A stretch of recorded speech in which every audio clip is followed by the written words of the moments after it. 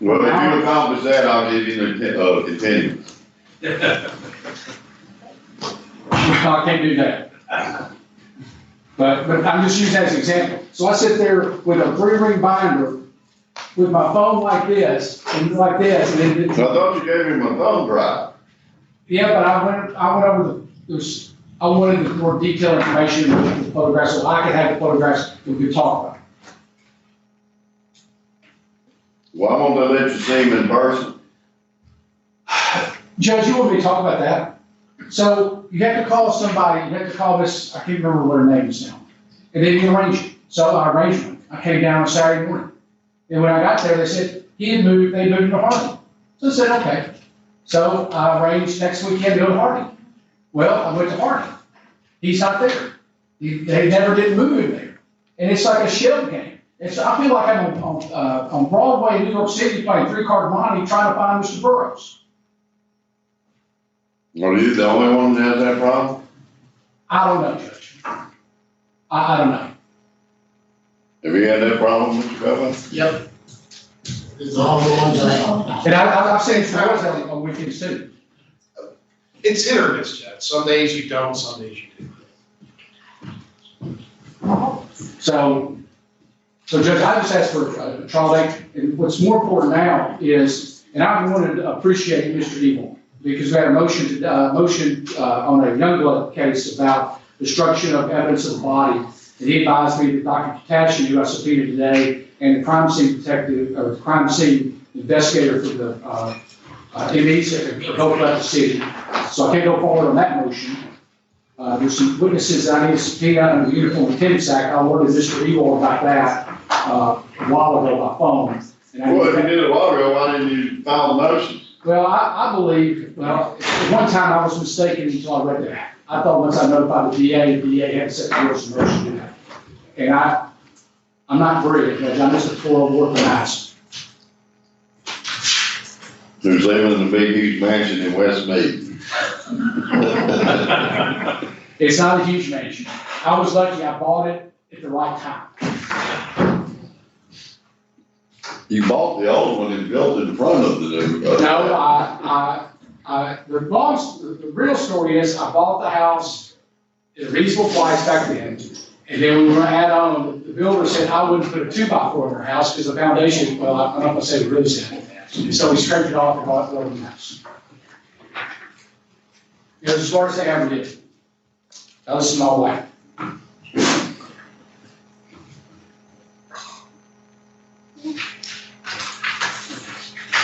Our state's position is that the discovery that is being reviewed or needs to be reviewed is not anything all that complicated. It is videos, as in video recordings of statements made by individuals. It is not some difficult surveillance footage or anything like that that needs to be reviewed. Crime scene photographs, again, not the most complicated things in the world, and I think counsel is able to navigate through that. I don't think it is a suitable reason for a continuance at this point. Court obviously conducted a first-degree murder trial this week. That attorney would have been under the same issues up until that individual made bond, which was recent. I just don't think that that is a suitable reason for, at this point, for a continuance. I also don't know who these out-of-state witnesses are. We haven't heard who they are, if anyone's even attempted to contact them, if it's even necessary to pursue under the act to get these individuals present here. I know the state has its own witnesses that are coming from Mississippi. The state has contacted them. Subpoenas have been issued. They've received them. They're willing to appear in court and recognize them. I think a blanket sort of, we have out-of-state witnesses that we need, and we haven't done anything to try to see if they could even appear on their own, is not a suitable reason for a continuance. And I also point out that paragraph 5, that a Class A felony jury trial counsel is concerned about the effects of moving forward. Again, first-degree murder trial held this week in this court. I don't think that would apply either. We'd ask that the trial. I prepared that motion prior to the new Supreme Court order. Yeah. And I have contact. I just sent an email seconds ago to Karen Pinterest with the sheriff's office to see if there's anything that can be done about the limitations that they've imposed, if that's what they are.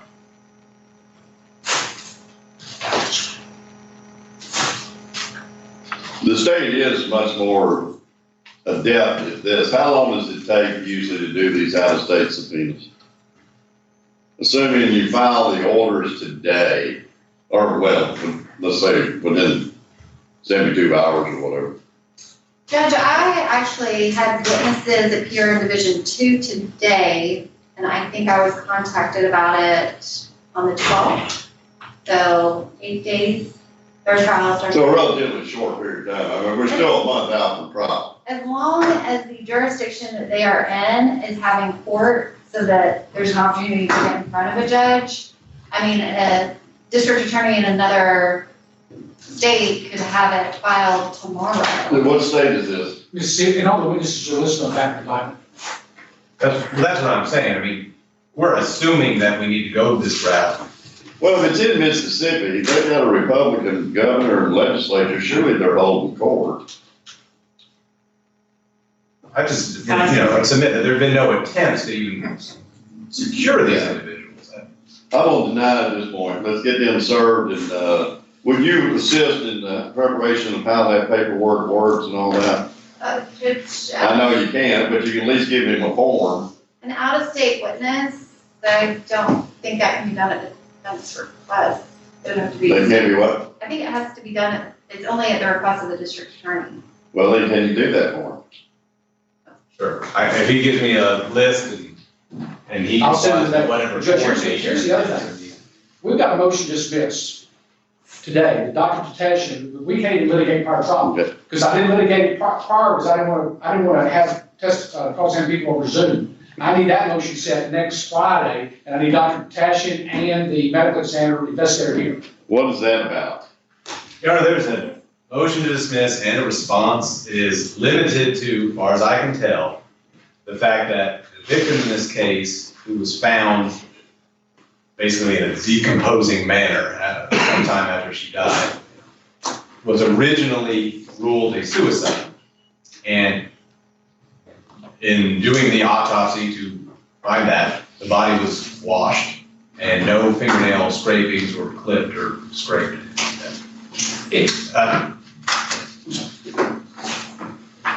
Then an investigation occurs independent of all of that, because co-defendant Kayla Burrows in this case started speaking to Birmingham Police Department and essentially confessing to a crime and implicating co-defendant Joshua Burrows. So it triggers this new investigation, which took place after the body was found. So a re-investigation, more information was supplied. I believe Your Honor has considered this from a different issue that the defense filed, that I know Dr. Tashin has already testified in this court, because there's a deposition, or there's a transcript that has been filed as an addendum to the motion to dismiss that the court has in its file. So I'm not really sure that Dr. Tashin's appearance is necessary, because he's already testified about this. However, it's essentially a Ferguson motion to dismiss based on the fact that the body was washed and no fingernail scrapings were obtained at the time that the medical examiner ruled that it was a suicide and everyone operated Under the original law, though. correct. That's where we are. So it's a Ferguson motion. I understand what Mr. McKinney is saying, demanding that these individuals be here. I don't think it's necessary based on the information that has already been filed with the court. I think the court can. Are you disputing that they were? No, I'm conceding whatever Dr. Tashin testified about. I believe he testified that the bodies were washed, and we know that there are no fingernail scrapings that were obtained. Judge, not only were, ma'am, Go ahead. Judge, not only were the fingerprint scraping, but they cut the fingernails completely off in preparation of the autopsy. So on the autopsy photograph, on the crime scene photographs, you could see the decedent's fingernails were lengthy. You could see visible items, and they destroyed possible exculpatory evidence. But are you contesting that occurred? No, I would have to go through Dr. Tashin's testimony again and look through it. I believe that's what he testified to already. Is that correct, Counsel? I've interviewed him and had him testify. Why does he need to be, I'm trying to get to the basis of his need to be here if there's not a disputed fact as to the underlying, as to the premise upon which the motion dismissed is being filed, has been filed. The only reason I'm not clear is because General Powers handled that motion. I wasn't present for it, but I understand that that is what's contained in this transcript. This is a new issue that really wasn't fully developed at the time of the hearing. Dr. Tatesh's testimony at that time was on a different issue, not on and I'm gonna call it not a Ferguson issue, Judge, but a Youngblood issue under Youngblood versus Arizona. So, because I'm asking for a dismissal. I'm not asking for some sort of curative instruction. Because also. But my question is, assuming the state stipulates to the conditions of her fingernails at the time she was submitted to the autopsy, and stipulates to the fact that they did whatever they did to her fingernails, which can be determined by, I assume, the photographs? I assume the photographs, and I think that he has testified about this. Okay, and that there were no scrapings taken from under her fingernails before that was done, or after that was done. Is there a need for it? Judge, I do not want to say I waive the issue of the Court of Criminal Appeals. So I think there's a need. It seems to me, and I'm not saying you stipulated to those facts yet. Right. I mean, I'm just going off of counsel's motion to dismiss. Relevant facts. Dr. Tashin performed the autopsy on the alleged victim in this case. During his testimony, which is made an exhibit, Dr. Tashin informed counsel that the body of Ms. Jones had been washed by a technician once the exam started, thereby erasing any forensic evidence. He further testified that no nail or hair clippings were preserved. That is the body of this motion. If I'm assuming these are accurate quotations of Dr. Tashin's testimony, and that's all that's cited in this motion, assuming that, and assuming the state concedes that, what basis would there be? Okay, that's what I'm trying to get. Right, so I'd be fine with it. Okay, look at his motion, look at your evidence and see if there's anything that may not be.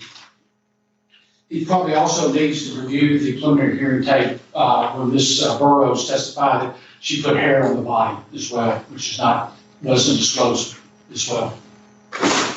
Is that in a motion? It's not in the motion, it's something that after I filed this motion, I went back and reviewed the preliminary hearing. And what was done? There was some evidence of, that Mrs. Burrows' hair was all over the body as well, and that was never disclosed. That doesn't have anything to do with this motion. I don't. Well, today, the only motion today is continued, so we're kind of worked out of that. Well, I'm trying to determine whether or not there's a legitimate reason to have a continuance, and I'm not hearing one yet. Review the motion and see the evidence that would be introduced. And yes, I haven't read the transcript either, but if there's an issue that still exists, we'll deal with it. If there's not, then it seems to me the court can do it on the pleadings.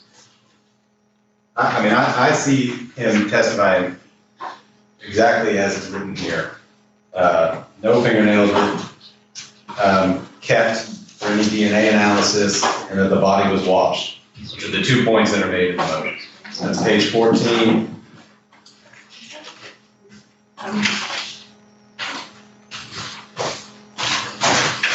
Where's the motion?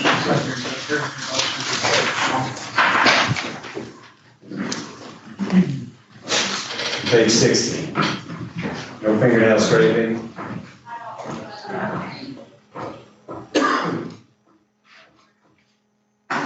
Well, I think it's all contained in there, so the state will concede. All right, I'll review all your pleadings and let you know something as to whether or not I think it is necessary to have testimony.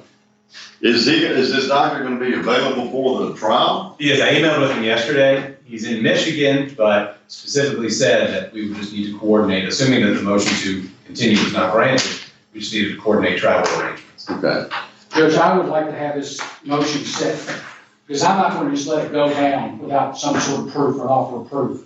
If the board wants to deny that, an offer of proof on this motion, I'd like to have. Not an offer of proof, but if that's the case, we can do that at the But I trial. at least want to have the testimony of Mr. Rowland, who Mr. Ewald told me he was here, and I cut him loose, I think we're gonna go forward on the motion. I'd like to set this next Thursday on 27th, if the court's available. Well, I don't think we're gonna be available. We got don't you think that's gonna take It's the gonna week? be a long one.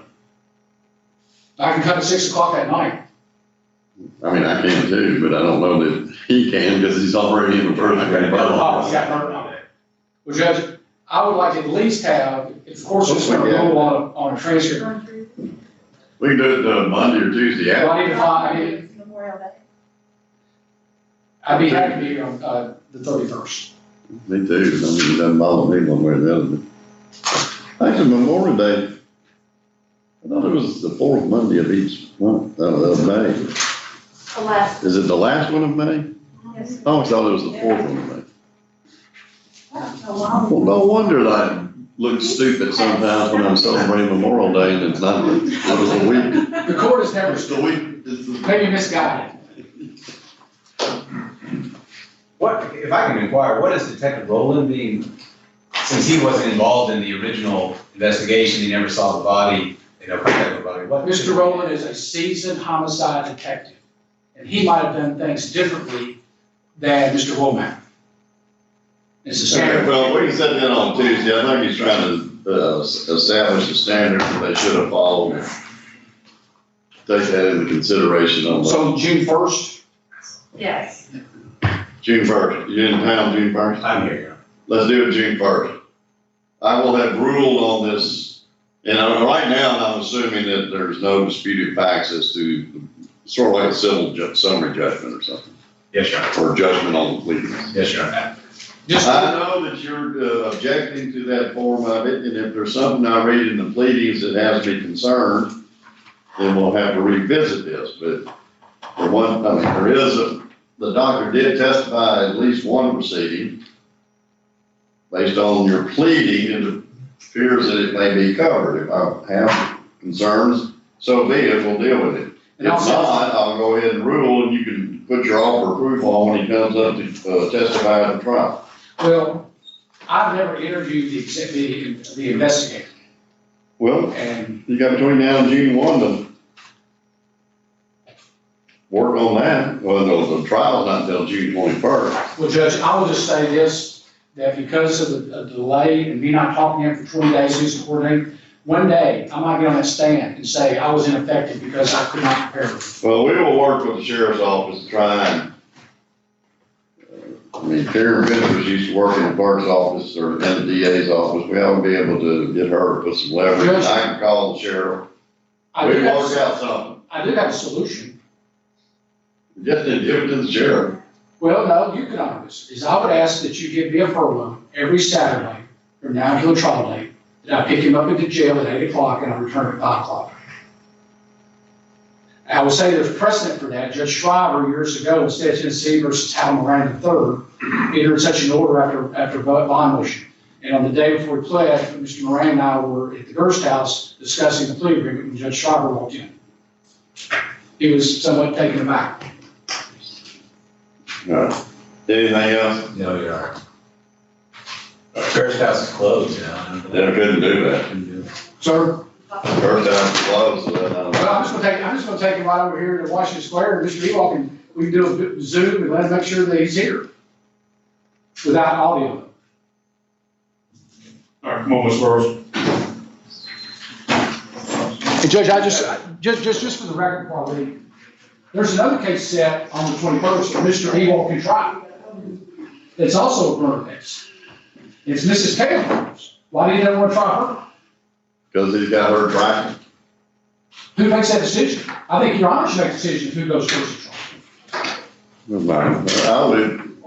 Mr. McKinney asked for a severance. Severance was granted. Yeah, but who decides, when a motion is granted, who makes the decision who to go first? I usually leave that up to the person who's got to prosecute the case. Well, that seems to be, well, I'll say that for another day. I guess, I mean, let's be real with each other. In today's world, we can kind of assume what's going to happen. Well, the one they choose, that's going to happen to the other one.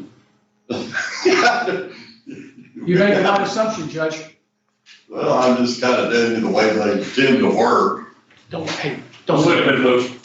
Put him in the motion, he's gotta talk to his attorney, he'll be done after that. It's just kind of, right, just put it under advisement, I mean, I basically deny it. Well, we're running down on the Yes, sir, Donald Vaughn, Donald Vaughn, page 3. page 3.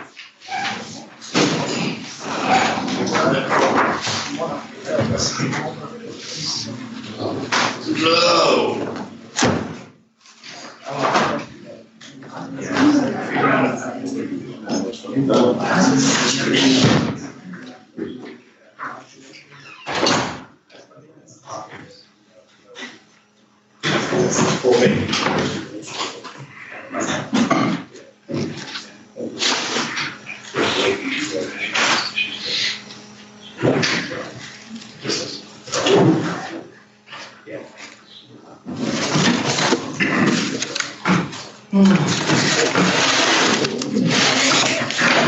Good afternoon, Mr. Ryan. Good afternoon, Judge. This is Donald Vaughn versus State of Tennessee in post-conviction, case 2009 C-2285. An amended petition has been filed, which does incorporate the defendant or the petitioner's pro se petition as well. I should have 3 witnesses, and the state, I believe, has maybe a couple. So my first witness will be Mr. Vaughn. Your Honor, if I could just state for the record, Mr. Vaughn has had several PCR attorneys. There was a previously filed amended petition for post-conviction relief. I filed a response to that petition on August 2nd of 2018. Then Mr. Caldwell was appointed. He filed his amended petition November 7th, 2019. The contents of which there was nothing additional for me to respond to. So my 2018 response also applies to the 2019 amended petition. All right. And that's fine. Just raise your right hand, please. Solemnly swear affirm to tell the truth, the whole truth, and nothing but the truth, so help you God.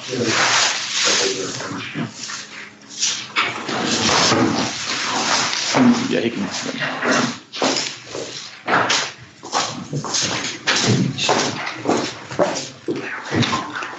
Yeah.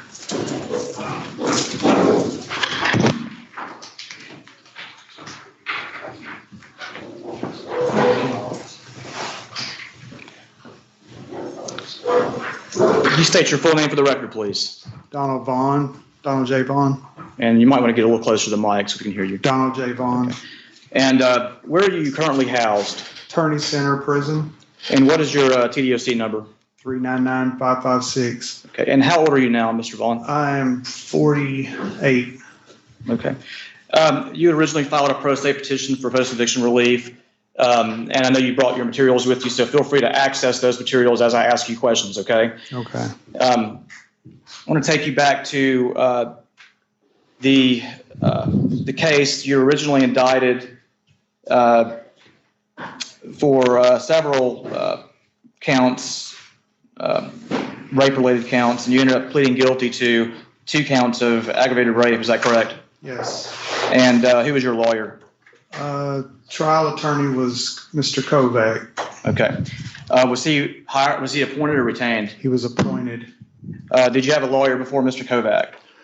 I briefly had Dale Quillen. Okay. Was that for, okay, and then Mr. Kovac came on the case. How many months do you believe Mr. Kovac was your lawyer? I believe it was about a year and a half. Okay. During that time, were you in custody or were you on bond? Custody. And which, were you at CJC or which facility were you at? CJC. No, I was at CCA. CCA.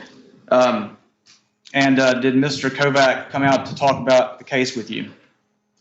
He came out, I filed a complaint because he wouldn't respond to my letters or my family's inquiries, so I filed a complaint, and he arrived to the facility shortly thereafter and told me that he had everything under control, and I expressed to him that I wanted to have a bond reduction hearing. And I believe he filed that motion, and we had a hearing right after that. When I got to the bond reduction hearing, which was here. We were in the back room, and he said, I'm going to show you what happens when you fuck with an attorney. When you don't file complaints against me, I'm gonna show you what happens now. And so we came in, and I lost that hearing. And from that point forward, there was no communication regarding my charges or strategy or anything. It was basically him aggressively calling me names, belittling me, telling me I was going to spend my life in prison, and that he was going to make sure I got 75 years. Did he ever come to you with an offer? I mean, before the day you pled guilty, but was there ever an offer in the case before then? From what I understood, when he came to CCA that day, I asked him when he was leaving what if there was an offer, and he said that they were offering 2/8. I didn't know what for or how they would be structured. That's what I remember. Okay. Did Mr. Kovac review discovery with you? No. Did you ever see any of the photographs that were taken of the alleged victim? Did he show you any of that? So we were at a status hearing, which I was, a lot of times I would have a status hearing, I would come, and then I would never see anyone. He would briefly walk through that holding area, and he wouldn't stop and talk to me or communicate with me. But one day he had me taken into the booth, and he brought in a folder full of pictures and some paperwork. And he asked me, he said, had you been drinking that night? And I said, yes. And he said, so you're out with your friends, you were having a good time.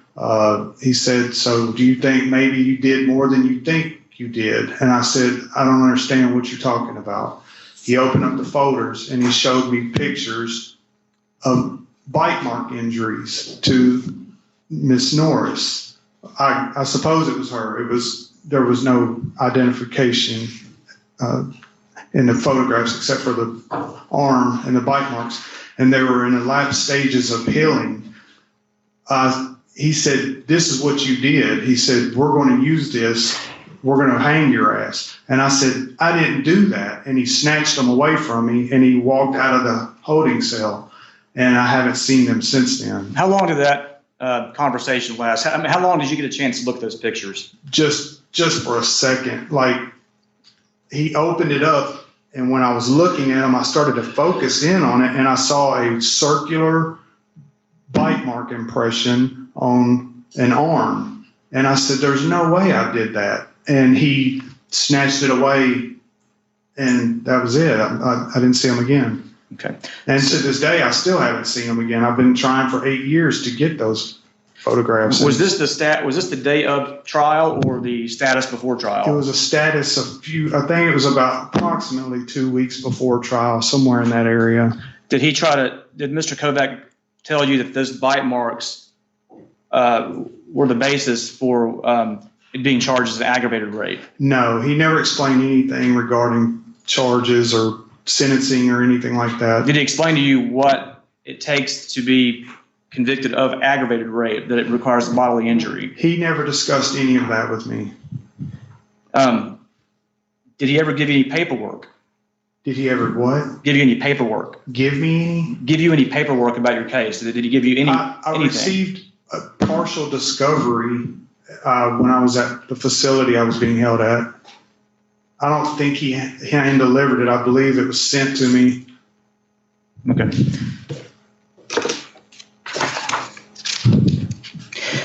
So you ended up pleading guilty and had a sentencing hearing after that, in which case you got the 48-year sentence, right? Yes. Okay. So you make several allegations in your petition, so we're going to go over some of those, all right? One allegation is that on December the 2nd, 2010, about 4 days before trial, you had told the trial court that Mr. Kovac had only met with you one time during pre-trial stages. Is that accurate? That I recall, yes. There's actually a transcript, and the court asks you, what do you want to address the court about, Mr. Vaughn? These are the exact words used, okay? And you said, I would like to be appointed new counsel. I've had Mr. Kovac for about a year and a half, and he's been to see me one time in that year and a half. The court asked, when was that? And you said that was early spring of this year. I've written numerous letters and phone calls and no responses. I did get a transcript of the bond reduction hearing 2 months after I wrote that letter. I wrote you and I came in here and he interrupted me when I began to speak and said that we had everything worked out. And from my understanding, from what he told me at that time, I thought we had, but then he told me at the bond reduction hearing, he told me he was going to show me what happened when you fuck with an attorney. And he said he was no longer going to be doing anything I asked him to do. Is that what you told the judge? Yes, sir. I believe that's right. And that was pages 2 and 3 of the transcript of the hearing, December 2nd of 2010. Does that sound right to you? I suppose. Okay. And did your previous post-conviction attorney, I think Ms. Van Dyke, did she access the visitation logs provided by the sheriff's office? I believe so. Okay. And were you informed that there were no visits by Mr. Kovac to you until November 30th of 2010? Yes, I do remember that. There were no visits. However, you were brought in for various discussion dates. Is that right? Or? Yes, but I never met with him. He would walk through there and see me in the cage, mumble a few words, and then move on. He wouldn't really speak to me about anything. He was not interested in helping me at all. It was obvious. There was no communication between us. There was no way to prepare. I wanted to come into the courtroom sooner, and I asked him if I could come into the courtroom, and he told me, no, you're not going in the courtroom. And I told him, I said, you're not going to be my attorney at trial. And he said, you'll see. He said, there's nothing you can do about it. So I didn't have an opportunity to address the court in an earlier hearing because I wasn't allowed in by Mr. Kovac. During the status hearings, I would come up, sit in the cell, and then I'd be taken back down. And in that same hearing, you went on to explain to the court that Mr. Kovac had not spoken with you at all about your case, that he's been out there one time, and that was at CCA after you'd written him a letter, and that he was there the following week, kind of what you've already explained to the court today. And then the court asked you, so he hasn't been to see you this week? And you said, yes, he came 2 days ago for 15 minutes. He was just yelling at me and telling, and then, of course, there was some interaction. Mr. Kovac, I think on the record, said, no, let's tell the truth. You called me a fat slob, right? Let's get into that. And then you said, what did you call me? And then Mr. Kovac responded, I called you a rapist after you called me a fat slob. Mr. Vaughn said, yeah, you called me a lot of things. You called me a lot of things, Mr. Kovac, and you were sitting there telling me I couldn't get women. So, and that's all on record. You recall that exchange? There was about a year of negative behavior from him towards me, and I didn't understand it. I was tired and worn out from having no one to turn to, so I eventually did respond to his name calling, but I didn't want to. That's not my character, so I felt bad immediately, but I didn't know what else to do, and I did call him a name, but he had been calling me names and telling me that I was going to spend the rest of my life in prison for over a year. When he saw me back here and would just tell me to shut up and wouldn't listen. Do you believe that his attitude or his behavior towards you was abusive and coercive? It was absolutely abusive. It was threatening. I know that he has a reputation of being aggressive towards people, and that I didn't know when I would be handcuffed sometimes what he was going to do. Maybe, attack me or something. I'm not sure, but he was very aggressive. And I believe I realized why he may be feeling the way he feels, but I don't think he was the right attorney for me.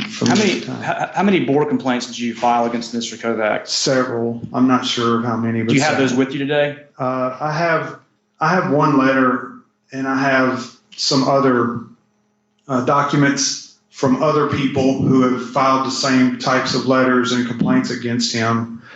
I'm sure that the prosecutor doesn't want those to be allowed, but I would ask that they be put into camera for appellate purposes in the future. Because what I did was I did a search on Westlaw and found out who all he had represented that was in custody, and I wrote those people and asked about his behavior, and they all responded that it was very similar to what I was experiencing. So I kept those letters, and Can you get a copy at least of the complaint that you wrote to the board, please? yes. Let me find it.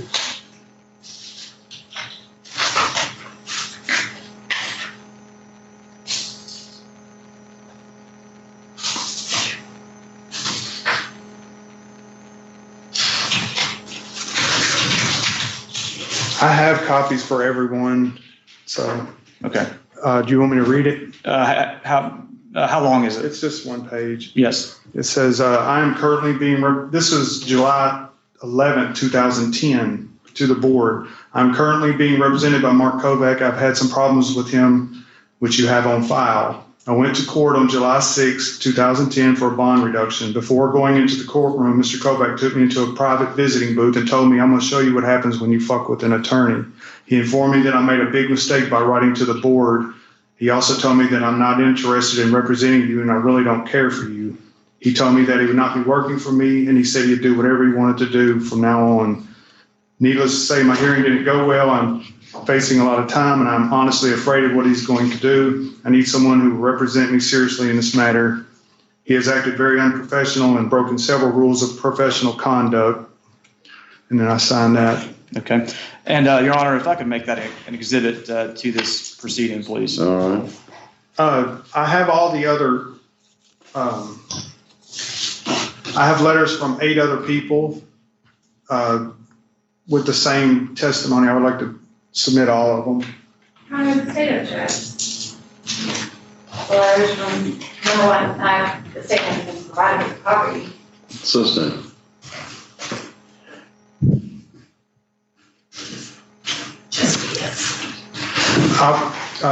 Could I put those in camera for review for appeal purposes? We'll place them under seal. He said he's gonna place them under seal. Judge, I actually object to them being used if they haven't been shown to me. I have a copy. Well, I'm not gonna consider them. It's kind of, I guess, his offer of proof kind of type thing. I'm not gonna look at them. But if he says that if he appeals necessary, he wants the appellate court to be able to review that, and 1, see if I made an error by not doing so, and 2, would it affected the outcome of the case or that type of thing. Just if the record reflects these have never been provided to the state. Yeah. I mainly just wanted to show a pattern. Sure. I want to go back to the photo of the bite mark you saw. I mean, I don't think it's relevant because every case stands and falls on its own merits, and so I want to go back to the bite marks, the photo of the bite marks you saw. In your mind, what was the significance to those bite marks in terms of getting an expert to look at those photos? Okay, so the medical report says that there were no injuries done during or that were seen during the examination. The witnesses who were there that night said there were no injuries, and I believe the police said that there were no injuries. He wrote in the police statement that there were no injuries. The fact that bite marks showed up on a person, the medical report shows no bite marks. The detective actually took pictures, which you now have, that she turned over, that show arms and neck. There were no injuries. And then a couple of weeks later, pictures surfaced of bite marks, and she testified at the June 6, 2010 hearing that she had a busted lip, that she had bruising around her neck, and that she had bite marks, none of which were at the medical examination. And none were in the photos, correct? None were in the photos that you just received a few weeks ago. So naturally, I was concerned that where did these bite marks come from? I was instructed by the court that I would not get those photographs unless I hired an attorney and a forensic expert, so I did both. I contacted an odontologist in Nashville and one in Birmingham. They both told me that there's no way that bite marks appear later, that they would have been present at the medical examination, so I knew that I wasn't responsible. There was no way. So I felt that if Mr. Kovac would have investigated that evidence, he would have been able to see clearly that I wasn't responsible for those injuries. The medical report, police report, and the eyewitness testimony would refute the fact that there were bite marks or busted lip, which was not on the medical report. Those things are easily seen, and they just weren't there. So I feel that those were done by someone other than me, for sure. In your petition, you had mentioned that previously Mr. Kovac had been censured by the Board of Professional Responsibility for, I guess, abusive conduct towards another attorney. Is that right? Yes. And what kind of documentation do you have for that? I know it's public record, but. Yeah. Well, I did a search on the computer. I had one done and found a lot of things about Mr. Kovac, but there was a public censure and for aggressive and abusive behavior towards another attorney. And I've tried to get the BPR files from the other prisoners who have been represented by him, but of course they're under seal and they won't give them to me, but they all coincide with what his behavior was towards me. He's been practicing like this for some time and it's going unchecked, I believe. And Judge, I don't have a copy or a document of that censure, but it is public record. And I would ask that you take judicial notice of the fact that it's out there. I mean, I can pull it up after this hearing, but it's simply on the EPR's website. So. Are you asking to make that a late file exhibit, or? Yeah, yes, sir, if necessary. You know, unless you can take just notice of that. I mean, but I'll just make an exhibit. I'll file it as soon as I get a hold of it. Just again, Your Honor, the state is not provided with any information related to. Well, it's in the amended petition. I mean, I did include that in the petition that I filed. Now, I think it says, yes, it says on October 24th of 2014, counsel was publicly censured for engaging in provocative and aggressive behavior towards another lawyer. And I confirmed that on the BPR's website. But I'm not sure about its relevance. I guess Mr. Vaughn would argue that it just buttresses his opinion that Mr. Kovac was abusive towards him. All right. Go ahead. All right, thank you. I want to ask you, after you pled guilty, let me back up. Right before you pled guilty, did you make any calls to your family or any friends to discuss what was happening? There was ongoing conversations for the whole time I was incarcerated at CCA and in here in the county jail. So yes, there were lots of conversations. Okay. And were most of these calls, when did you get the actual offer with the sentencing? Was it the day of the trial when the jury was impaneled? Was that the offer they made, just plea with a sentencing hearing? Objection, statement on the offer. I'm sorry, Mr. Bond offered. Okay. So whenever you offered to plead guilty on the day of your trial, that's how it happened, correct? I didn't offer to plead guilty. Mr. Kovac told me that if I didn't plead guilty, he was going to make sure I got 75 years. We were picking jurors, and Miss Norris's college professor was in the jury pool, and he stood up and said that she had visited him and told him all about this rape, which I felt would have tainted the whole jury pool. Then a woman who lived in the neighborhood, who started a neighborhood watch because of this incident, was on the jury panel. There was a lady whose daughter had been raped on the jury panel, who said there was another woman who was on a jury who said that she had been on a jury before for a rape case and that she felt like justice wasn't served because the rape victim got off. There were overwhelming statements being made, and I was in shock that so many people could have been in a jury pool sitting on my jury, and I began to express my concern to Mr. Kovac, and he just waved me off and was like, you have nothing to do with this. This is my decision. I'm going to do what I want to do. I couldn't believe how many people were from the neighborhood that this happened in and had knowledge of it being on the jury pool, being questioned. And Mr. Kovac just seemed like it was normal to him. So I began to get very concerned. And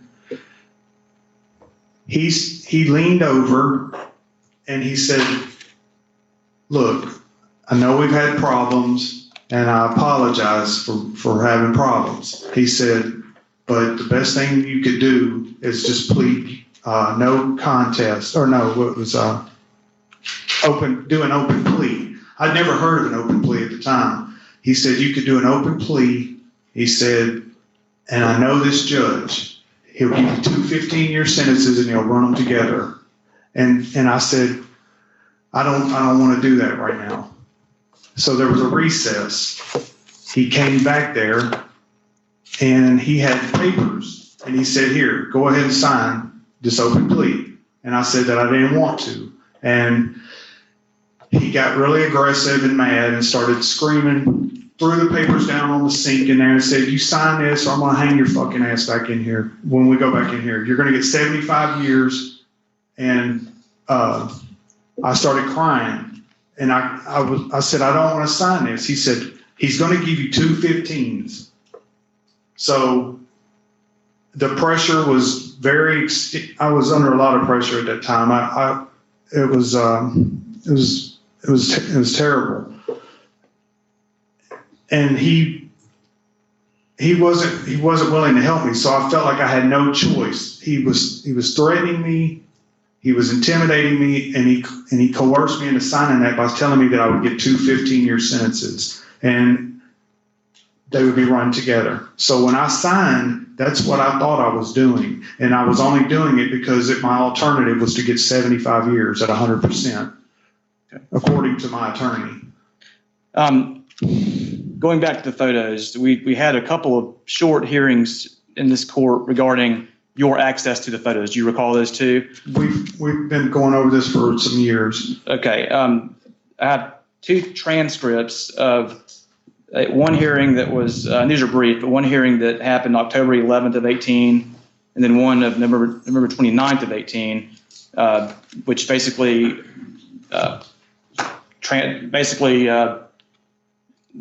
show what happened in court that day regarding the photos that you maintain that you've never seen the bite mark photo since the day of right. Well, before you pled, 2 weeks before you pled. On October 11th, 2018, the prosecutor pulled up 6 photographs on the monitor and said that that's the only photographs that she had that were given her by the mother who took the photos. I expressed to the court that I had proved that there were more than 6 photographs. We came back on November 18th or November 29th, 2018, and she pulled the photographs up again, and the numbers had been changed for each one, which would match a correspondence between her and my former post-conviction attorney, Jessica Van Dyke. The numbers matched that correspondence then. So that would mean that the numbers that I saw that day before she took them back down was number 14, 17, and 21. So I'm pretty sure there was about 24 photographs. And she told the court on October 11th that there were only 6. So she's withholding material that is exculpatory because the photographs that I saw would be easily identifiable impressions. And that's why I have wanted to exonerate myself from at least that. And also, it's my understanding that she had an obligation to maintain the record for appellate purposes. And if she's purged her files like she said that she has, then I have been severely jeopardized my appeal process. And I would ask again for those photographs to be turned over. Okay. And the transcripts that I'm providing reflect that concern that you addressed twice in front of the court, correct? I'm sorry, could you? The transcripts that I had today confirm that you addressed that to this court, correct? I don't know. I've never seen the transcripts. Well, you were there. I mean, you were present. You were. I was present. I would like to submit this.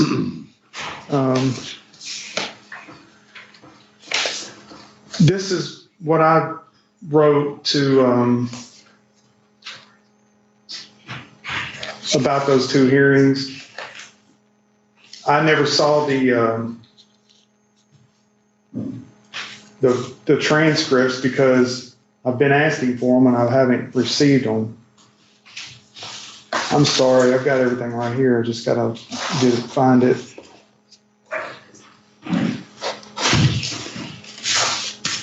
Are you making copies of the transcript? I actually have, Exhibits? for some reason, I have the originals and then the copies, so I can just present these to the court. These are. Make him copies for his files and make the two originals exhibits. I would like to submit this if I could. Explain to the court what you have first. This is what I wrote about what happened on those 2 days. It's just the facts as I saw them that day, those 2 days. What I basically just said. Yeah, you can just read. Detail. You can just read it into evidence. You don't have to introduce it. Well, it's lengthy. Well, Make them exhibits. we'll make them exhibits. Yeah, for the piece of them. And make copies of them so he can back me up back whatever he's got. No, I don't need it. I've got copies for you guys. Transcripts be 282 and this work 3. Okay. So, I'm sorry. Yeah, something else. I'm sorry. I also have letters from family members who signed affidavits about Mr. Kovac's behavior that they witnessed in the courtroom and just in observing our interactions. I think there's about 7 or 8 of those. All right. I would like to make those exhibits. I would move to admit them, Judge. The state objects. They have a right to do that, but I would. State? I'm objecting to any letters from family members complaining about Mr. Kovac. Yeah, I mean, certainly they're entitled to testify if they want. And I have 2 here today. Subject to cross-examinations. And I do have 2 witnesses here today, so we'll have to rely on that. Okay, Mr. Vaughn. Could we put them in camera for future appellate purposes? No, I mean, there's an absolute right to cross-examine on that. I'm not going to allow those to be submitted. I want to ask you, in that same vein, you mentioned you had made some phone calls immediately after you pled guilty to some of your family members. Is that right? Yes. And who did you speak with? Okay, so I'm not sure. I've watched the video, but I couldn't find a time that I left the courtroom. But it was pretty quickly. I was back into my unit. I think I left out of here around noon, and as soon as I got back to the unit, to the holding area, I called my mother's cell phone. She answered and was frantic. Why did you do that? I explained what happened between Mr. Kovac and I, and she was upset about it. I was upset. My grandmother was with her and some other people, and my grandmother said, you need to go to trial. I said, I couldn't go to trial. He told me he was going to make sure I got 75 years. I said, I need an attorney. She said, well, we're going to get you an attorney. I was upset with them because I had been asking for help to get an attorney, but they weren't able to at the time. After that happened, my grandmother said, we're going to get you an attorney. So they went to my grandmother's house from here, and I called my grandmother's house. There's at least 3 phone calls missing from the call log that Miss Norman has given me. I don't have those phone calls. As a matter of fact, I don't have any phone calls to my grandmother after signing the plea, and she is the one responsible for paying for my attorney and allowing me to withdraw that plea. But let me interrupt you. The gist of your point here is that you're so upset about the fact you had just pled guilty. You called your family to explain, hey, I don't know what I did here, but this is a mistake. Is that what you're saying? Right. And that's how, so I called my brother, I called my mother. My brother, this is the first time.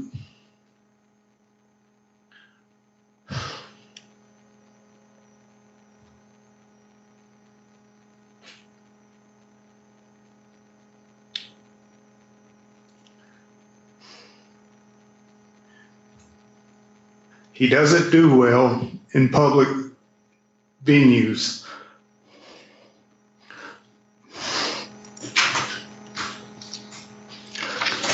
So I try to make things easier for him.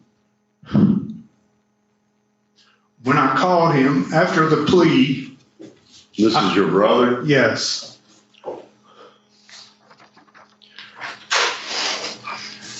All right, go on. I'm sorry, I just wanted to make it clear who you were talking about. I was trying to make it easier on him for what I did for signing.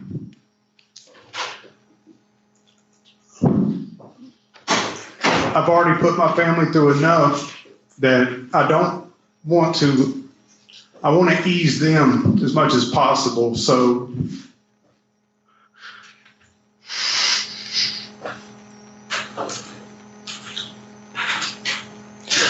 my conversation with him was different than it was with my mother and my grandmother. They were more involved with the attorney and in getting the money for the new attorney. My brother, this is the first time he's ever been to court because he just doesn't handle these things. So I was trying to tell him that I was being responsible. I felt like I was culpable for wrongdoing that night. I was absolutely not culpable for 2 aggravated rapes, but I signed this plea thinking that it was the best alternative because that's what Mr. Kovac told me to do.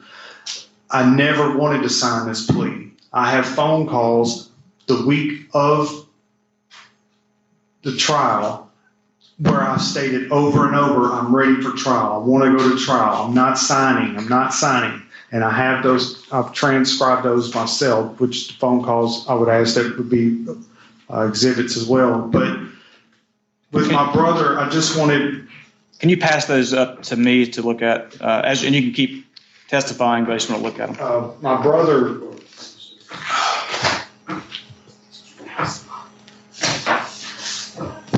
I think that the judge put it when he referred to it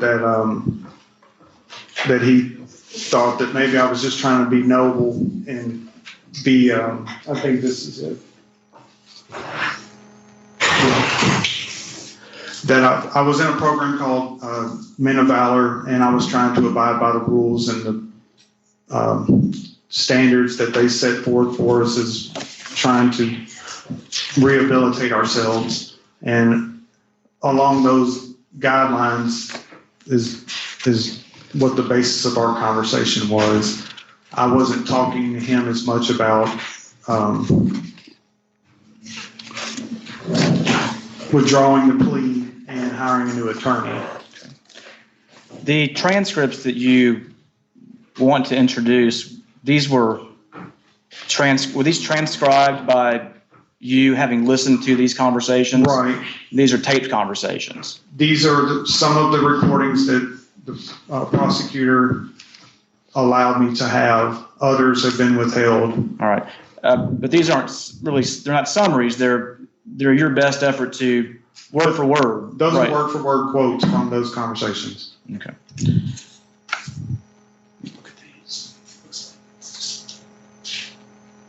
Judge, I'm gonna object to any transcripts if there are recordings. Do we have the recording? Mr. Valentine, The what? of The actual recordings?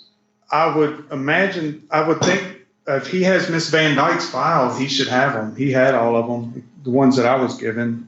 I was never given audio recordings of any of those phone calls. Judge, this came up in one of the 18,000 previous hearings that we've had on this case. Ms. Van Dyke requested jail call recordings, all jail call recordings. It's in the record about the state provided everything that we have. She contacted the sheriff's department, which I am not in exclusive custody control of jail call recordings. And everything was provided to Ms. Van Dyke. So, Everything that was available was provided to her. yes. Do we know where those might be? I do not, Judge. I would have to dig around and find How were them. you able to make transcripts of them? I have the recordings. Well, that's what I was asking. They're at Attorney Center. They keep them locked in the library. We're not able to access them unless we go to the library and check them out. And I have to use them there, and then I have to lock them back in. But I do have 2 call logs. I have this call log that was generated on 2/5/15. This call log shows my mother's phone numbers and shows that there were no phone calls to her on December the 6th. 3 years later, another call log was generated and it showed that there were phone calls made to her, but there were insufficient funds. That was because the 2 calls that were made before. Let's back up. You're getting ahead of where I am there. Okay, I'm sorry. Trying to get put before the court properly, whatever these phone calls are that you're attempting to introduce. So let's stay there, focus there for a second. You have phone calls that were provided to you by whom? By the prosecutor, Ms. Who Norman. gave them directly to you? She gave them to my attorney. And who was your attorney at the time? I've received some from Dustin Sharp? Sharp, and then some from Jessica Van Dyke. And you kept those recordings after they were given to you. They were not returned to your attorneys. Is that right? Yeah, to my knowledge, Miss Van Dyke had her own copies of everything. She had a complete file, the same file that I had. Mr. Kovac should have had a file as well. Well, he wouldn't necessarily have phone records of what you did after you entered the plea. No, but the photographs. I'm not talking about this. Please, Okay, I'm let's stay sorry. focused. I can't keep bouncing around. I mean, I'm trying to keep up with you and make sure that I understand everything. These phone calls, do you know for a fact that will you check to see if she by chance has? I can check that. You do not, is that right? I do not have them. Caldwell? I do not have them. And And then I don't know, we gotta figure out a way if there's none available to get those recordings from the well, sometimes make them late file exhibits rather than the transcripts. I don't, and these were calls after the plea to your family members. There were calls before and after. That you have Yes, and that you were trying to submit through this handwritten transcripts? yes, they're typed, yes. I can give them this Van Dyke. I can. See if you can get those to them.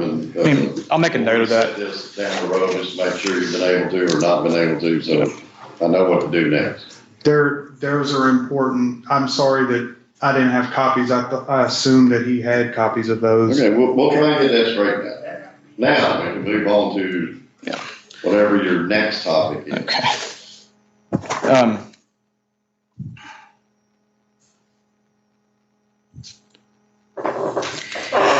Did Mr. Kovac ever discuss with you filing any pretrial motions regarding the sexual history of the victim in this case?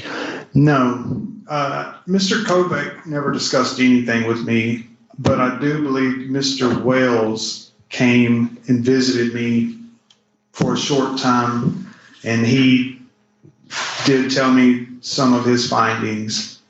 Okay. And based on those conversations, was it just one conversation, Mr. Wells, or multiple? I just recall one. Okay. Was this subject brought up about her history? About that night? Yes. Yes. Yes. He told me that she, an hour or two before this incident, that she was in a bar and that she had been having intercourse in the... Objection, Your Honor. The state responded in the post-conviction response that if there was going to be any testimony whatsoever related to 412 evidence of prior sexual history of the victim, that it be done under the procedures of 412, which means the courtroom would have to be cleared, but they would have to give specific written notice of that. That was not done. Sustained. At any rate, there were no pretrial motions filed by your lawyer, correct? Regarding this subject. I'm not sure.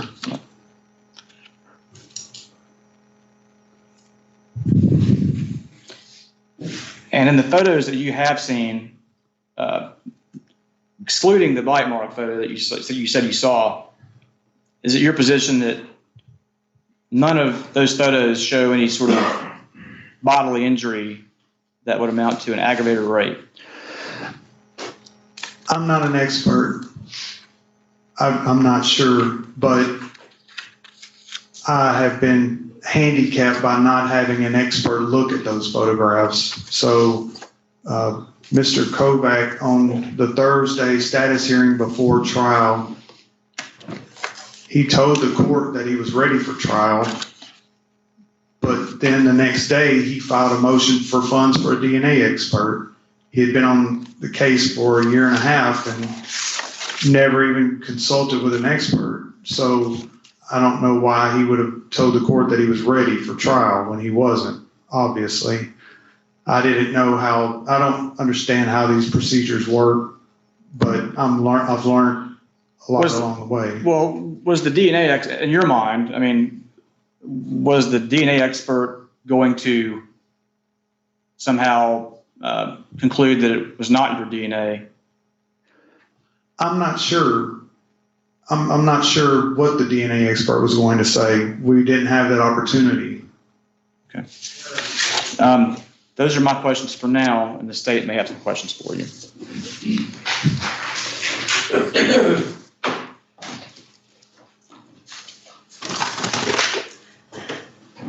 So, Mr. Vaughn, you are here saying today that Mr. Kovac was ineffective because of why exactly? Because of what? That's my question. What is it that he didn't do that if he had done, the outcome in your case would have been different? I believe if he would have had those bite mark photographs analyzed and would have proven that it wasn't my impression, that I would have had a reasonable defense instead of telling me that I was responsible for them when that refuted all of the medical, eyewitness, and police reports. Okay, now you would have to have an expert come in and say that the bite mark could have been analyzed, which you don't have that today. You understand that, right? Could you repeat that? You don't have an expert on bite marks to Right. testify in this hearing. Right. Okay, so you would have to have that. You've been very focused on the bite marks and the bruises and the photographs for almost a decade. It Well, seems it's important because I was accused of that. Absolutely. And they weren't. And so, Mr. Vaughn, why is it that you seem to completely ignore the fact that the medical legal exam specifically references bruises to the victim, that the police reports specifically describe that the doctor called the detective back into the room because a bruise was developing on the victim, which that means it's something recent that just happened. And the detective took photographs of that injury. And why are you refusing to acknowledge that the victim took the witness stand at the bond hearing and she testified about the bruises and injuries that you caused her? Well, That she described them. She described that most of the bruises were not visible at the hospital itself, even though some were, but they showed up in the days afterwards. Those days afterwards that she physically couldn't move and get up and out of bed because she was in so much pain from what you did to her. Why do you refuse to acknowledge any of that evidence in making this statement? because the medical report, the police report, and the eyewitnesses said there were no injuries. I want her testimony introduced. I want this police report introduced. I want this medical report introduced. Absolutely, Your Honor. And she also testified that the bruises on her legs were from another incident, which I'm assuming. I assume that's in her preliminary hearing testimony. Judge, it was the testimony at the defendant's motion to respond, which the state has previously requested a transcript of that, and I have a transcript from that the court reporter previously prepared, which I will submit the transcript, the medical legal exam, the police report, and all of that as an exhibit to this hearing.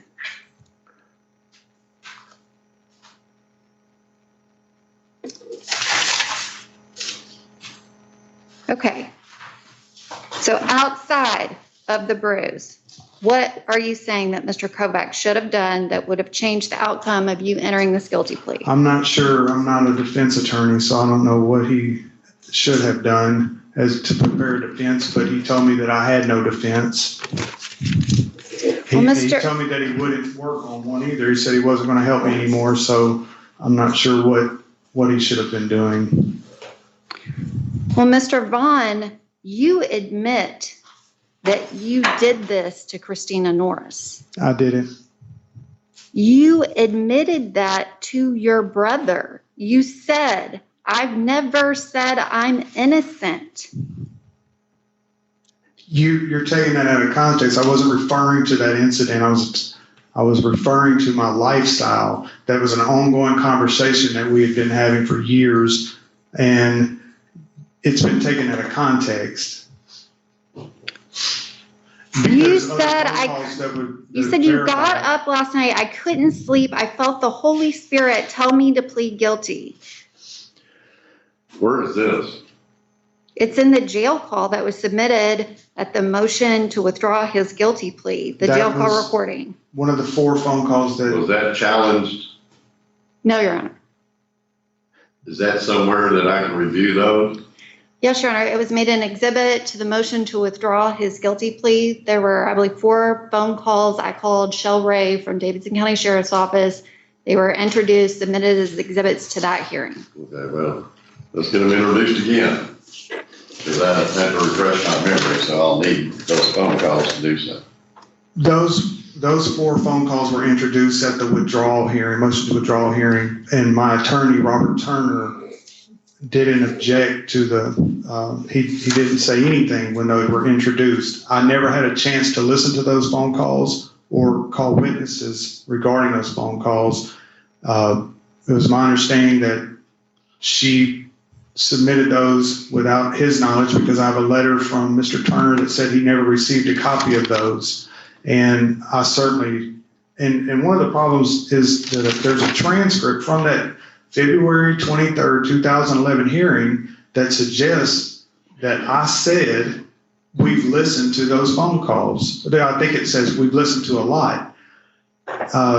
I feel that transcript has been changed because I never said that, and I have a letter from Mr. Turner that states that he never received them. So if he didn't receive those, how would it be possible for me to hear them? I've asked for that DVD to verify that, and the court told me that you would check on it, and that if it had been changed, it was going to be put under seal and no one was going to get it. So I'm not sure, how to go about that. We will have those introduced as exhibits, and copies will be made for you, Mr. Caldwell. Thank you. Which, Mr. Vaughn, when Mr. Caldwell was asking you questions, you actually, I'm not sure, you took a very long pause and you admitted that it was you talking to your brother on the phone in the calls that I submitted at that hearing. Yes, I've Yes, never. that is you and your brother talking. Yes. And you were trying to explain away why you said to your brother that you pled guilty because you were guilty and that God told you. I never said I was guilty of rape. Never in my life have I ever said that. So Okay. You're taking it out of context, what I said to my brother. And the jail calls will speak for themselves, the recordings themselves. Okay, so was there anything else that Mr. Kovac should have done that would have changed whether or not you entered that guilty plea? If he would have investigated the case, explained to me the consequences of pleading guilty, and not have coerced me into pleading that, I feel like I should have had a trial, which would have been a more fair way to go, other than receiving a 48-year at 100% sentence. I think a trial would have been, that's what I wanted to do, and that's what I still want to do. But I need the evidence to do that, which is still being withheld. Okay. Well, you admitted in the jail call recordings that you knew that the sentence was 15 to 25 on each. It could be concurrent. It could be consecutive. Yes, the phone records that I've transcribed that we're going to get at a later date, I'm recorded there saying I'm getting 2 15-year sentences because that's what he told me I would get. I'm recorded over and over telling them that. Actually, the transcript that I gave has that wording in it, so that was my understanding. You knew that it was 15 to 25 on each, and there was a chance that it could be consecutive. My understanding was that I was going to get 2 15s ran together. That's what I was told.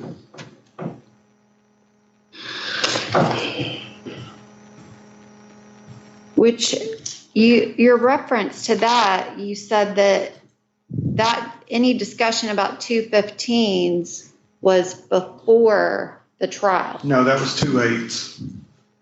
Okay, let's 2 8s. Mr. Vaughn, you actually sent me a letter asking that I provide you with documentation about an offer related to 2 8s. And Yes, I responded to your letter and told you that there was no documentation because that offer had never been made.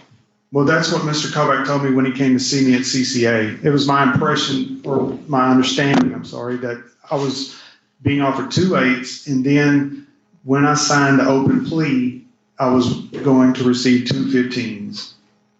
That was my understanding. So you're saying that you understood you were going to receive 2 15s, and you can't explain why you said to your brother that I go for sentencing in January, it's 15 to 25 on each, could be concurrent. Best case scenario would be 2 15s concurrent. Yes. Well, Finish your answer, and then I got something, I'm confused. Yeah, I may have said that, but there's a lot of other phone calls where I'm saying I'm going to get 2 15s, I'm going to have 9 more years to serve, and I'll be out. Okay. Did you, when Mr. Kovac told you, I know this judge, you're going to get 2 15s, did you ask him what happened to the 2 8s? I asked him when he told me about the 2 8s if he could ask about getting those ran together. I never saw him again for about a year. Then we started having the status hearings up here. My question was simple. Did you at any time after the original 2 8s was presented to you ever follow up with him and say, what happened to my 2 8s? Yes, I did. And at that time it had changed to a 20-year offer. When was that? That was a few weeks before trial, I believe. I think the offer was 20. That's what he told me. Which, Mr. Vaughn, you just said that Mr. Kovac came to visit you, and that was before all the status dates? No, You're saying that's in during the this status, during the status in the cell, holding cell, I said, what are they offering? What's going on? He said, I think it's a 20 now. Okay, but I'm saying the 2H, you said that happened when he came to visit you. Yes. Okay, but you have testified that he did not come visit you. No, I testified that he did come visit me at CCA after I filed a complaint against him, and I wrote the judge a letter saying that my attorney wouldn't respond to it. So he showed up at CCA, said that everything was going to be fine, and when he was leaving, I asked him what if they were making an offer, and he said, yeah, I think it's 2/8, and he left. And the next time I saw him was at the bond reduction hearing where he threatened me. Okay, so now you're saying that Mr. Kovac came and saw you well before the bond reduction hearing? No. Not well before. He came to see me one time at CCA. Is that in your visitation logs that you have? He didn't come see me at this visitation log. He came to see me one time at CCA. He never saw me at the Justice Center, except for I think the day before trial or during the weekend of trial.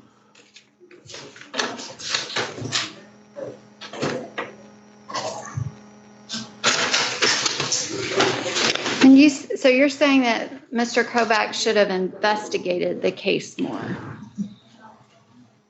I mean, I'm assuming that's what should have happened. Would you admit that you did not know Christina Norris before that Halloween date, right? I don't recall saying that. Did you know her, yes or no? We were introduced at different places by a man named Brent Young. Okay. And I believe that one of her best friends was friends with my wife. My ex-wife, I'm sorry. And so you wanted Mr. Kovac to pursue a defense of consent? No, that's not what I said. Okay. So the victim's testimony is that she did not know you at all. And you know that she reported this rape immediately. She was taken to the hospital. She was interviewed by detectives. They had her meet with a TBI sketch artist who did a sketch that looks remarkably exactly like the photographs that were taken of you that Halloween night, as well as the MLE, the swabs that were taken from her person. There's a DNA match that is consistent with your DNA. Yeah. So you wanted Mr. Kovac to be a miracle worker and make all of that disappear. No, that's not what I wanted. That's not, no. I just wanted Mr. Kovac to represent me like a defense attorney is supposed to according to the standards. Which you do admit that you asked him to send a note over to the DA's table during jury selection that you would plead guilty open to counts 1 and 2 of aggravated rape. No, I don't recall that. I remember notes being passed, but I never sent anything to the prosecution's table. No. Okay, well, maybe Mr. Kovac sent the note.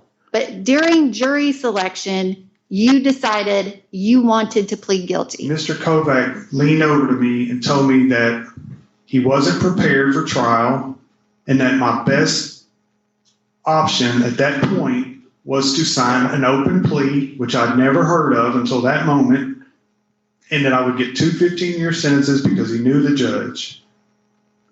When we went back into the holding area, I refused to sign it. He got angry and started saying all kinds of negative things to me.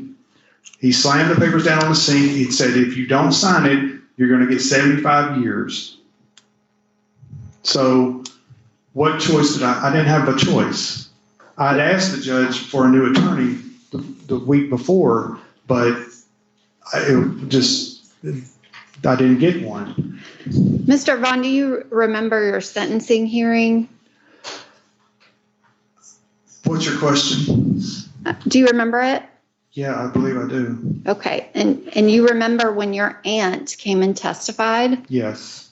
And your aunt testified that after she saw on the news that you had pled guilty to aggravated rape, that she called the district attorney's office and she reported that you had attempted to rape her. And she testified to what you did to her. Yeah. And that was something that had never been reported until after you pled guilty. Her testimony was that she was so drunk that she passed out. Me and my friends left her home because she was so intoxicated. She showed up at my house in the middle of the night, drunk, and came into my living room and was all over everyone in the house.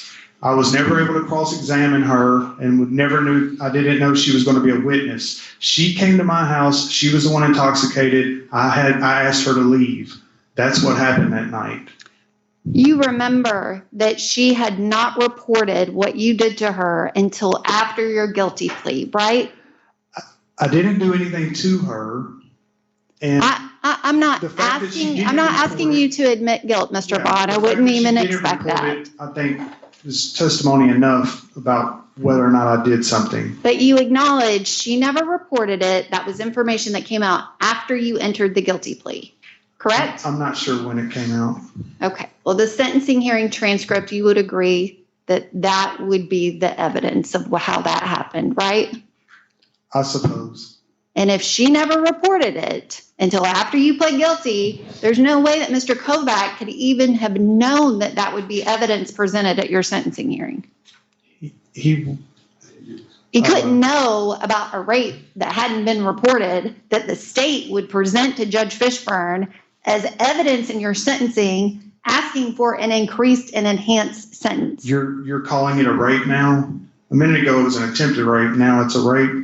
An attempted rape, okay. Mr. Vaughn. And so the fact that we weren't able to cross-examine her, that's a problem. Her story was not accurate. She came to my house. She was the one intoxicated. We left because of her behavior, and she was coming on to everyone that was at her house that night. It's your aunt's fault. Yeah. What was the DNA thing? Tell me about that. Was there DNA in this case? Yes, I believe there was saliva. I'm not sure about the DNA. I've never spoke to an expert, so I don't know. What knowledge did you have about DNA before you entered the plea of guilty? I'm trying to take this one step at a time. I had no knowledge of it because I never spoke to anyone about it. Yeah, but you testified earlier that Mr. Kovac attempted to get a DNA expert the Friday before the Monday trial. How do you know about that? Because I have the order. I would like to make this an exhibit as well. This is the order that was signed by you for DNA expert and his request. Okay. When did you find out about that? It was later. Later when? I mean, after sentencing. After sentencing. After sentencing. Yeah. It was once I was incarcerated in prison. I was going through things and I realized that he didn't ask for a DNA expert until after he told you he was ready for trial, and it was 2 days before trial. Is that the first time you ever heard about DNA evidence? Well, I never heard about the actual evidence itself. That's just the first time I knew about us trying to get an expert. Did you know before the status date and the motion to get DNA expert anything about the possibilities that there was going to be DNA evidence introduced at the trial? Yes, I understood that there would probably be DNA evidence. And what did you understand about that DNA evidence?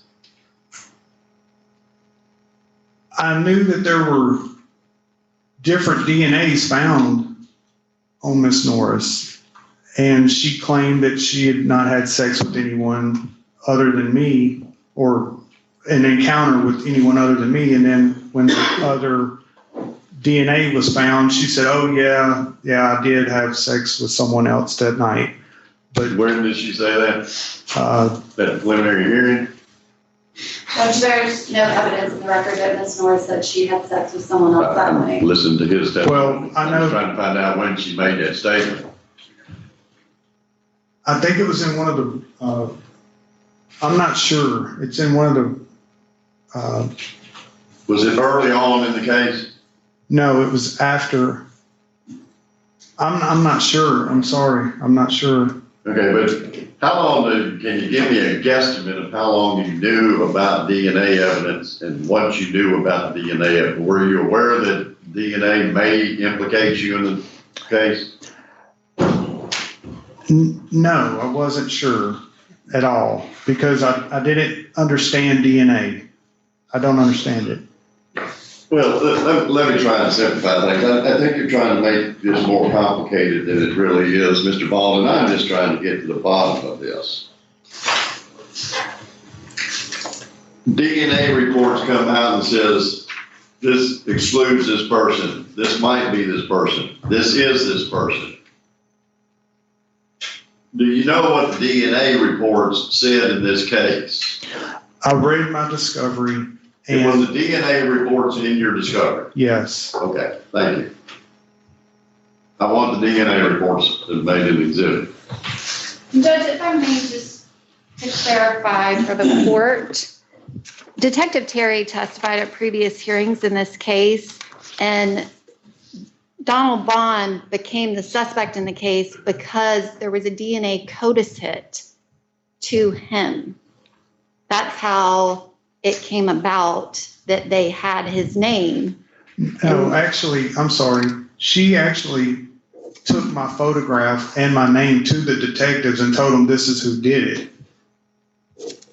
That's what she did. Judge, I will be submitting Detective Terry's supplemental report in reference to the previous request of the court to submit the police report, and it will include any reference to that.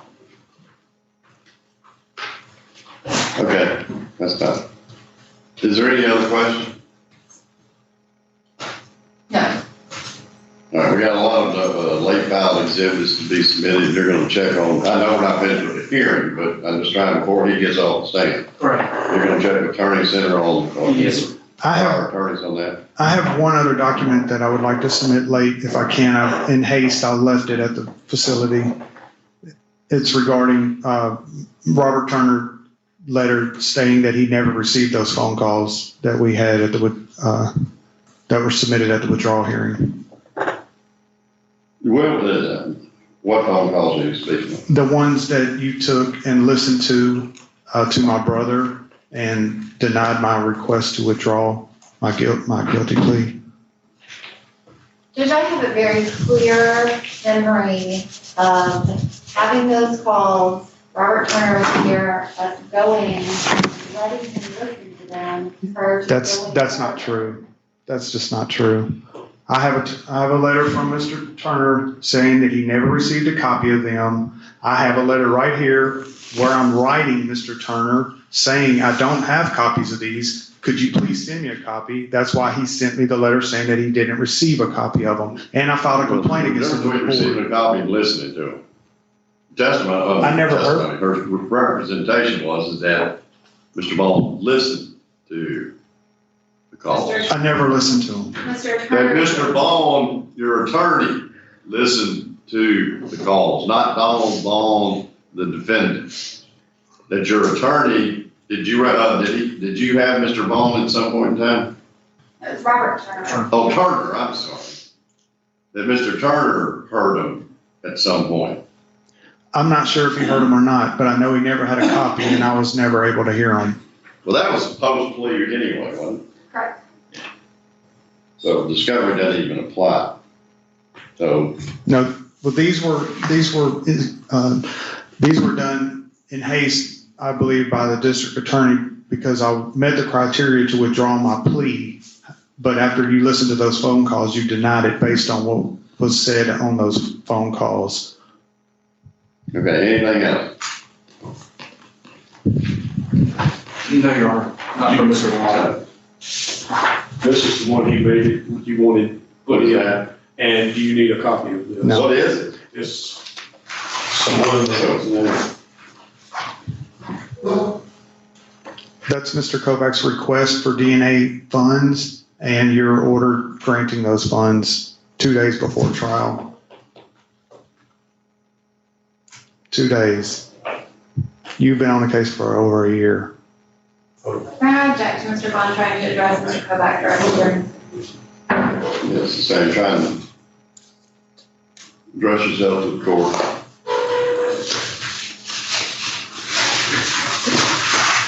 Judge, I have no objection to the introduction of this. Again, I recall that we came into court at the status hearing. Mr. Bond was complaining about Mr. Kovac, and he was saying about the DNA. Your Honor actually expedited the process and was able to locate a DNA expert that was available to him. And I believe that there was an order that Mr. Kovac was supposed to meet with the expert, meet with Mr. Bond every day from the status date until the trial date, so that there was no issue and that he would have anything that he would need to know to address the DNA evidence at trial. Make that an exhibit. Do you have a copy of it? Yes. If there's anything else that needs to be supplemented as it relates to that. Your Honor, I have. There was a proceeding where all that was discussed or wherever, whatever. Anything else? No, Your Honor, not in this witness. All right. Thank you, Mr. Donnelly. Nice to have you. I'm sorry I got your attorney's name mixed up with you. Do you have the order to this motion? Those are just motions. Do I have the order? I thought those were there. I have the order here. Let's go straight into this. All right, let's take about a 5-minute break. Hey, Mike. Get that straightened out.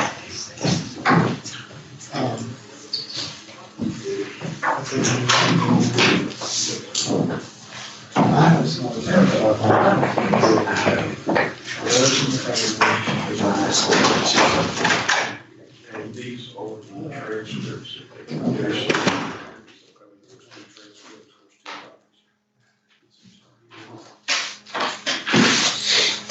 Everybody will hold these as they go.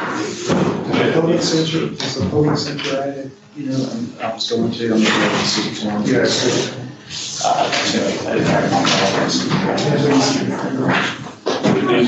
the for the expert. There's another copy of that.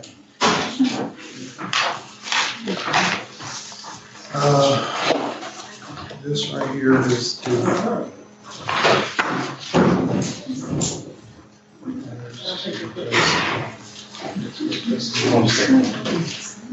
What is that?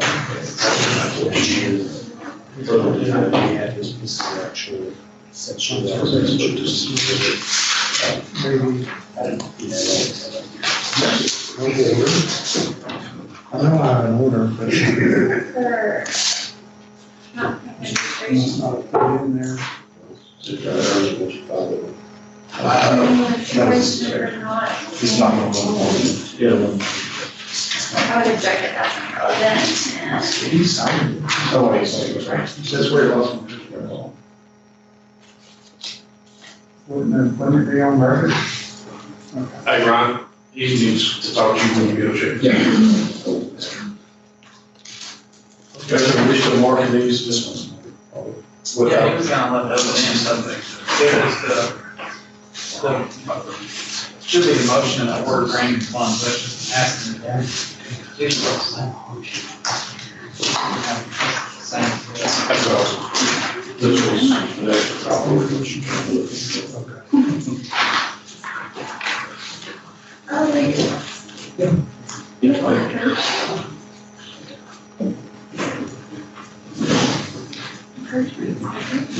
This is the order, or this is just the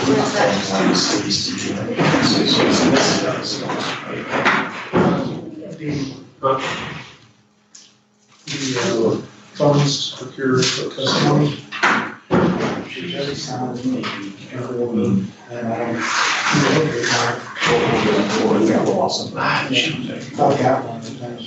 We'll just make it easier. I won't know, but yeah. I've got a few things I need to add. I think too, those dangerous, the fact that we have to copy actual notice of file, that's just knowledge. Right.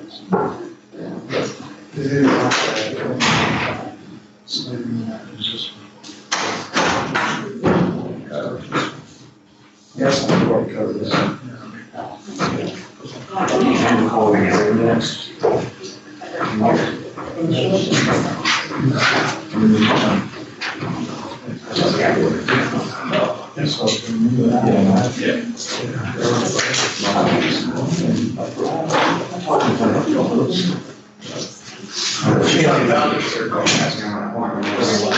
That I was being continuing pattern of things. That's why they were going out. That might have means. We also have to say that, saying that it's conflict. Yeah.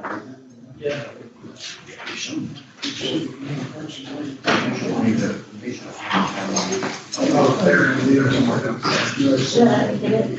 This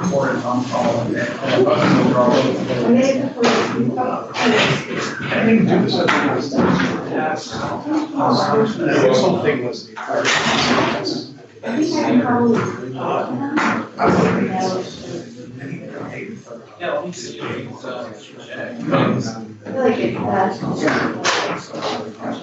Please remain seated, come to order. Court is back in session.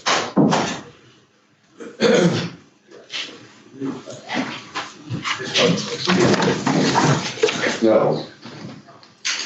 Well, do you It will be under seal. see if you can find it? The order should be under seal, and I'm directed Mr. Garrett to look for it, and if so, to unseal it, to make a copy of the order and introduce it as an exhibit along with the motion for the purposes of this hearing. Okay. Since it- And Judge, I did actually have or Mr. Vaughn had a copy of the censure I was going to introduce, and I showed it to All right. the state, and they've agreed to allow it.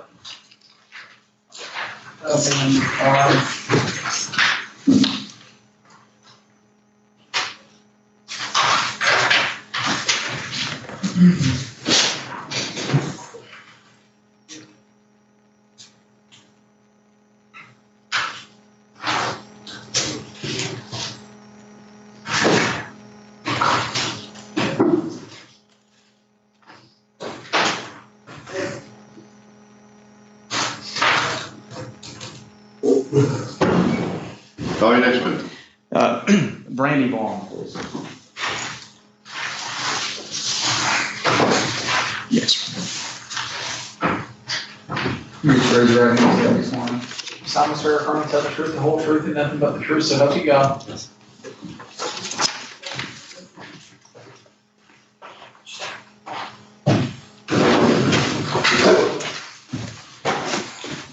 If you could state your name for the record, please. Brandy Vaughn. A little closer to the mic, please. Brandy Vaughn. And how do you know Donald? Brandy. How do you know Mr. Donald Vaughn? Brother. All right. Are you the older brother or younger brother? Younger. Kind of cut the chase here. During the time that he was in jail awaiting trial, did you have contact with him via telephone? Yeah, a lot. Did you also come and visit him, or was it mainly telephonic? Mainly telephone. Okay. And I want to take you to December 6th. That's the day that he entered the plea. Did you have any conversations with Mr. Vaughn, with your brother Donald, after that happened? I don't remember all the time frames, so I don't remember which conversation that would be. Okay. Did Mr. Vaughn ever have a conversation with you after the guilty plea about he shouldn't have done what he did? Yeah, absolutely. I mean, yes. I mean, he was never happy with the circumstance with his attorney and all that. Did you ever meet? Had you ever seen or met Mr. Kovac at all? No. Okay, so I take it you didn't really come to many of the court dates, right? No. Okay. Did Mr. Vaughn ever actually admit to you to having raped somebody? No. The conversation we had was, him saying basically, as I recall, about being in the wrong place at the wrong time. And I said, look, whatever your part was, just, take responsibility for that part. And, he'd been going through some things, and we just discussed that, but no, never guilt to this day. Did your brother ever complain to you about his representation Yes, How far back did that go? pretty much from the beginning. Okay, and what were the nature of those complaints? Just not being represented ultimately. Anything more specific than that? Bad treatment, to the point where I looked his attorney up myself online and had found some previous allegations from other situations that it came before that. That's what I looked up myself on that one. So I wasn't really, happy with what he had, but with the cost of attorneys at the time, I wasn't available to, do anything about it. How frequently did you talk to your brother, would you say? Quite often. Was it daily or weekly or? A couple, maybe twice a week, 3 times a week sometimes, I guess. Okay. And I know you don't know the exact dates, but around the time that he entered the plea, did you talk to him more frequently or less frequently or about the same? I can't remember. Yeah, it's been a while. Okay. One moment, Your Honor.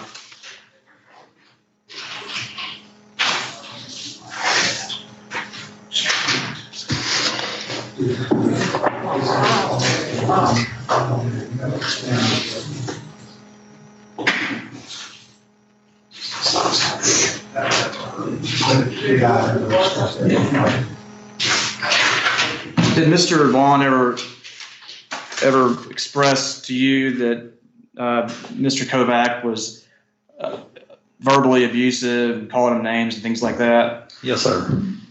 Did he express that to you more than once? Yes, sir. Was that before or after the plea or both? Both. Okay. And generally, what would you say to him about that? That's just, the whole thing is just so far out of anything that I've dealt with before that had to answer something like that. It's like, I was just along for the ride, so just had to sit back and watch it happen. Did he tell you, do you recall any specific details about what he said Mr. Kovac called him or anything like that? Yeah, more or less it's just that he didn't care for his charge. It seemed to me like his attorney didn't care for him because of his charge is what it appeared to me. So I think he got non-representation because of that. All right. Would be my... Those are my questions, Judge.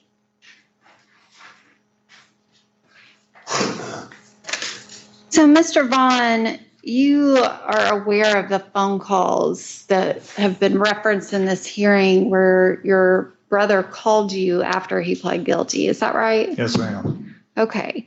And so, I guess, do you remember him saying, he said to you, I'm going to tell them at sentencing that I didn't want my attorney or the district attorney to get any glory from the trial.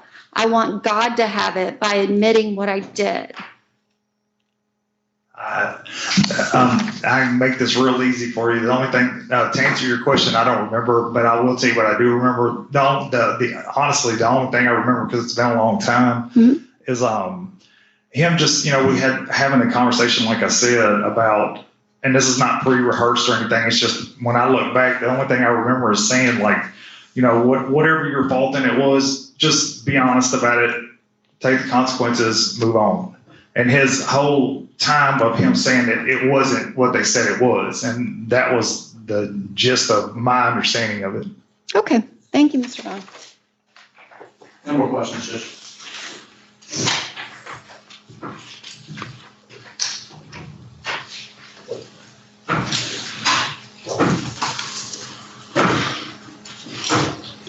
Okay.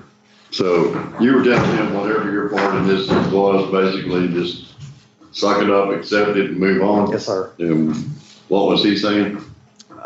From day one, it was that he was not guilty of the charges. He's, to this day, he said that, I went and visited him a couple of times. I thought you said he did not agree with the way they tried to present it. What was it he said? That he was not guilty, just not guilty. Okay.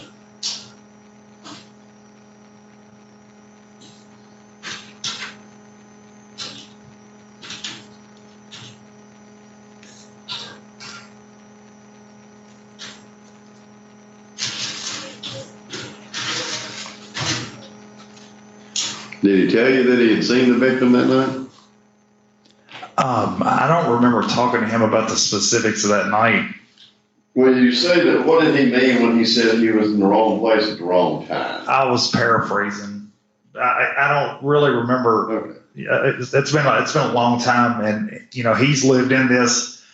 I've chosen to sort of distance myself, having counseling with different people saying, this is his life. You got to go live your life, because it was very devastating, on me being my brother. All right. So I just have chosen, especially over the last couple of years, having kids and things, I've chosen. So I sort of left it in the past, and I'm having to revisit it now, today, and sort of opening a book that hasn't been open in a long time. Well, I appreciate that.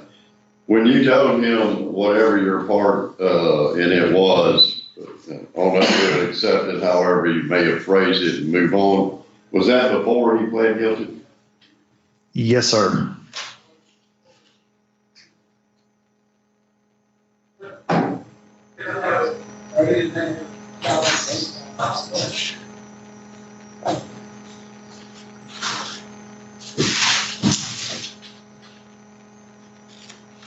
Anything else?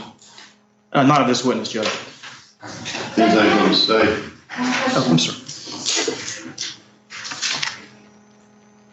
Mr. Vaughn, in 2010, was your phone number 881-6111? Yes, ma'am. Okay, so 881-6111, that's your phone number? Yes, ma'am.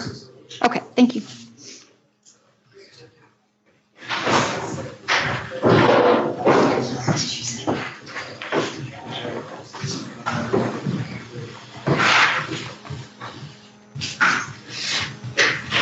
My last witness will be Ms. Kathy Clark.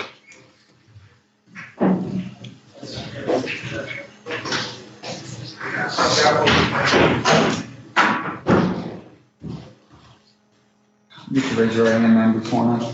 Solemnly swear affirm to tell the truth, the whole truth, and nothing but the truth, so help you God. I do.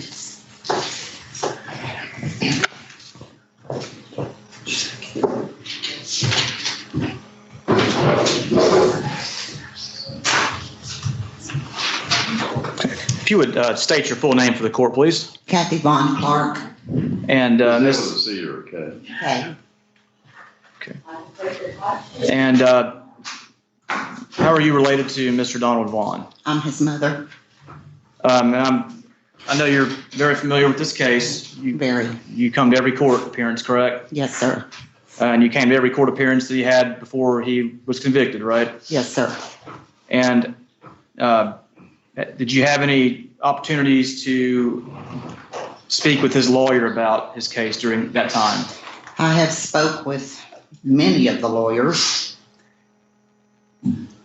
I think I've only spoke to you once, and that was about a trial date. What about Mr. Kovac? I tried to reach Mr. Kovac. To no avail, Mr. Kovac would not call me back. Now, the only time I spoke with him is when we came in the courtroom. were you present to witness any of the encounters or interactions between your son and Mr. Kovac? Yes, sir, I was. The one that sticks out in my mind the most was the day they were picking jury. My mother and I and about 6 other of the family members was sitting there. Donald had sent me a note saying that Mr. Kovac wanted him to take a plea deal. He did not understand exactly what that was. He was asking mine and my mother's opinion. He didn't know what to do. So just so I get it clear in my head, you were in like the holding booth over here? No, sir. We were sitting right there behind Mr. Caldwell. And me, my mother. Mr. Vaughn was sitting exactly where he's at now. Okay, so he was sitting at the council table and you were in the gallery section of the courtroom? Yes, sir. Carrying on conversations about his case? No, what had happened is one of the officers that you had here in the courtroom brought a piece of paper over to me. And it was a note from Donald saying Mr. Kovac wanted him to plea. But y'all, I'm just trying to say, you didn't talk to him privately? No, sir. Holding cell? Okay. No, sir. Anyway, the note had said that Mr. Kovac was wanting him to plead. He didn't know which way to go or what to do. Wanted mine and my mother's opinion. My mother and I talked for a second. She said, absolutely not, let them pick the jury. So I wrote him a note back. The gentleman took the note back to where Mr. Kovac was sitting next to my son. Mr. Kovac looked at it, and he slammed it down and slung it across the table. It was within a few minutes of that, Judge, that you took a break. So Michelle and I, my sister-in-law, we ran downstairs to get a cup of coffee. While we were down there, we heard some of the jurors talking about the case, which, in my understanding, they weren't supposed to be doing that. We rushed back, and Mr. Kovac was going out of the courtroom. And I told him, I said, Mr. Kovac, they're talking about my son's case down in the cafeteria. He said, it doesn't matter anymore. He wouldn't even look at me. He said, it doesn't matter anymore. He pled. And we were in shock. We couldn't figure out what was going on. When I got to my car, my son called me. And I talked to him until we got about 4 miles away from my mother's campground. And I asked him what had happened. I was very upset. Everyone in the family was upset because this is not what we had thought was going to happen. We thought he was going to trial. We talked for the first time. He said Mark Kovac had gotten him, when you took the recess, that Mark Kovac took him back in the back, started screaming at him and told him if he did not sign a plea agreement, he would say that he would get 75 years. We talked briefly because I only had so much time on my phone where my son could call me. The phone ended up hanging up. When I got to my mother's campground, I sat and put more time on the phone. He called my mother's phone, and we all started talking again at that point. He talked to my brother Doug, he talked to my mother, which are now both deceased. Can't be here to testify for him, although we have tried throughout these years. It never got to the point to where we could talk about this. And after that day, did you have any other encounters with Mr. Kovac? Mr. Kovac avoided me. But you were present at court for the sentencing hearing, correct? Yes, sir, I was. And did you have anything to say to him that day? Did you have any words or not? We had very few words there. At the sentencing hearing, I had brought my son his suit and tie, shirt, everything he needed for dress for court. We came in the courtroom. Mr. Kovac did nothing. My son kept asking the judge for a new attorney during all this time. Nothing got done. Every time my son asked for something as far as pertinent things that he felt the DA's office had, we would ask Mr. Kovac for these things. He said he would take care of it. He never took care of it. The judge ordered the DA's office to turn certain things over. That was never done. We kept just coming here and the same thing was happening every time. But another thing that stuck out to me was my sister-in-law and I, when we got ready to leave that one day, I told Mr. Kovac, I said, sir, I have to wait and get his clothing that I brought. He showed me and my sister-in-law to a room, told us to wait there. He went and eventually did come back, but he had us locked in the room. Yeah, what? Had us locked in this room. We couldn't even get out of this room until he came and let us out of the room with the clothing in hand. And I asked him what was going on. He said, it doesn't matter. And he turns around and walks away. What hearing was this? Was this the sentencing hearing? I'm not sure. You may have to ask my son. I don't remember what day that was that he had the suit and tie on. That was his trial. And did your son give you permission to speak with Mr. Kovac about this case? Yes. And how many times did you try to call Mr. Kovac? Sir, there's no way of telling. I was talking to my son 2 or 3, 4 times a day back then. I would call Mr. Kovac every time my son would ask me to, because he wasn't getting anywhere. So he felt that me being on the outside, maybe I could get it done. Mr. Kovac would not return calls. Did you write him any letters at all? Any written correspondence? I don't recall, sir, whether I did or didn't. Okay. And is there anything else you can think of here today that you believe that Mr. Kovac could have done differently, or that you observed that you thought was? Well, the main concern was that my son had to come and ask Judge Fishburne to do something about the situation, because he didn't want to go to trial because he had not even spent time with Mr. Kovac.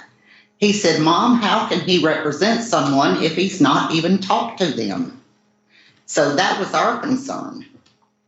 And that's when Judge Fishburne, here in the courtroom, ordered Mr. Kovac to go see my son, because the trial date was coming up. Thank you, ma'am. The state may have some questions for you.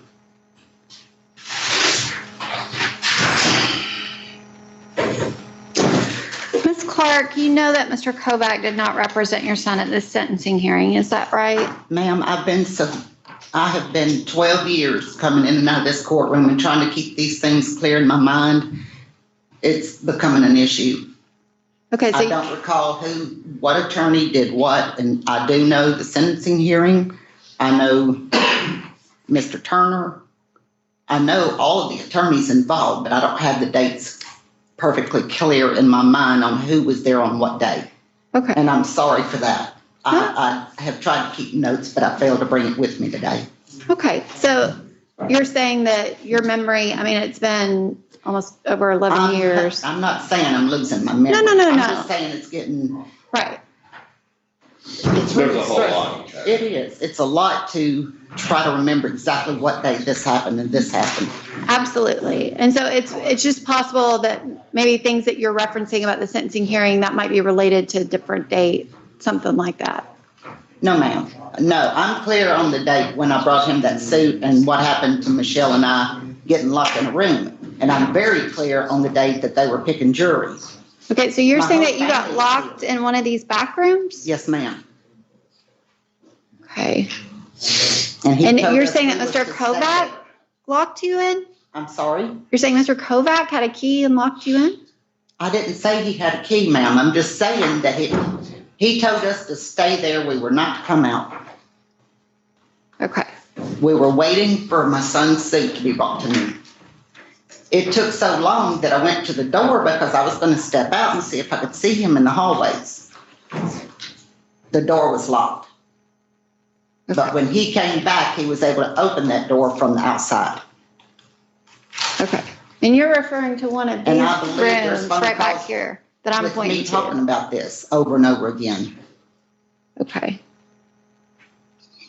And I just want to clarify. The day that he took my son back here and was doing the spitting and screaming at him and brought him back in here, and then my son finally said, okay, I'll plead, which we thought was to an 8 or 15. There was TV cameras out in the hallway when I walked out of the courtroom that day. Mr. Kovac was standing there. They wanted to interview me, and I declined because I was so upset over what happened. Mr. Kovac comes out the door. They start talking to him, and he said the only reason my son did the plea agreement was because his mother was in the courtroom. Because you were in the courtroom or were not in the courtroom? That I was in the courtroom, and that's why my son pled. And my son and I, we don't have anything to hide from each other. I'll be here for him till the day I die. He did not have to plead over what I might hear in the courtroom. Okay. But that's just the type thing Mark Kovac was doing to my son and to myself and to anyone else involved. He didn't have time to do anything for anybody. Okay.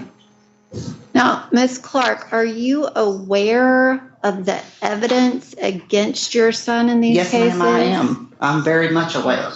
And so you know that the victim's testimony, that she 100% identified him, that there was DNA evidence that was Ma'am, I know consistent there was with DNA his evidence. However, I just point blank asked my son during a visit, I said, son, I'm gonna love you no matter what. If you did this, okay, we'll deal with it. If you haven't, then we'll deal with it. It's a hard thing to face when your children get taken like this. It's a hard thing to face for any rape. I was raped as an 8-year-old little girl, so I understand these things. I'm so sorry to hear that, Ms. Clark. My son told me, he said, Mother, we did have sex, we were having sex. Who told him that, wait a minute, he was having sex with whom? With the young lady. So your And that son her told, boyfriend pulled up, and that's when she started wanting to holler rape. But I couldn't get nobody to listen to this. The courts haven't listened. We've never had the opportunity to say what happened that night because my son never had an opportunity to say anything until today. but Mr. Vaughn told you that he was having consensual sex with the victim in Yes. this case, and it was her just boyfriend pulled that up, her boyfriend pulled and up. that's when things went bad. I also heard myself a CD, because I have some of this evidence at my home, where the people that he was out with that night both said that he was home before this alleged rape was supposed to happen, that, okay, I'm sorry, I'm getting upset and I'm getting a little nervous. I heard the young lady say on the CD itself, I mean, not the young lady, the couple that stopped to help her,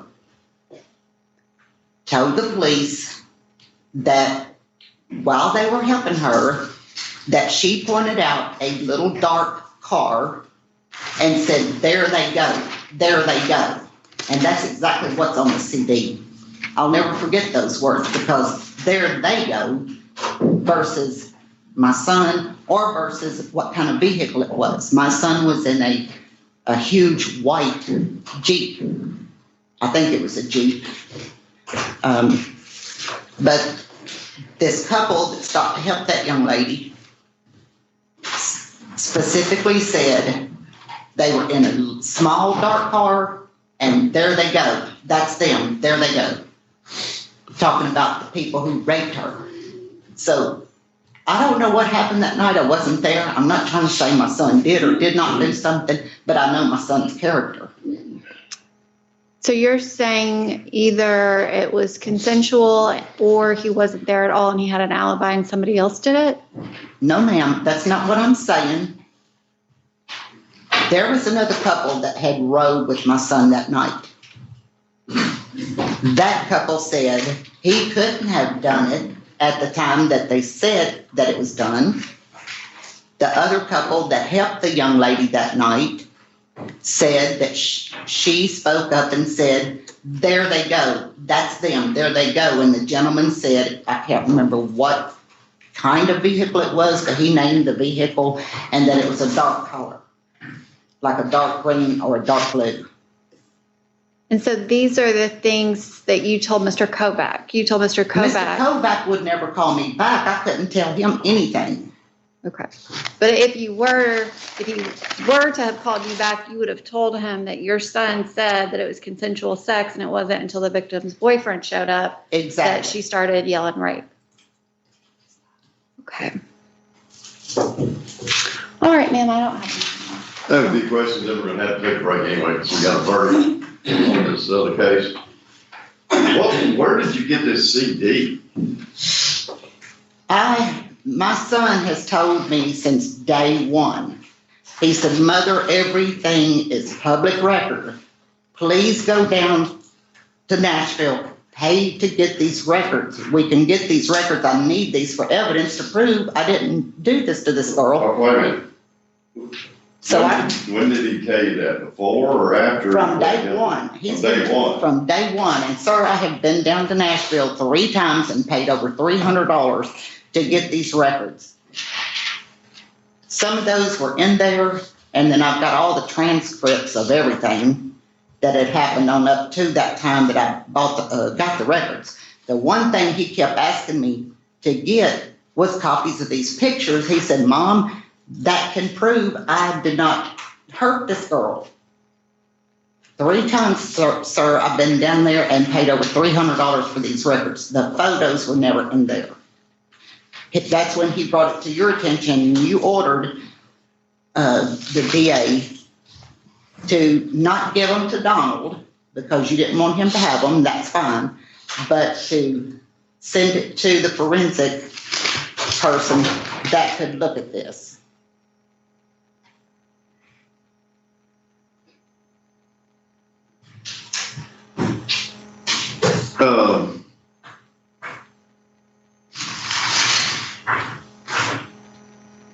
So the CD you had from day one, and it was a CD of the interview with this couple?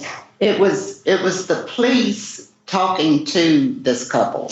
So right And there, then they the night of the alleged incident. I'm not sure exactly when it was they spoke with these people. Well, but it had to be because you said there they go. I mean, it could have been 2 or 3 days later. No, sir. I'm saying that the couple that had helped the young lady, when they interviewed that couple, the man was telling the officer that was doing the recording that the girl said, he said, we were trying to help her, and she starts screaming, gets hysterical, and points and says, there they go.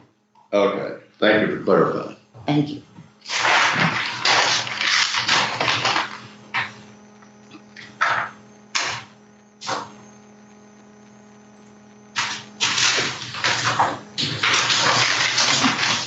And when they looked and saw some vehicle going, it was a small, dark vehicle. He described it as, he said what kind of vehicle it was, but I don't recall what it was. He said but it was a small, dark vehicle. Either dark green, dark blue. Did your son say when they were having sex and where they were when they were having it? I know they were all at the Gulch that night. They had went from place to place. There was several people. Brent Young was with them. This other couple, I'm not sure their name. They actually rode with my son that night. I can't recall how many people were involved in the party that was going around that night. But I do know he had a couple. But the victim was in that same group. I'm sorry, sir? The victim was with them going from. Oh, that I do not know. I do not know.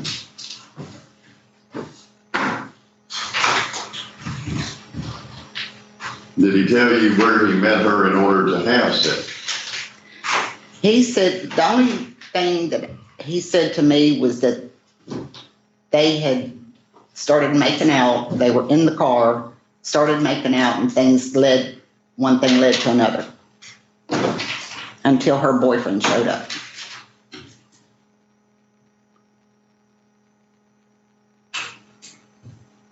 Anything else? One quick question. Did you ever get the name of the victim's boyfriend?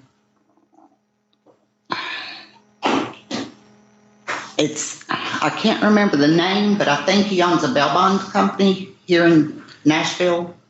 Okay. And I know he's bald. You see his benches everywhere throughout Nashville. Greg? I'm sorry? Is his first name Greg? Or do you I don't know? recall. Okay. All right. Well, did you mention this to Mr. Kovac at all? I'm sorry? Did you mention any of this to Mr. Kovac? No, about the boyfriend? I never had the opportunity to speak with Mr. Kovac. Okay. All right. Thank you.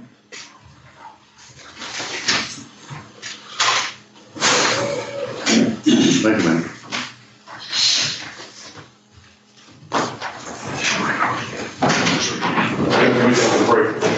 Yes.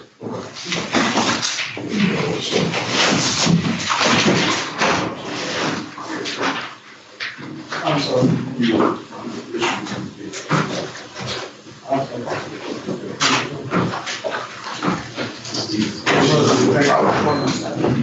Y'all can hang around. It's just a jury room, but we need, Mr. Wyatt.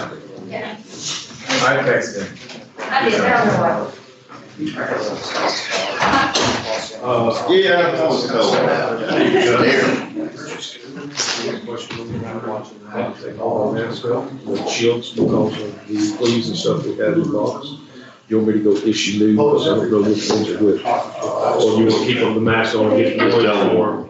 Give them a mask for the 4-person, rest of them, just tell them where they're, but give one shield for 4-person and the other ones where they're masked. Yes, sir.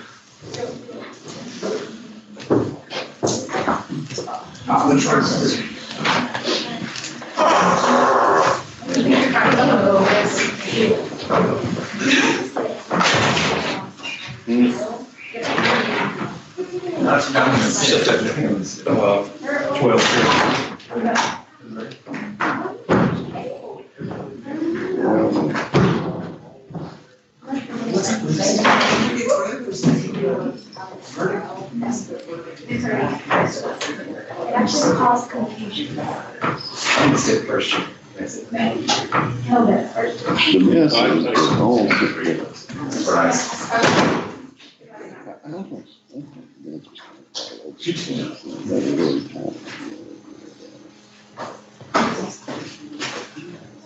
You want that? You want that, Julie? I mean, I don't know what's gonna happen. You can have it, just leave it up here, because he knows how to, if you need it. Okay, all right, thank you. Yes, sir. That's just true. She'll be back in the system. It doesn't happen to Thank you. Yeah, I've been eating. Bad habit.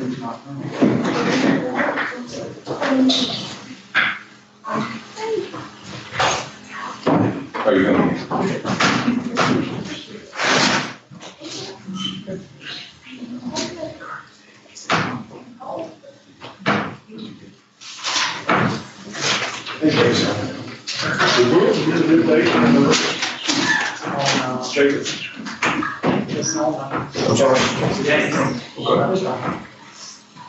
It's probably too long to have separate status and have that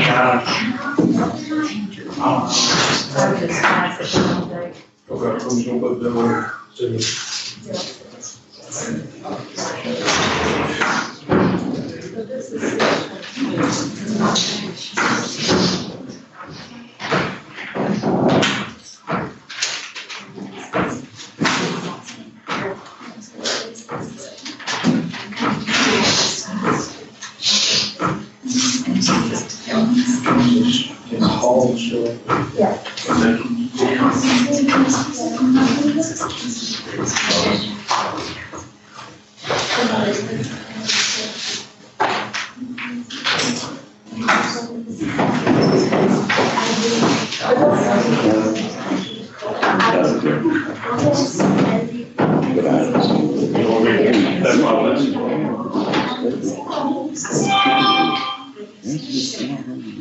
Thirty calls off, please.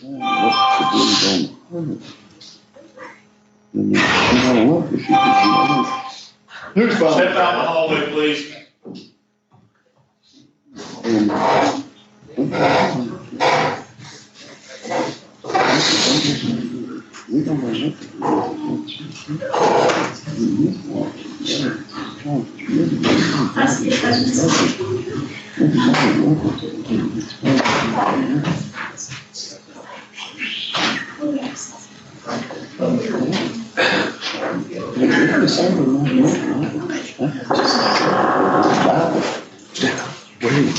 Yeah, that's what, it depends on what I want to make it. Yes. I was surprised when I found it, they said they didn't believe me. Because I, if they didn't always believe me,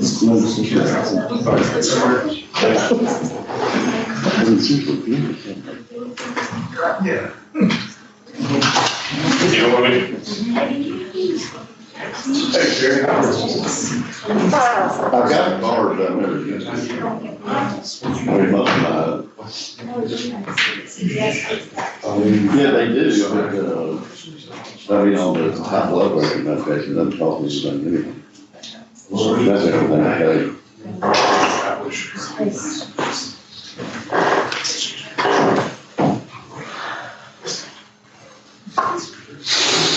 But yes, I have a car.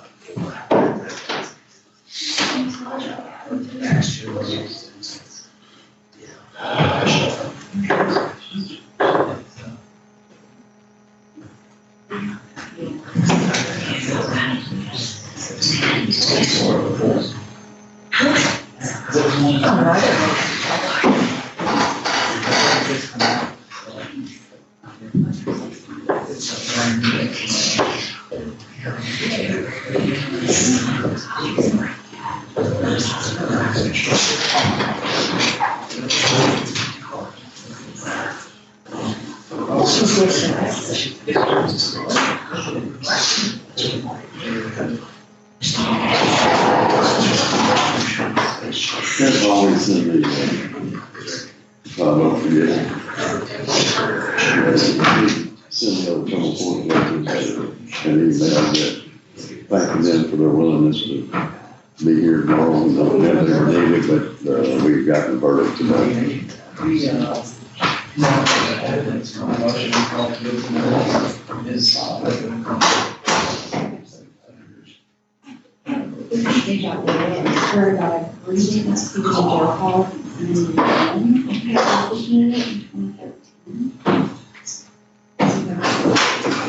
Just the file. Yeah, that's what I didn't send it to circuit or anything. See, one of the five, when they were willing to do it.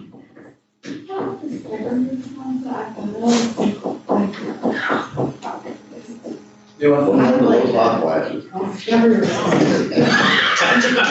One extreme to another. Tuesday night.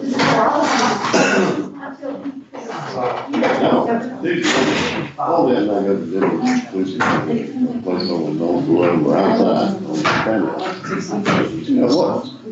It was 6:37, so we're talking about 70 degrees. She was sitting there and said, damn, if I had my blanket, I'd be wrapped up in that. I was at the ballpark with tank top and shorts. She was. I'll go back to Monday.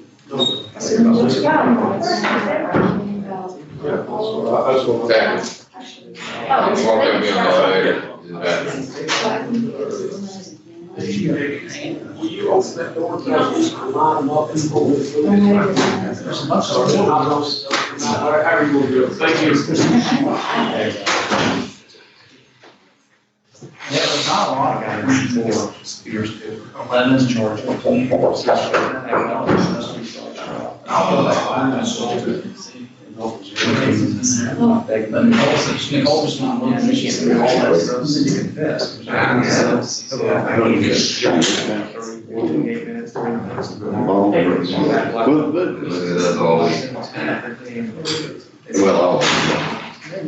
Ms. Caldwell, this ordinance real quick. I'm sorry. Back in your house days, what went up on appeal? The sentence that, The motion to withdraw the guilty plea and consecutive sentence. so that's already been addressed, right? Yeah, I'm not even touching that. So the withdrawal of the guilty plea is not an issue. No, I mean, not in my mind. The fact that he entered the plea was still, Right. but nothing about I just want to clarify that in my own head. I forgot that there had been an appeal, but I didn't know what all included. So that was denied, and then the sentence was, That's correct. is that the two issues that were appealed? Correct. All right, thank you. Judge, are you ready when they're ready? I'm ready when they are. Yes, sir. Well, no, yeah, he's here now.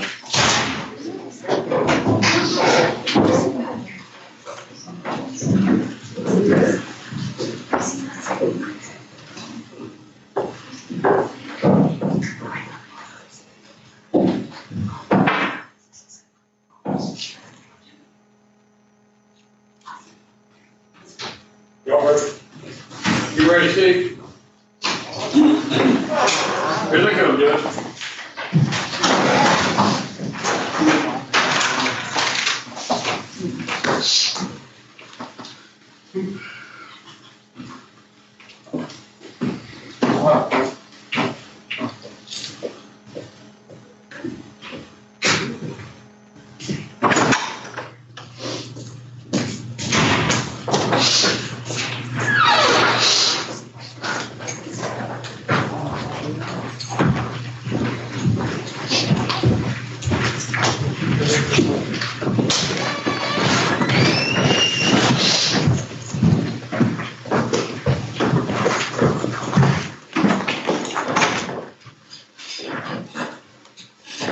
All right, be seated, please.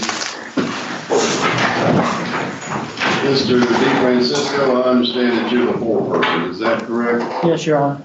I also, if you want, I also understand that, the jury has reached a verdict in this case. Yes, Your Honor. Have you reached a verdict as to each of the two counts? Yes, Your Honor.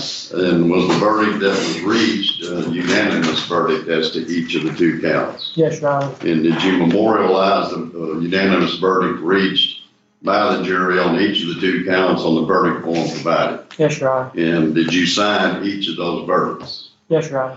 In that case, sir, if you, Mr. DeFrancisco, if you would please stand. Mr. Kingston, if you please stand, and Mr. DeFrancisco, if you would read the verdicts of the jury. In the criminal court for Davidson County, Tennessee, Division 6, State of Tennessee versus Dante Unique Kingston, number 2018-C-1844. Jury verdict form count 1. We, the jury, unanimously find Dante Unique Kingston for the offense of first-degree felony murder, not guilty. Facilitation to commit first-degree felony murder, not guilty. Second-degree murder, not guilty. Facilitation to commit second-degree murder, not guilty. Voluntary manslaughter, not guilty. Facilitation to commit voluntary manslaughter, not guilty. Reckless homicide, not guilty. Facilitation to commit reckless homicide, not guilty.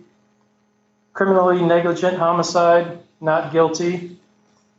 Facilitation to commit criminally negligent homicide, not guilty.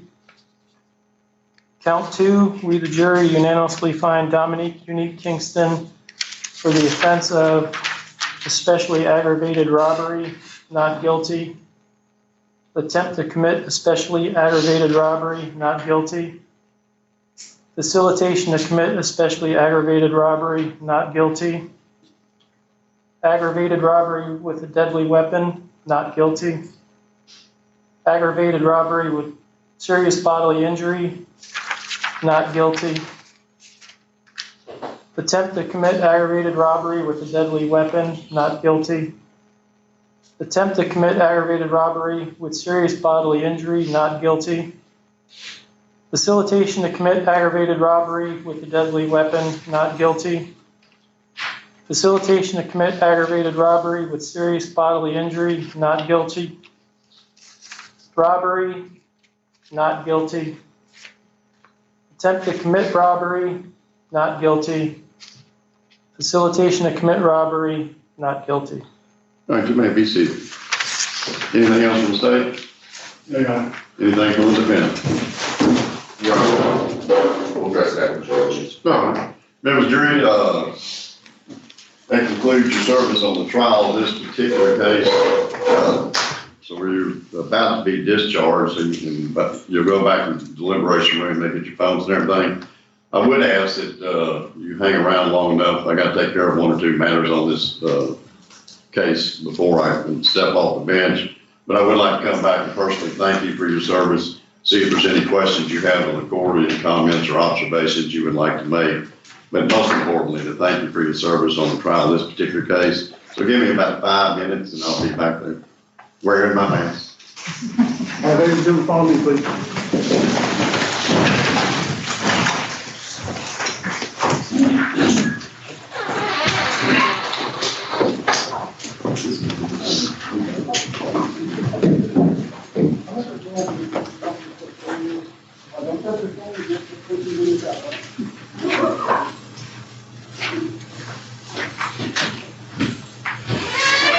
All right, Mr. Kingston, you've heard the verdict of the jury wherein they have found you not guilty of the indictment. indicted in all lesser included offenses to first degree felony murder and especially aggravated robbery. The verdicts of the jury will now become the judgment of the courts. You are excused from any further responsibilities or obligations you have to the court pursuant to any court orders or any conditions of bond. So he'll. Motion to remove the GPS device. That's what I was about to say. We'll take a sign and order right now to have the GPS monitor.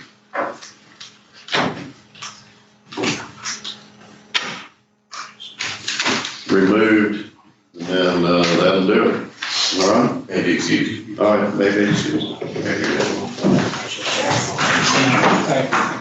Thank you, Barry. Y'all.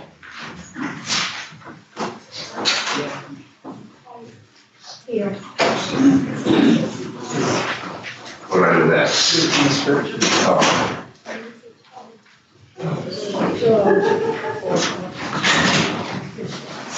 Yeah.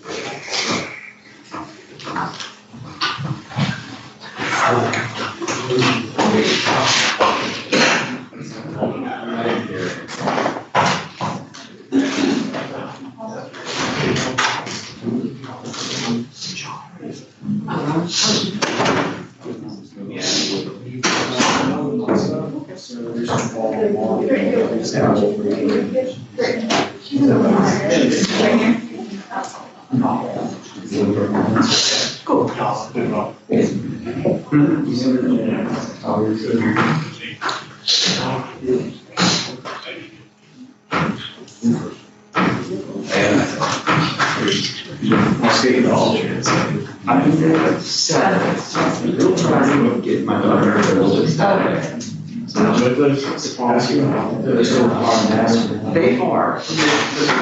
They've got some problems. Yeah. Sure. Yeah, still doing it. How long? Huh? Go around and ask to go back there? Yeah, I'll tell them you want to speak to them.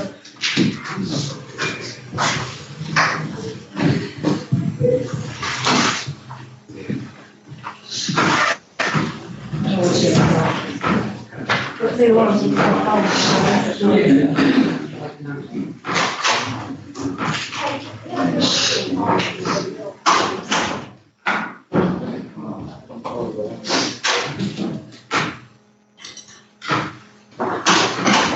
don't look at my nose, you're good. As long as one of us good. Cause, no, you're good. You can hear it from me, you're good.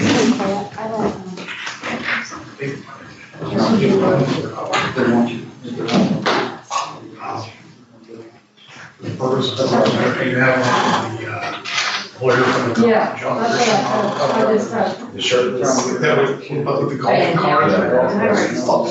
We love you.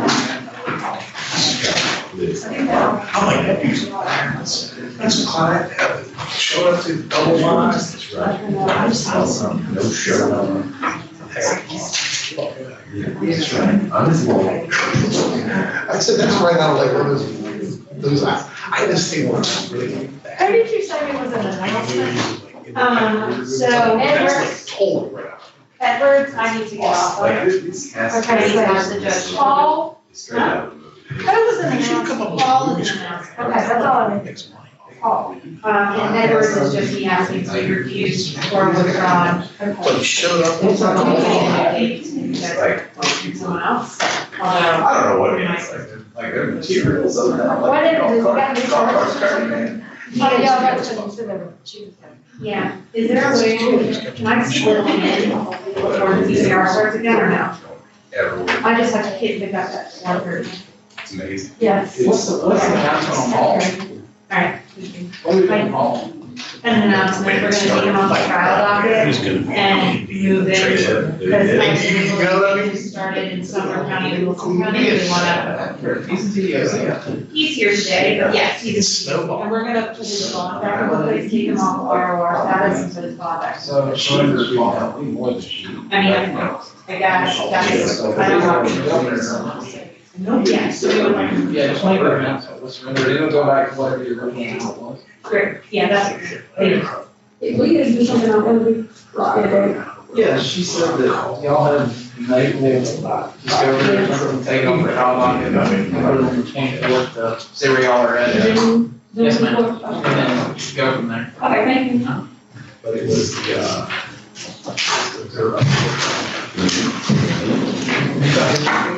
Oh, yeah. He's a big part. I never met him. Yeah, I mean, you know. I haven't talked On the spot.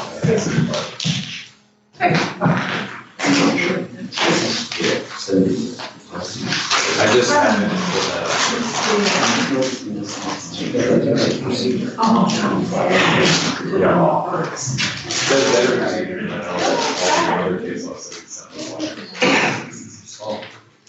But you put that in procedure. I don't think I'm sure you would, but.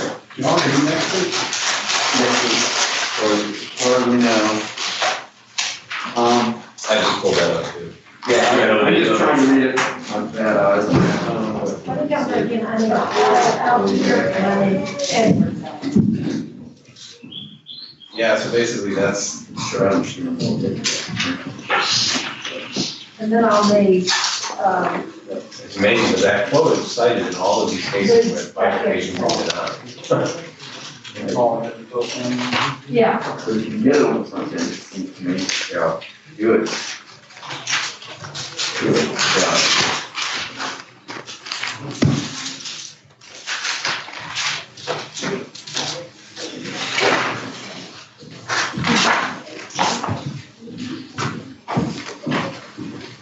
What is that about Phil?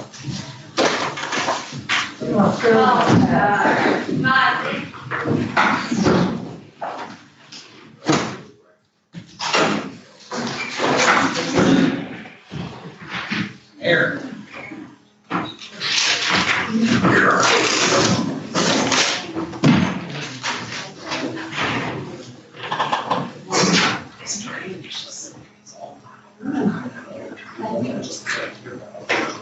Yeah, let's put it outside. Yeah.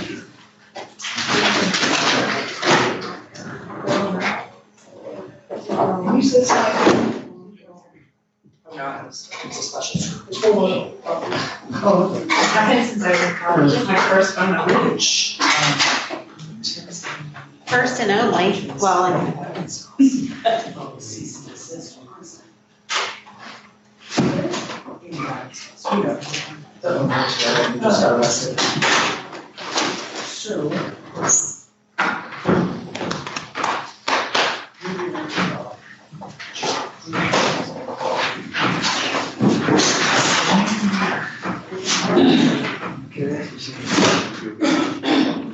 well, right now. When it's broken.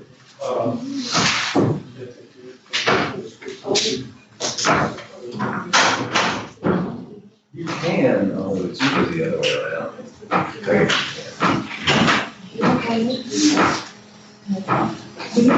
I have your phone number. Yeah, I just did passwords.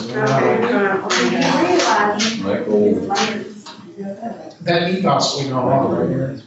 Yeah, we had to move it, oh shoot, yeah, we're gonna have to move it like another week, because she only started taking your meds like a hot second ago, and she needs to be on it before we can assess her for mental health. I guess it's 28. Before they went to assessor.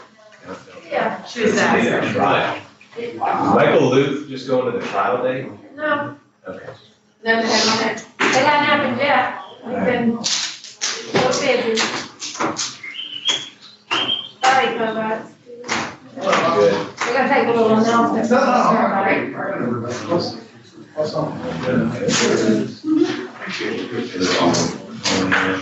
Yeah, Yeah. Yes. yeah, we're not gonna have a trial. We're not gonna have a trial. day do you want it? About, Where do you know? no, Jackie Cross. I have, Okay, you wanna put him on, I put E-wall. What's E-wall today? He's out, 10 to the 11. You wanna put it on 6/8? yeah, I mean, I haven't got, and there's another guy, I think he was at like 626 Terrace Jones. That is one with, Andy. That's, it's called, Hold on, look at all this. oh, Which one's the easier? yeah. Well, I was gonna send you, I'll send you emails, and then, you know that, co-defendant Hispanic case, the drug case with Ed? Yeah. We, What about Rick? I don't know. I'll put that on 6/8 also. Yeah. I forget. To address surrender. He didn't show up his last, is that what it is? He showed up. I think the week man. Tanya, where are you to? I'm the supervisor. I'm not saying that.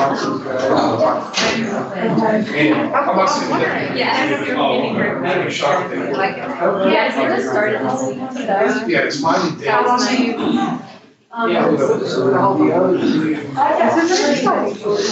Yeah, typically, it was for some of my stuff. Right, first day when they're like, okay, murder trial. But like I said, he did. How do you get? Speedball, it's still playing this weekend. Kentucky starts tonight. Still next week's best. Yeah. I don't know. Yeah. Trying to build, yeah. He hit a grandson. Whoa. So I'll be at 8:15. When you're involved. Do you want me to, send you the link and you do that there? Yeah. It's, So. this case right here. Yeah. So, and I asked. So the other, the three are gonna put it. Yeah, that's what I mean. Yeah.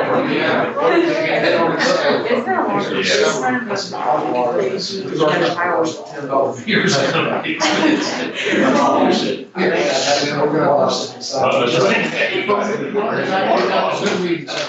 Yeah, that's pretty amazing. I don't know. Because the reg's just a surrender. Yeah. It was. Yeah. Everybody's off. Yeah. It's awesome. Yeah, it was cool. Whole Steve. I've never seen it. Yeah, it looks awesome. Yeah, it was pretty cool. Good to pack it in there too. Yeah. Well, it was really hard to fire. Level 2. So. Or this weekend at all. I'll check it out. You're too. You got it. I forgot how. I'm gonna get you. Hey, let me look at this. I'm definitely. Bye. Good to see you again. Sure, yeah. Well, this was a free warm-up for next week. Single to adult. And I don't want to go Yeah, they need to be under pressure. Deliberate. And that works, yeah, it works. Yeah. It was really. I guess both of them are pretty rewarding. Derek told me that Friday. We need to next. It was solo and it was more about Yeah, it. so every time we go on Monday,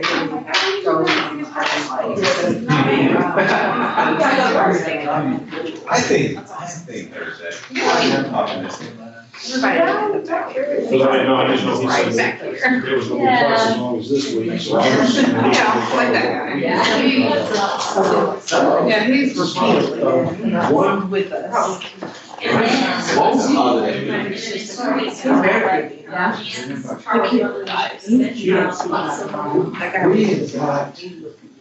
I think we got onside stuff that for, I mean, the next one. 4 or 5 weeks, notice the Yeah, I started with that, because I was trying to see what you think about the really go. Yeah. But I started. Anyone accused the whole thing. Well, hey, Did you see the TV stuff? I'm looking at it right now. Oh, okay. And. I guess I'll go ahead and do these over here for you. Yeah, I can just fill that out now. It says SEC Network Plus. Oh, I don't have plus, I'm sure. Is it all week on SEC Plus? That's what it says. Oh, that's.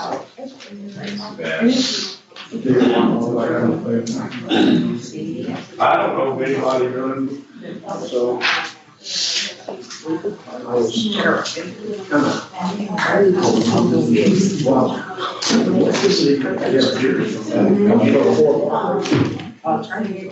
What'd I tell you? Yeah.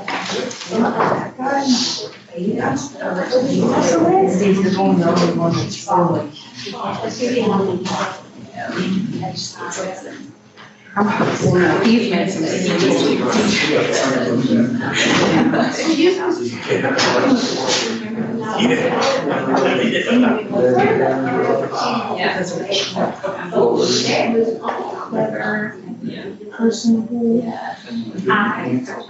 He's not, he's just creepy. Something about him just.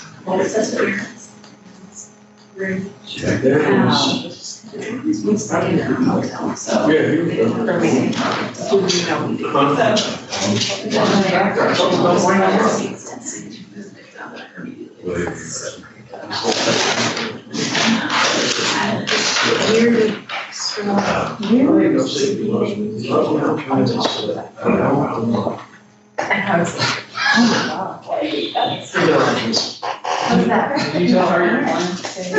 Well, I mean, I have to see which one.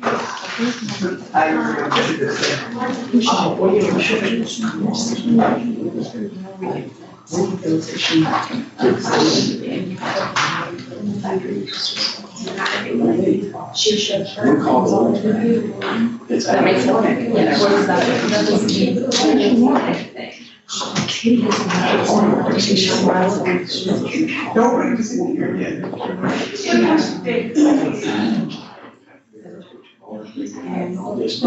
That's to go from this building to across the street, which takes 30 seconds. It's a crosswalk, we can't go up there and try to somebody to blast over because they don't believe.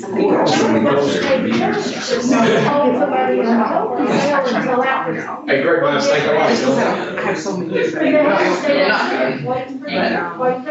exactly what I told you. I saw you go right. Absolutely. But. I know how their system works. You can.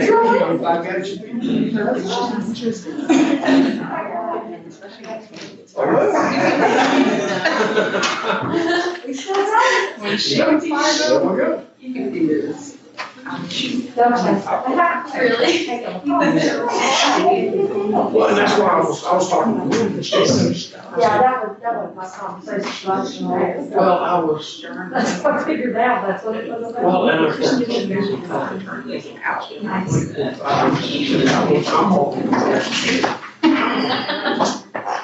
She's like, she's having a little moment here.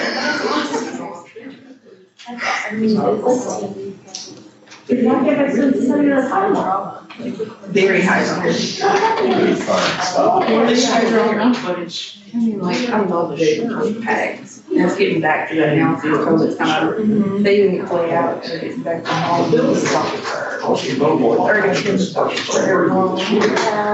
people are eating out. It's very strange.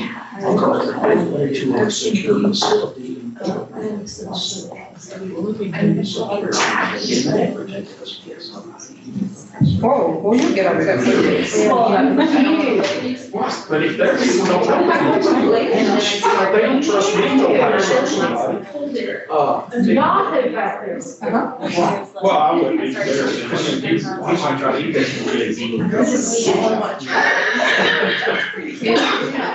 Yes.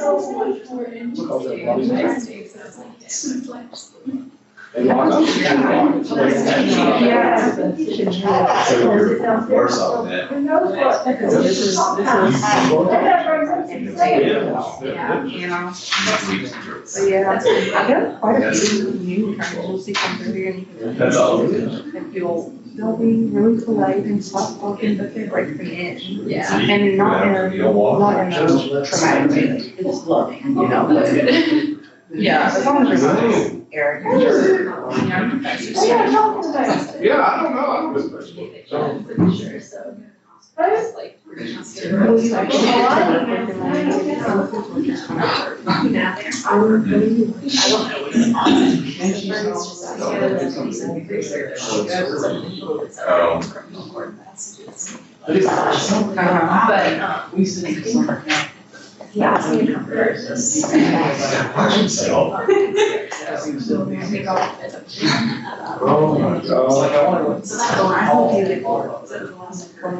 I wonder if he's even seen it. I'm sure it'd be good to see that. Speak up a little. The crush. Yeah. I love her. Unbelievable. I'm working. She's funny.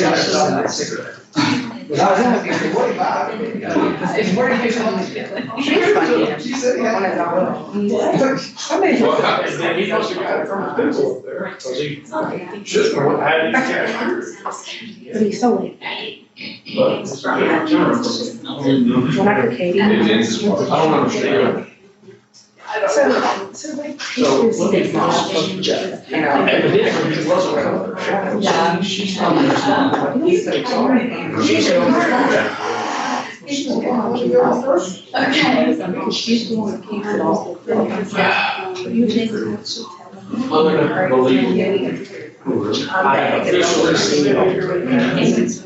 Well, as soon as I see this, I'll be backtrack on that. Yeah. Next one, y'all going to Georgia. Have you ever to see any of the other shows? You're not one of them. How long you gonna be gone? She is a. What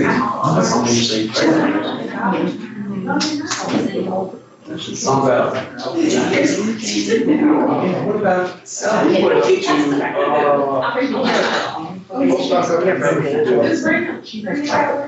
What restaurant is? We don't use that. Think about other than that. You love what the other. It's big photo. Yeah. What like a house. That's what it was. What area is it? Red I mean, it looked like it went from here every bit to past the. Criminal features like criminals think the way they should. We're trying to reprogram.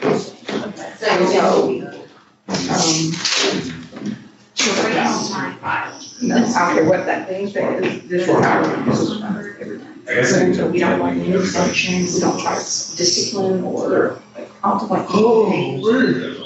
Everything has to go back to her. Yeah, I guess he's like everything. So, the crazy part, she's actually pretty good, because she's such a, she can see under and 3 months down the road, home back, and she knows what she said. Wow. She knows what she said, she knows, remembers what they're doing. And she, like, she knows every one of her cases. That's why she does. She knows. I was just like, you know, it's really incredible that she can do it for anybody. But then, if you look at her, like, she has a no signal. I mean, you would think. Yeah. Especially he keeps talking because he has a tickle. It's just, you better not talk in there. Yeah. And so she's hard to deal with, but yeah, once you burn her, like she's straight up. don't come in back to my court. Like officers. Yeah. So yeah, you got the link back. Good. Yeah, there's 3 people or 4 people coming here, so. No, I don't want, not just you. Oh, I've only met with Judge Cody. There, I love her. She was great. Actually used to do a lot of DCS, work and she was the one who provided the room. She's done a lot of that.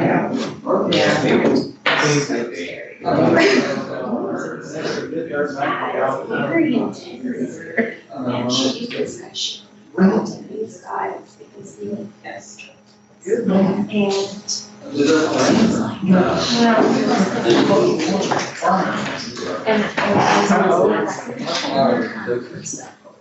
But and she ended up like letting him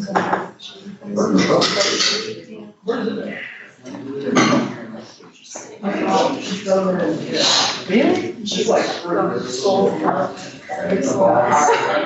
she was like, you are an addict. Yeah. She was like, looking at each other, like, what do we do now?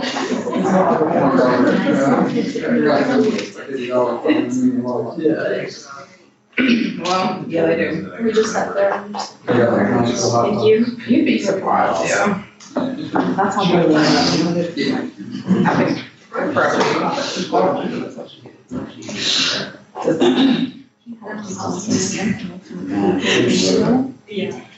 yeah. You got something she said? Okay. I've never seen this. But yeah.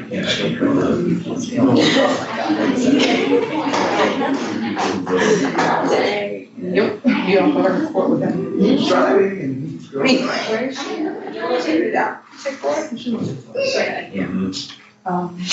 You couldn't be that easy. And the judgment store, was pretty late. Never. His court. It's just open court. It was just, it's not so professional. Right. But it's still a good atmosphere, like it's just really laid back.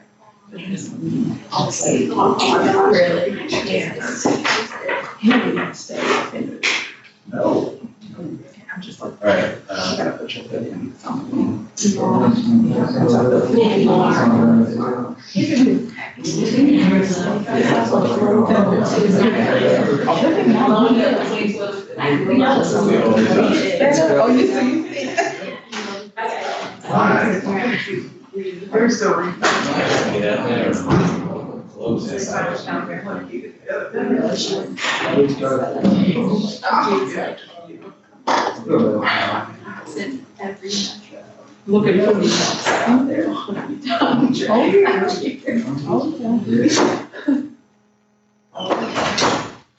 I'm sorry. She's like, oh, name.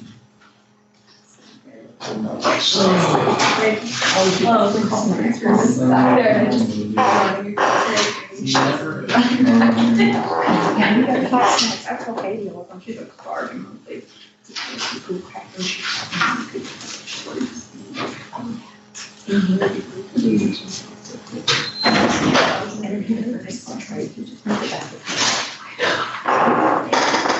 You got nice.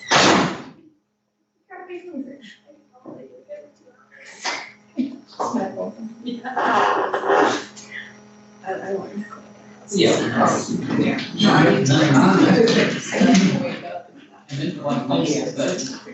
It's so funny. I haven't seen them a lot.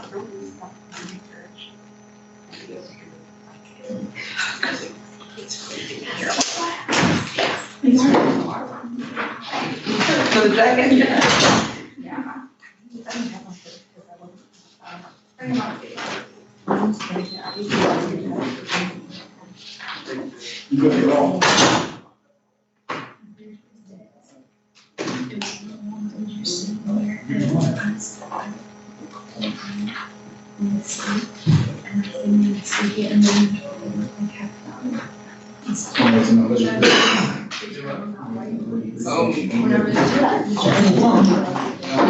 And I was just sitting here. Got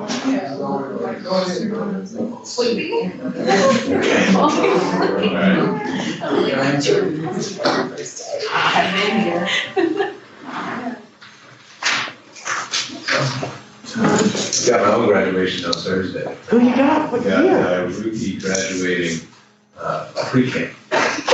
Listen, That's gonna be really cute. great graduation. Does she got a cap and gown?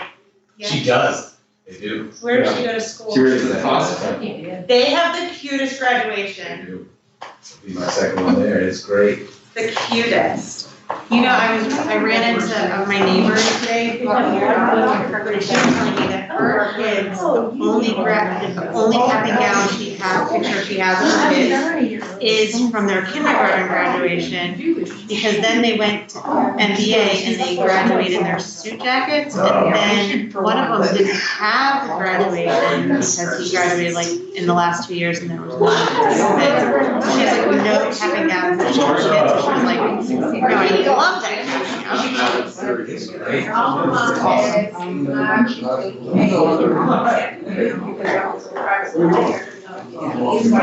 Yeah. She said she wanted to see that study she has to work with her children. Yeah, and she's gonna use her project. AS. I don't know. Interpret what she said later, like she wants to act the federal flag.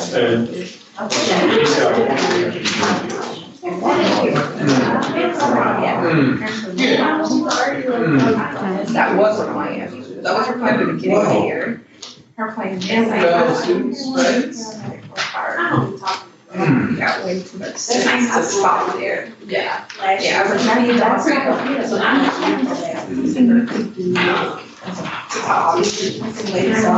yeah. So you went?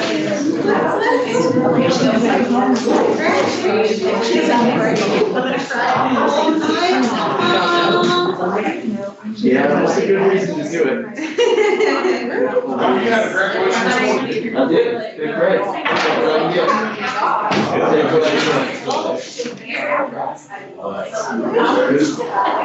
Every step of good. Oh, wow. Not the strongest thing. I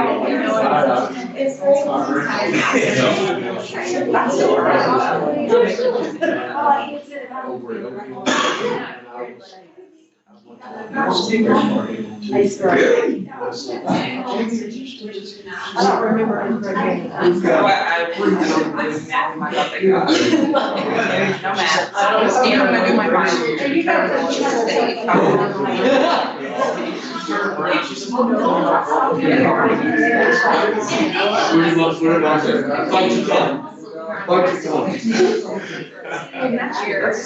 Yeah, she's cool.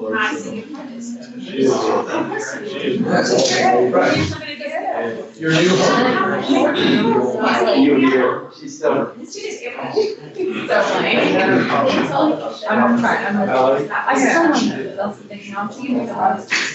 When she get fired? No, she got fired before. Yeah, that's why I'm worried. She first year. And figure out. Boy, that picture doesn't show any attitude.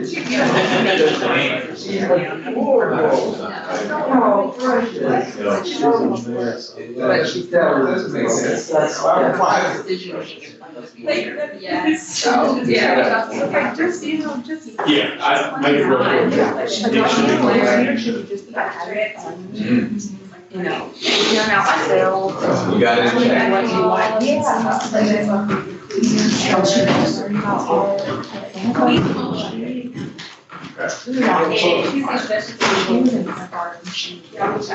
Well, John.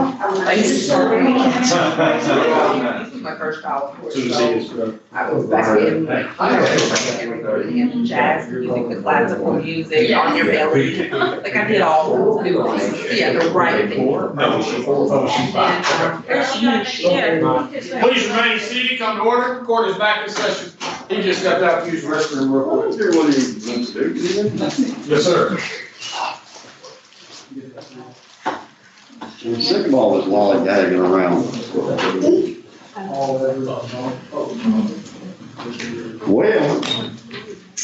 Well, next. What are we doing now? Announcements whenever the court reporter gets back.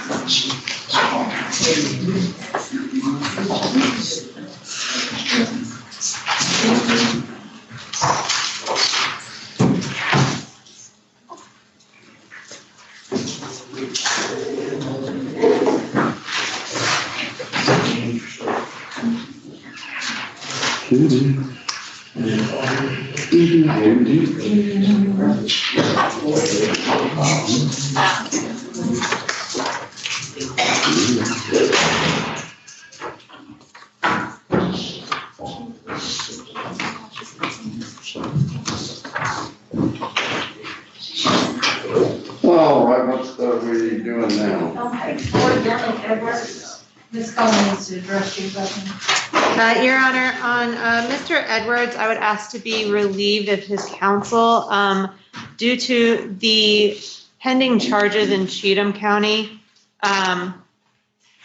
Is that part of the basis of this violation? Yes, and I would potentially be a witness for the Cheatham state. County case? Yes, For the state or the defense? state, Your Honor. So you see that as a conflict? I mean, just a little bit of one. All right, well, get you a new attorney. Thank you, Your Honor. What? Well, the primary, is that the new arrest, the primary thing? I believe so. I believe that's the primary and only thing for the TV, for the CCTV. Mr. Thompson, you want it? Yeah, I've had that kind of stuff happen to me before. What? What happened to Ms. Coleman? Okay, well, then I'll find other people. Yeah, please. Mike, you want it? I'm just.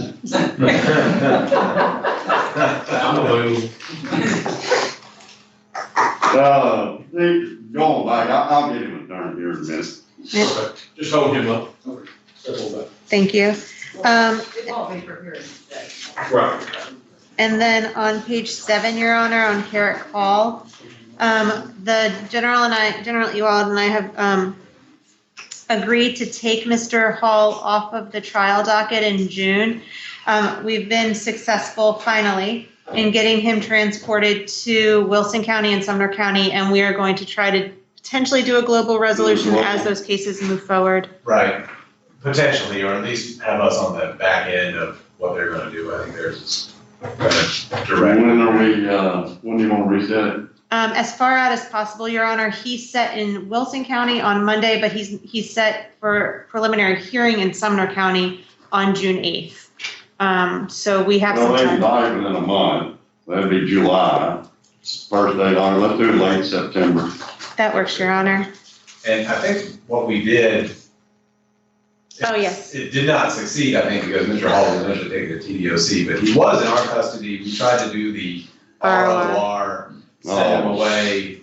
So I would just ask that we reinstate him to what, I think it was open court bond back. Right now. I think there was a bond on the FTA and on the new charges, so we would Yeah, ask. we'll, open quarter because we'll want to get him, that's the best way to get him back when everything is resolved. Get him back. He's well, gonna we would- finish that TDOC sentence this summer anyway. Yeah, we would, I guess I can file a motion to set a bond on the FTA, Your Honor, if Your Honor would like, but we would like. Once you get everything started, we'll do it. Okay. But right now, it's open court, so we can make sure we get him back. Sure, Your Honor. Okay, I will. And not late September, Not 23. September 23rd. Let me just check my Jewish calendar real fast. September card. Those Jews. Not their stuff, so let's go. My phone's over there. Jesus Christ.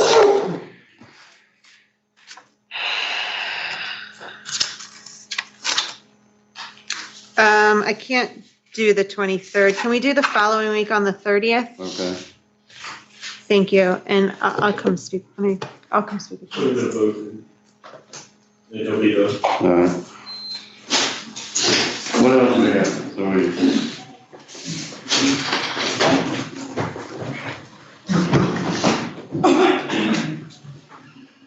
Sparkman, is that gonna take a minute? No, it'll take probably 10 minutes.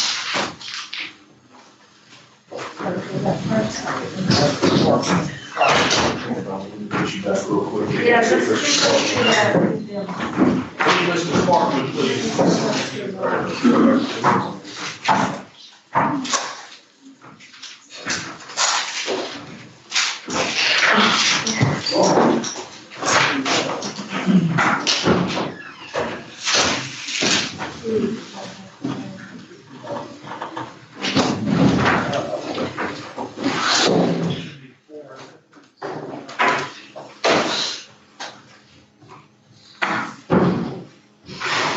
Okay, well, motion limiting number 4 is granted. Obviously, I'll be glad to admonish all the witnesses that they're not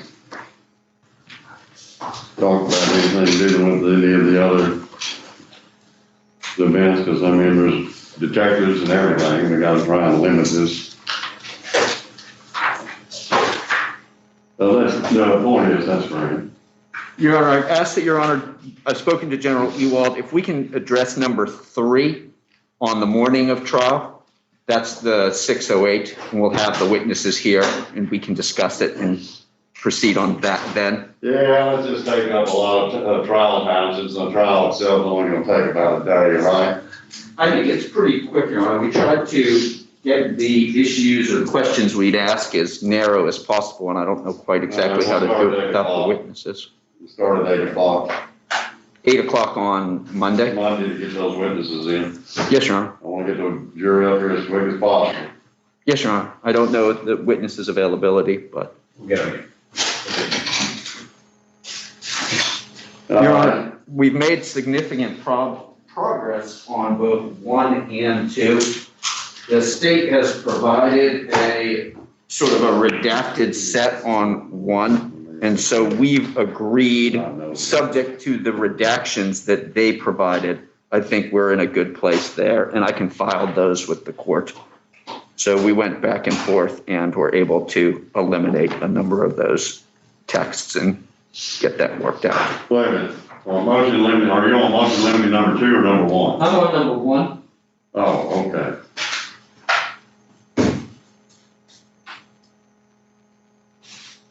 And I can provide to the court the information that the state's going to Y'all redact. saying you're working on that one still?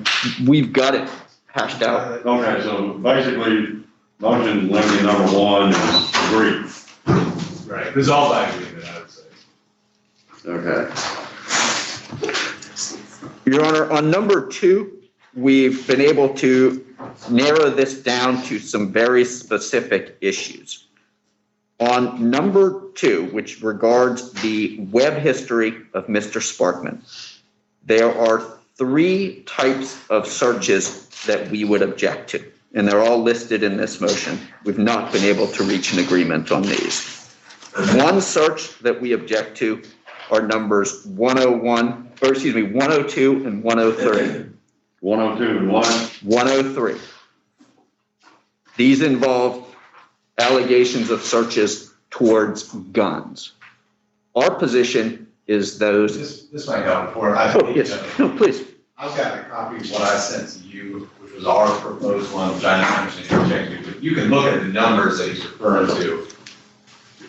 The entry numbers, if that helps. And they're all attached to our motion too, Your Honor. But having the numbers, yes. Oh, I got that. Having the numbers makes it much easier. The general is right. Okay, so 102 and 103 are searches about guns. Smith & Wesson, sport, semi-automatic, tactical rifles, buy firearms, long guns, new online.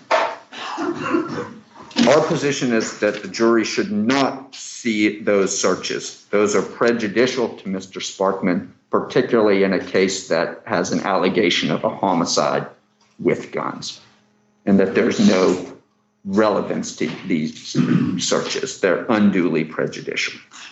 That's the first issue. The second set are the text or the searches that involve violent robbery. It's 180 and 184 as I counted it. These, Your Honor, the text is, or the search is police search for suspects in violent robbery. Those are not closely enough connected to the offenses he's charged with to be valid searches. The jury can't infer anything from that. They're going to be putting in a lot of searches that have to do with the Cadillac. We don't have an argument against those. Those will be coming in. But when you have the vague sort of other crime searches, suspects in violent robberies, those shouldn't be admitted, particularly because the state's argument for admissibility is he's involved. That's why he's searching for them. It's too vague. Final set are these 3 killed, 1 hurt texts or searches. I have them down as 66, 75, 90, 93, 95, 203, 218, 223.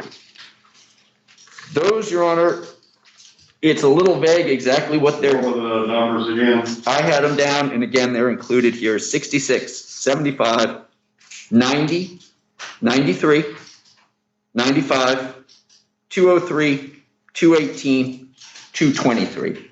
Can't swear I didn't leave out 1 or 2, but they're all 3 killed, 1 hurt in string of Nashville shootings, News Channel 5. And that, Your Honor, to us, a jury might, the way they are linked like that, potentially addresses the other homicide that was included in the indictment but severed out. So a jury looking at that might think, again, that he's either involved in other criminal conduct or might make that link in terms of the additional crimes. So those are the 3 sets we would object to. The only other issue there, Your Honor, we'd asked for inclusion of a number of searches to show sort of broadly the path, that he wasn't just searching for crimes. They're innocuous things like Nashville, Tennessee Renaissance Festival and other sort of just basic stuff. It is not anything that is prejudicial. And our position is that gives more of a background in what he's searching for. I think the state, from our discussions, argument will be, well, if he's going to do that, if those are going to be admitted, some of the pornographic searches that he made should also be admitted. Our position is that shouldn't happen. Though, quite frankly, Your Honor, I've told this to the state, it's not the hill that I'm going to die on. If Your Honor is going to bring them all in, I would rather have them all out than to have the ones that I've requested and the pornographic ones. That addresses my limine too, and I think the state will have a response. And then I have one more issue that's not on the limine that we both want to address.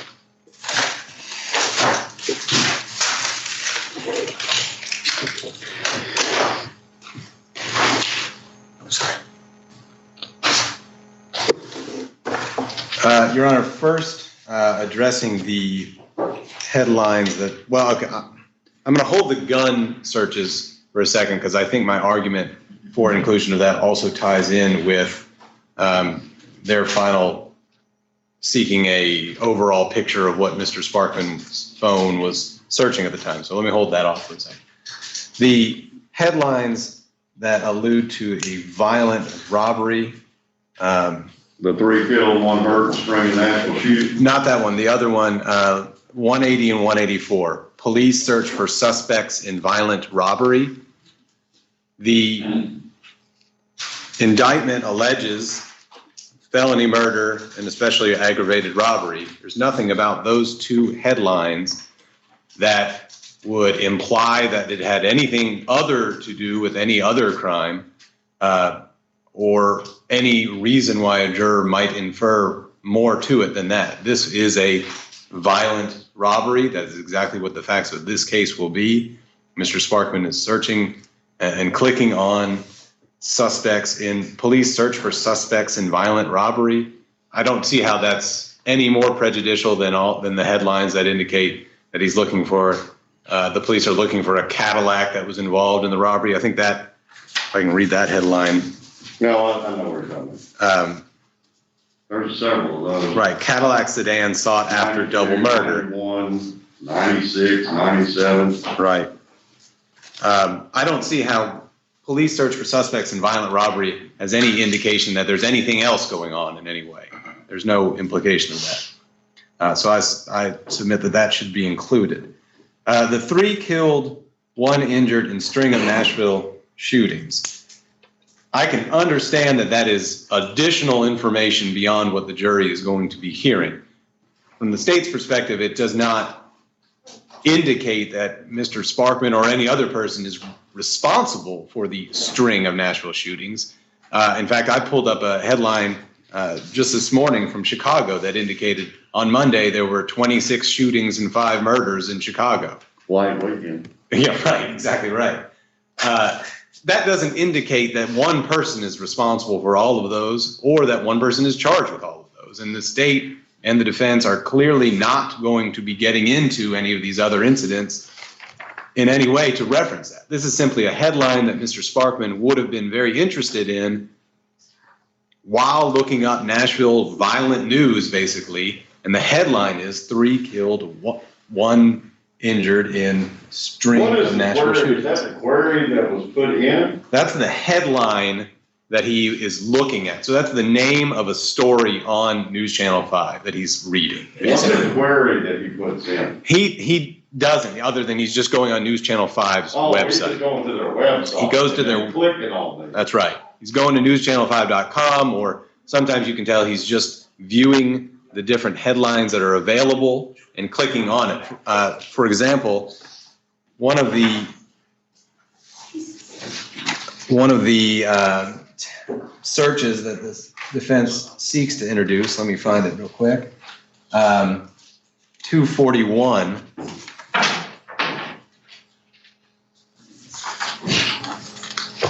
And some of this is beyond my expertise, and Detective High is going to have to talk about it because 241 does not have any time stamp or anything like that on when he was doing it, but it's a list of News Channel 5 headlines. And if you go toward the very bottom of 241, right where 242 starts, you will see the very headline we're talking about, 3 people killed in string of Nashville shootings, which is something that the defense is seeking to introduce. So it will still be in there. And, you know, if the defense is seeking to introduce that one, which includes the headline that I'm referring to, and I don't see how it's any more prejudicial to have it where he's actually clicking on the article. I mean, I think that is a much more fair and accurate portrayal of his web searching that's going on at the time. He's not clicking on the other headlines, for example, the 1 killed in I-65 crash in Robertson County. He doesn't click on that headline at any point in his web searching. He doesn't click on Stanley Cup game CMA Fest set for same weekend. Not interested in that, but he is very interested on however many occasions 3 killed in string of Nashville shootings. I think it's absolutely. Trying to help you understand.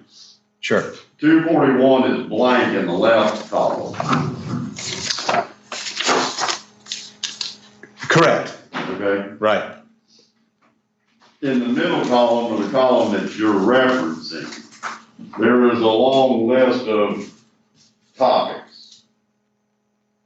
How do you know which ones he clicked on and which ones he didn't click on? From this, I don't know what he clicked on.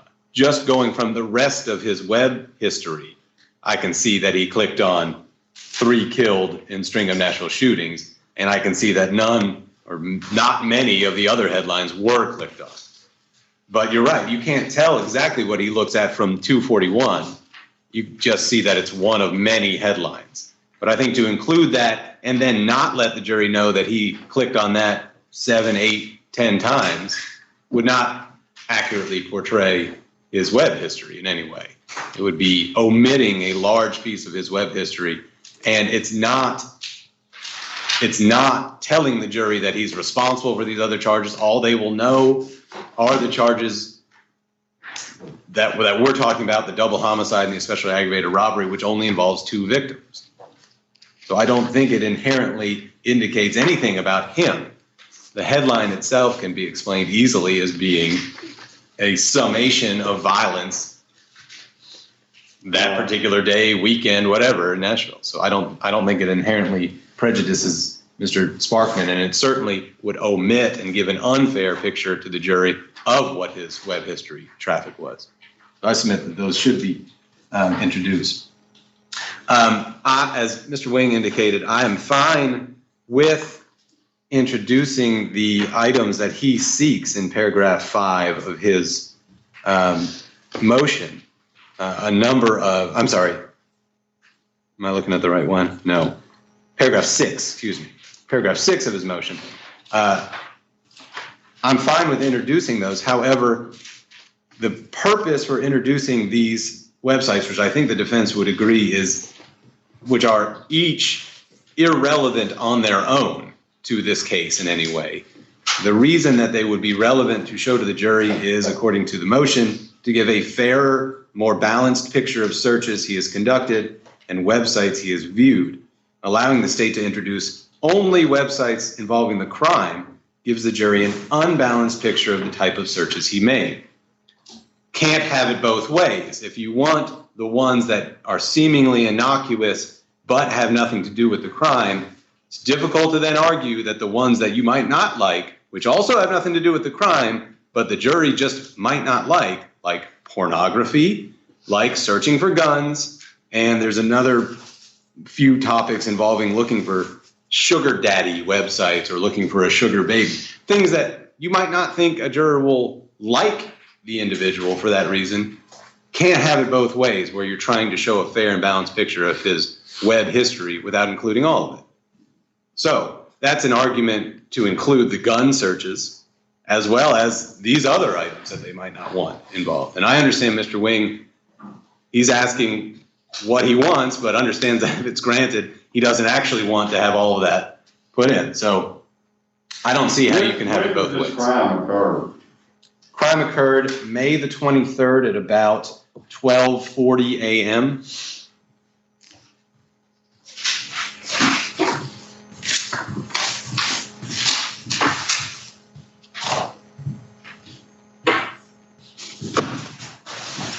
Why do some of these not have dates? I think that's a question we're going to have to ask Detective High. I don't think that's something that I can just offer up a opinion about.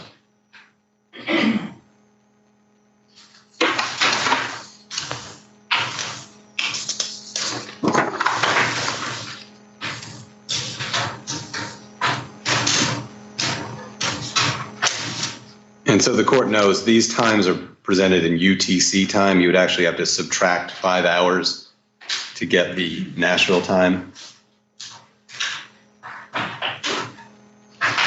Okay.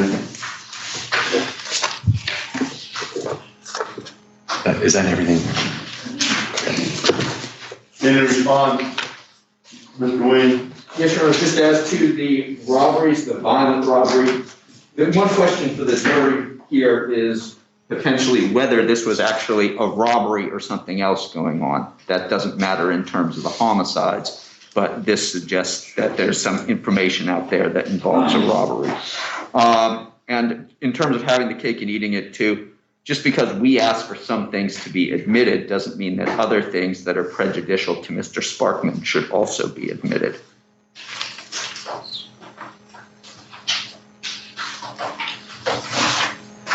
What is prejudicial about looking for guns? In a case involving shooting people with the gun guns? Searches were after the shooting. Yes, so what's relevant about it? Well, what's relevant about him going to the Renaissance Festival? I think people have a very different reaction after hearing proof that he's alleged to have shot 2 people with guns, seeing that he's looking potentially to buy more guns, than they would about him whether or not he's going to go to the Renaissance Festival. Some are innocuous, some are just very prejudicial, potentially.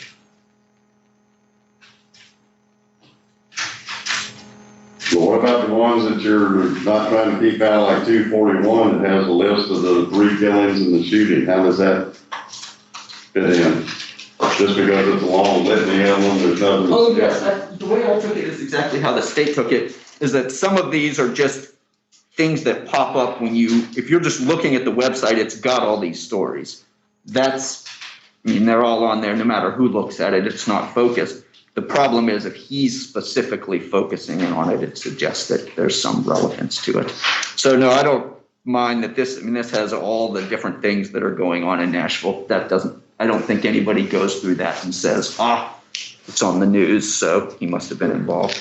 All right, I'll look at it a little bit closer. Thank you. Can I address one issue that I think both sides want to? Yesterday, the state provided us a copy with the amended indictment. Your Honor, we had previously had a severance hearing, and Your Honor had set cases 1 through 6, counts 1 through 6 for trial. In that indictment, which is a 24-count indictment, count 24 charges Mr. Sparkman with felon in possession of a weapon. The amended indictment that the state presented yesterday has counts 1 through 7, and count 7 is felon in possession of a weapon. Your Honor, we object to that count being included in this order, or in this trial, because it has already been severed from this. Now, I think to fairly present it, the state's position is, look, this count, we didn't know it was going to be severed. We presented it this way because it would have involved all the different offenses that could have been alleged. So it's hard to say that that point specifically was addressed, but the way I understood the order and what the order says is 1 through 6, the other incident, then 14 through 24. So I was looking at it as related sort of there, but I understand the state's argument that they wouldn't have called it out. But the point remains that, 4 days before trial, 6 days, getting this indictment in the sense of including that count makes it, that for us is problematic. We don't think count 7. No. I don't see, so the original indictment, count 24, the last indictment, was a felon in possession of a weapon charge encompassing the entire criminal episode from the state's perspective. The severance, I think, the severance order did not take into account the idea that that one count was referencing each incident that was taken. No, to be honest with you, I didn't even give it a thought. I was looking at the events themselves and actually did not even pay attention to that count. Right, and clearly that count would apply to each incident that the state alleged, because each incident involved the use of a gun. Mr. Sparkman remained a felon during each particular incident. So of course that count would apply to each separate incident. So it would be an absurd result for that count to be barred from this trial. I'm going to allow what is down to new count 7 to be considered, because I think it does apply to each and every episode that was involved. And here's my concern. Unduly prejudices the defendant, since, all this occurred in what? Very short period of time. He didn't become a convicted felon in the middle of his acts. Here's my problem, Your Honor. Twofold. One, just as a legal argument, Your Honor decided the severance motion on common scheme or plan. Okay, I understand how the gun fits there. But the biggest fact that worries me about count 7 is letting this jury know that he's a convicted felon. That's what worries me about. I know that there's case law that says it can be brought up on the jury during the guilt innocent phase. I may, because of the circumstances, even though it's permissible that way, I think the resolution of that is just to bifurcate that issue. That's my biggest issue, Your Honor. And the General and I both were looking at case law earlier. I didn't have much of a chance before today because when it came out. But the most recent case, this Olivio case, 2020 Westlaw 2510533, they didn't bifurcate. The court upheld that, but also put in the language, we feel constrained to note that bifurcation is indeed the better procedure. Yeah, so that's typically how I've done anyway. If Your Honor... So I'm going to basically will charge unlawful possession of a weapon with the intent to go armed. And then the lesser included will just be unlawful possession of a weapon. My concern with that, rather than just simply bifurcating the entire count, and I don't want to make this trial longer than it is when we do that, we add an element that the state doesn't have to prove in felony Well, possession. they'll just do a simple, unlawful possession of a weapon. Problem I have with that, and I'm not trying to be difficult, is that if we have some well-versed gun owners who happen to be jurors in this case, and will see a crime like that, and I hope recognize it's not inherently unlawful. Well, I guess, well, let me ask you, just as a practical matter. With the evidence that is likely to be presented during the course of this trial, is there any, even though it's an additional element that he's going armed, is there any juror who would think that he wasn't when you shoot and kill two people? I can't imagine that. I mean, jurors do unpredictable things, but you know. It would be hard for a reasonable juror to see, especially what's on the surveillance footage, and not conclude that he is going armed. Yeah, so I mean, I understand your argument that it does incorporate additional element. I don't know that in the facts of this case that is really something that, if they don't see him as going armed, they're not gonna see him as being there. Right. It would be You just got the wrong person. It would be a blanket ID issue, probably. Yeah. So my inclination, I'll give it some additional thought, but as of right now, I'm gonna charge the Class A misdemeanor. And I think that's a better thing. I didn't even think about the simple dispossession and Second Amendment rights and all that. And people say, hell, there's nothing wrong with doing that. Right. And then we'll bifurcate whether or not he was a felon at the time. Yes, Your Honor. That's, if Your Honor's going to deny my motion. I haven't read that particular count, but does that count? Is it just the standard, or has he got prior violent felonies, or? He does, and to complicate matters, it was the 2017 version, which is not the current version, but the 2017 version read like this. Been convicted of a felony involving the use or attempted use of force, violence, or a deadly weapon. That's what it would be. Okay.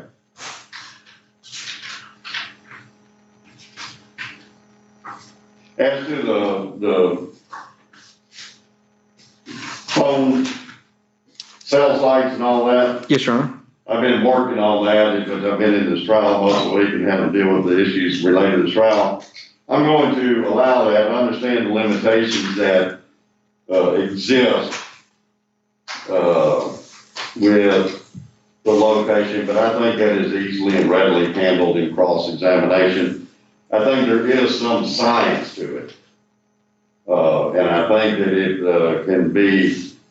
can substantially assist the trier of fact as corroborating evidence on possible locations, particularly when you have detailed patterns that exist. That's something they do. In this case, it's not an isolated one or two, but when you have 4, 5, or 6 within a 5 to 10 minute period, it kind of, the likelihood that they're all beaming off of a tower 15 miles away is highly unlikely.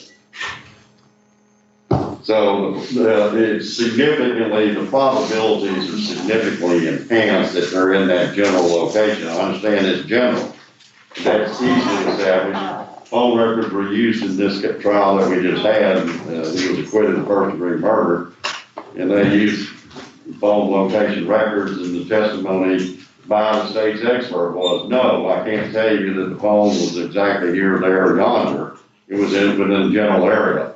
I will, however, have them take out those lines, because I think they can be misleading to a jury.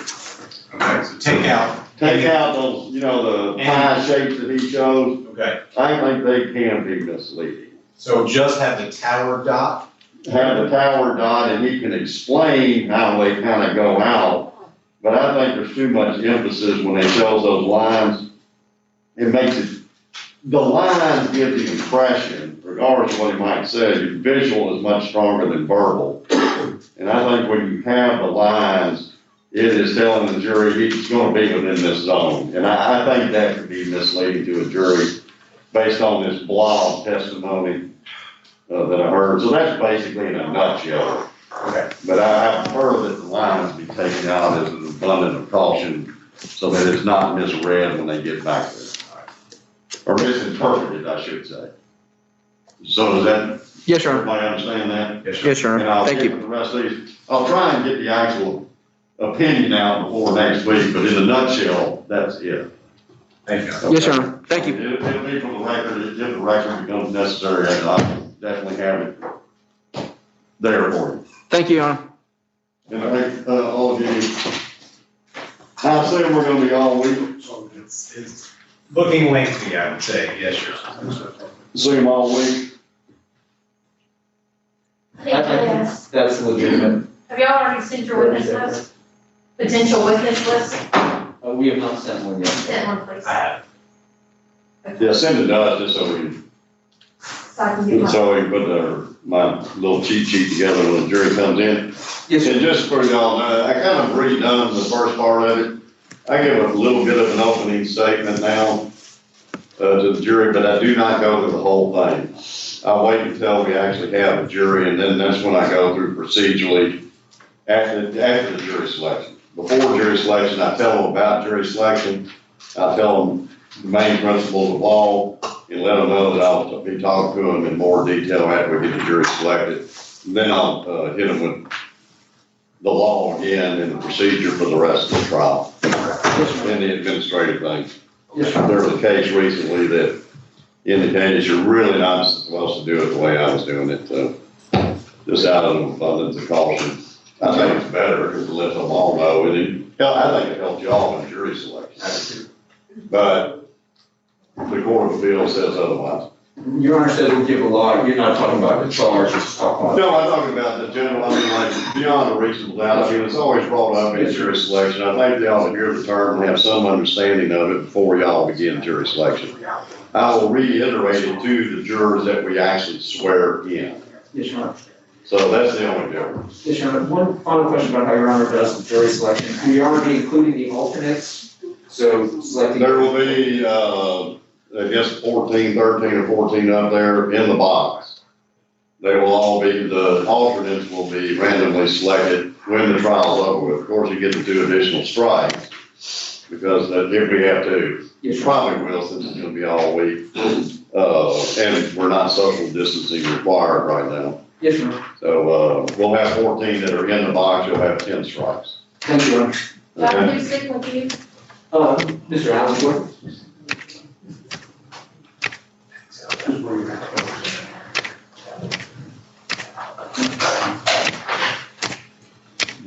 Are we ready to get back on this PCR? Yes. Thank you, Judge. No, thank y'all. Stick it in the drum boys in it. Put it in the booth. Thank you, Ms. Smith.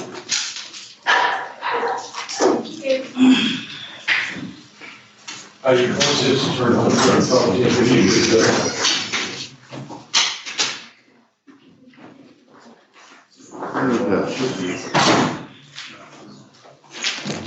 Sorry to keep y'all sitting here all day. Are you still up in? No approved from our side.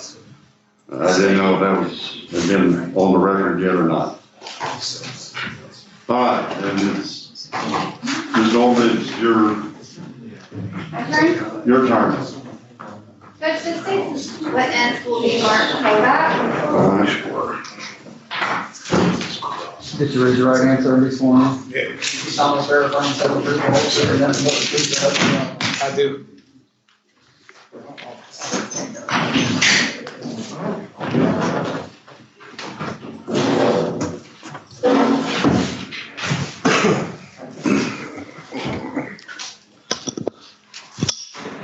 Mr. Kovac, can you please state your name for the record? Mark Kovac. And you're an attorney here in Nashville, Tennessee, is that correct? Yes. And how long have you been practicing in Nashville? Oh, 15, 16 years, something like that. I'm not sure the exact time. And can you describe how much of your practice is criminal work? Probably about 80%. And you've handled a multitude of cases, including everything up through homicides, is that correct? Yes, quite a few. and also taken those cases to jury trials. Is that right? Yes. And at some point in this process, I know that you were not Mr. Vaughn's attorney in general sessions, but once the case was indicted in criminal court, were you appointed to be Mr. Vaughn's attorney? I don't remember specifically when I was appointed, but yes. But you were his attorney up until the point of the jury trial date, is that right? That's correct. And did you meet with Mr. Vaughn during the time that the case was pending? I don't remember how many times, but yes. And many of the times that you met with him, was it when the case was set in court for discussion or, I guess, status dates? Back then, the way things were, we had a court date usually every about 3 weeks on these things. So I met with him in courts. And then, at jail. I believe he was at CCA for a while, flattening a sentence. I don't recall for why he was at CCA. And then he got moved back when the jail was downtown. Across the street, the old jail. Okay. Did you have a chance to go through all of the state's discovery while you were preparing for the case? Yes, briefly, yes. And did you meet with Mr. Vaughn and discuss with him kind of what his defense might be? Yes, but Mr. Vaughn was, insisted that he wanted a particular amount of years. I always remember the number. It's been a long time, but he wanted an 8-year sentence out of that. He felt that was with a parole eligibility, I believe he felt that was a fair resolution to the matter, an 8 to 30 sentence for this. And what? 8 years at 30%. I remember that from back in the day. So, as you're aware, I'm sure I relayed that to you, and you relayed your offer back to me. And did I ever convey an offer that involved the number 8 in any form? No, I couldn't remember, but as we were talking about there, I just remember it was always the number 20. And I thought, actually, the way I remembered it, I'm probably wrong on it, that was set in stone. But then you clarified that, according to your notes, it would have been, if he would have accepted a 20-year offer, possibly, you would have taken that to the victim to see if she would have approved that offer. And is that kind of scenario when it's a sexual assault rape case pretty common with the attorneys in Davidson County of not talking to a victim about a specific number unless the defendant is actually saying that they will plead guilty to that number? Yes, that's sometimes usually how your office handles those situations. And particularly that's something that I personally would do. Yes. And so there was no 8-year offer or 2 8 years offer that was conveyed that no, wasn't discussed with him. No, there was the only time the 8-year offer, the word 8 years was from Mr. Vaughn himself. And at any point prior to the trial date, did Mr. Vaughn say, I want to plead guilty, tell them I'll plead guilty to 20 years at 100%? No. The only time he discussed playing is, I don't recall. I remember the voir dire the jury. I don't recall. I believe someone testified that one of the victim's college professors was a part of the jury. I don't remember that at all, but it was literally the first person that testified was I remember was a woman, and she said, all this happened near my neighborhood. I believe it was either you or General McGuire asking her questions, and she said she was the one that organized the neighborhood watch.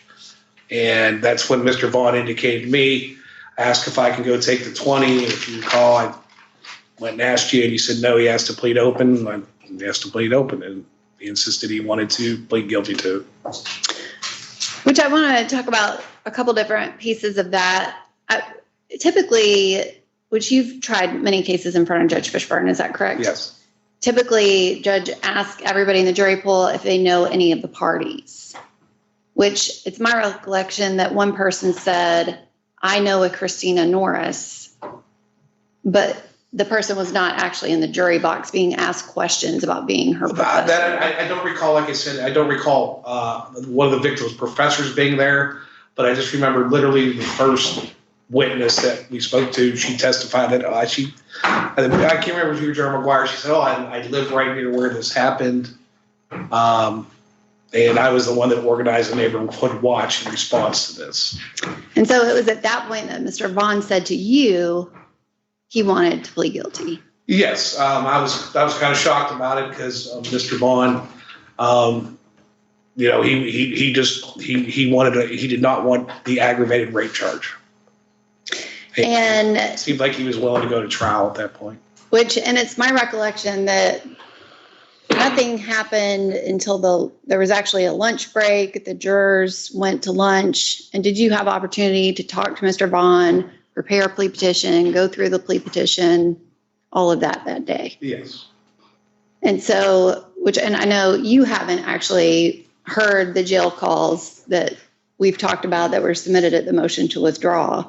I only saw the transcript today when you showed me. But his plea was 2 counts of aggravated rape. That's 15 to 25 years. Whether or not it runs consecutive or concurrent is up to the judge at the sentencing hearing. And so that was fully explained to Mr. Vaughn. At any time did Mr. Vaughn tell you, his mother testified that Mr. Vaughn said that this was consensual sex and it wasn't until the victim's boyfriend showed up that she yelled rape. Is that information that Mr. Vaughn ever provided to you? No.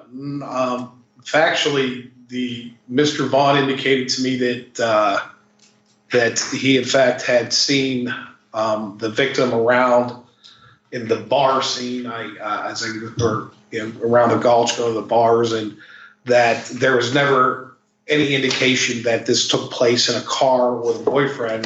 The victim alleged that she was on her way to walking to a house party, a Halloween party. I think it was a Halloween party, and that she was tackled and pulled behind bushes, and that's where the rape took place. And did Mr. Vaughn ever, at any point, I know at some point it was his mom was even saying that he wasn't even there, it was other people. Did he ever say to you, I didn't do this, I wasn't there? No, in fact, Mr. Vaughn said, yes, I did it, but he said, but it's an 8-year sentence, there's no such thing, and this wasn't an aggravated rape. And I recall at one point I showed him the Tennessee pattern instructions, which I haven't looked at them in a while as they relate to aggravated rape, but I don't know if to say, but at the time they literally had, an example of a physical injury. They had bruising, and then there were the pictures that you had in your possession where the victim, I remember there was a picture, she was taken when she's, I believe, in a bra and panties, and her ribs were all bruised all the way from like her hip up to her side, up to close to her shoulder blade. And so was it more so that Mr. Vaughn had a hard time accepting that bodily injury, which only requires a bruise, makes a rape, which would be 8 to 12, and aggravated rape, which is 15 to 25? Yes, I believe so. That was kind of a sticking point for him. Yes. But he said he did it. He was just arguing about the bruising and how that part occurred. Yes. Okay. Just for clarification, did he say he did it in the context of it being a rape or just consensual sex? I mean, I know he said what his mother said was not related to you by him. Well, I'm not sure the context that's. They didn't say, yes, I raped the woman. It was just like, yes, this happened. We didn't use those terms. Okay. As far as I recall. That's fine. I just wasn't trying to get it clear in my head. But the statements that he made to you, it wasn't something that would lead you to go speak with people that were with him that night to establish an alibi defense. Because he's telling you that's not possible. This happened. That's correct. And then there was also the issue of his DNA, which at the time, I believe it was like 2009, 2010, there was two sources of DNA. One was Mr. Vaughn's, one was somebody else's. And that there was a new test employed, the YSTR chromosome, which is, I guess, kind of common now, but back then, I think it was the first or second time it had been used in Davidson County, maybe. And there was the issue with the DNA was his, and that's ultimately, why we got it tested to make sure it was his. But that was a new thing that it seemed that this test was able to somehow separate the two sources of the semen rather than, I guess it's kind of common. I mean, that's why they add the test. I remember researching it. It was kind of common. Sometimes you get different types of genetic material in there. It doesn't come out for a rape kit. And that's how they came up with these tests.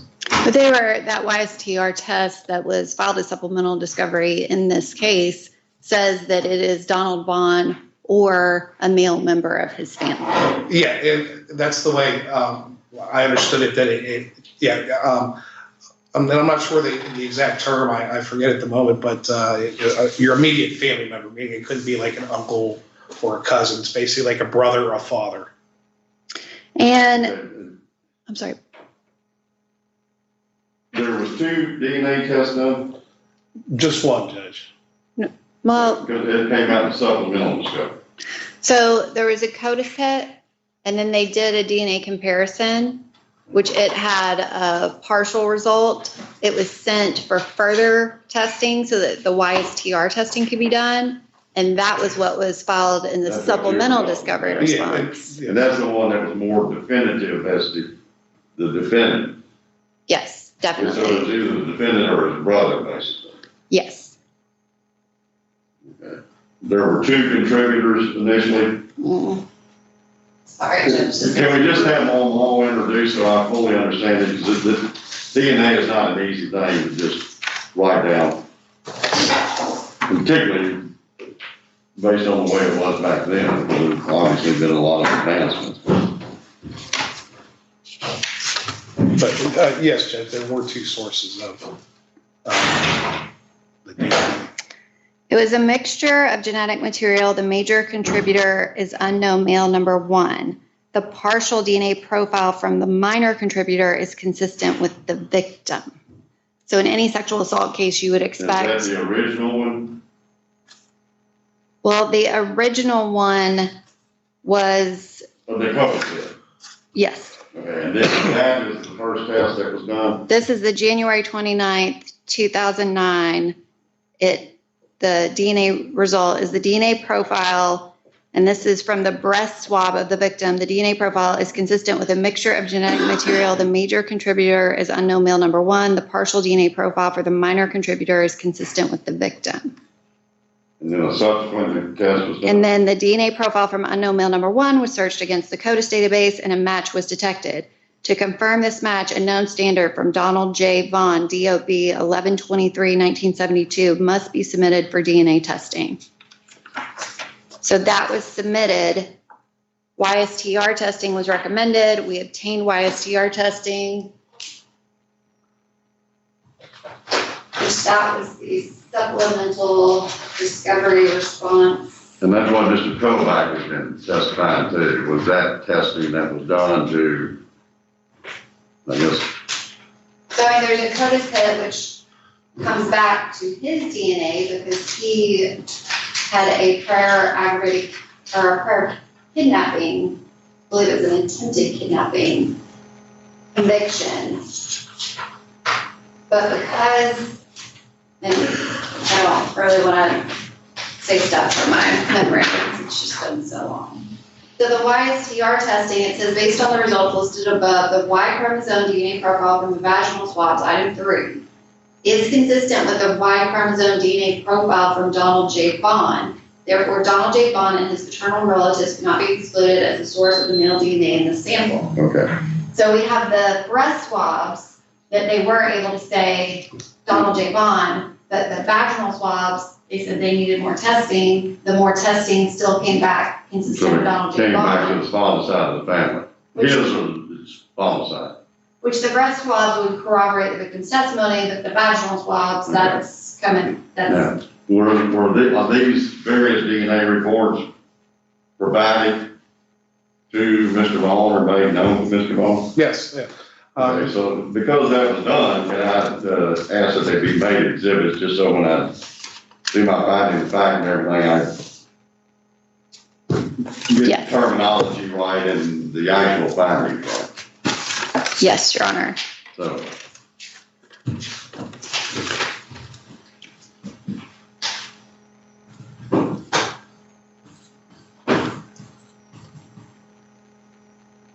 I'm sorry, I just wanted to make a note to do that. Mr. Kovac, again, did you have an opportunity to explain all of that to Mr. Vaughn? Yes. And you had an opportunity to talk to a DNA expert and ask him if there was anything that y'all could do to negate the state's proof? Yes, I got funding via the AOC, and I cannot remember the name of the doctor, but at the time, I remember that basically the person indicated to me from a private lab that this was newer and that there were only 5 or 6 labs or people in the country that were doing this at the time. And in fact, the person that that did the test for your office was actually the person that taught him how to do it. And that, he went through his procedures as he was taught and found nothing that would indicate any sort this was a mistaken hit or falsely, falsely came up as a false positive, for instance, for Donald Vaughn's DNA. So if you would have called that witness as an expert, it would have bolstered the state's witness. Yes.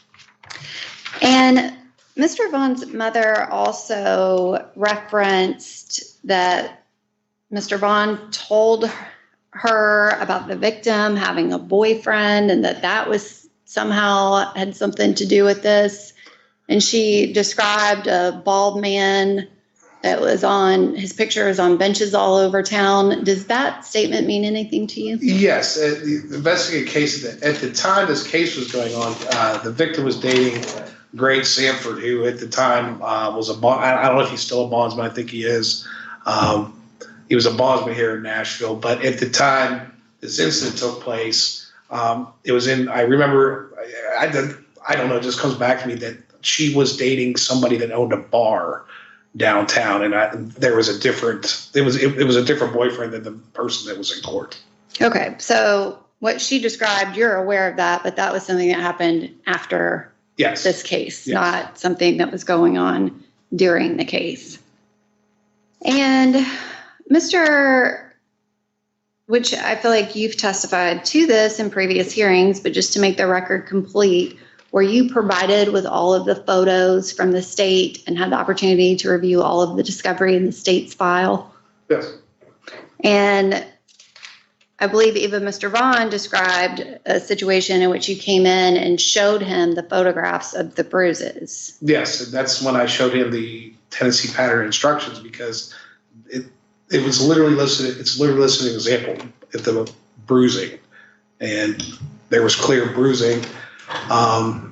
And I believe at one of the hearings we had with the victim or whatnot, I believe she testified that there was not immediate bruising, but kind of like showed up the day later, kind of like if you were in a car wreck or you get punched in the eye or someone punches you in the arm and it doesn't show up for a day. It was sort of like that. And Mr. Vaughn described that, I guess he was saying that you wouldn't talk to him, and if you did talk to him, that you wouldn't talk to him about the case. Can you describe your interactions with him and whether or not you were able to communicate with him, or kind of what is your response to that? I was. Mr. Vaughn he wanted what he wanted, and if you were not able to get him the 8-year or 30-year offer, he let you know he was not happy about it. And would you describe the way that he spoke to you in your meetings as him being polite to you? At times we were, at times we weren't. And it went both ways. And so, I guess, based off of the way he was treating you, did you kind of have to get stern with him at times to try to get through to him? Well, he would often tell me that a big fat guy like me wouldn't know what it was like to have a lot of women, and that I couldn't understand all this. And he would constantly say things like that, and yeah.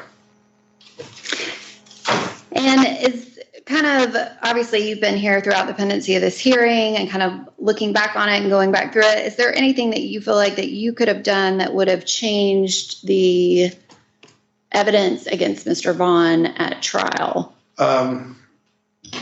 No, the victim had no background of lying or making false claims of this. There was DNA evidence we had checked out.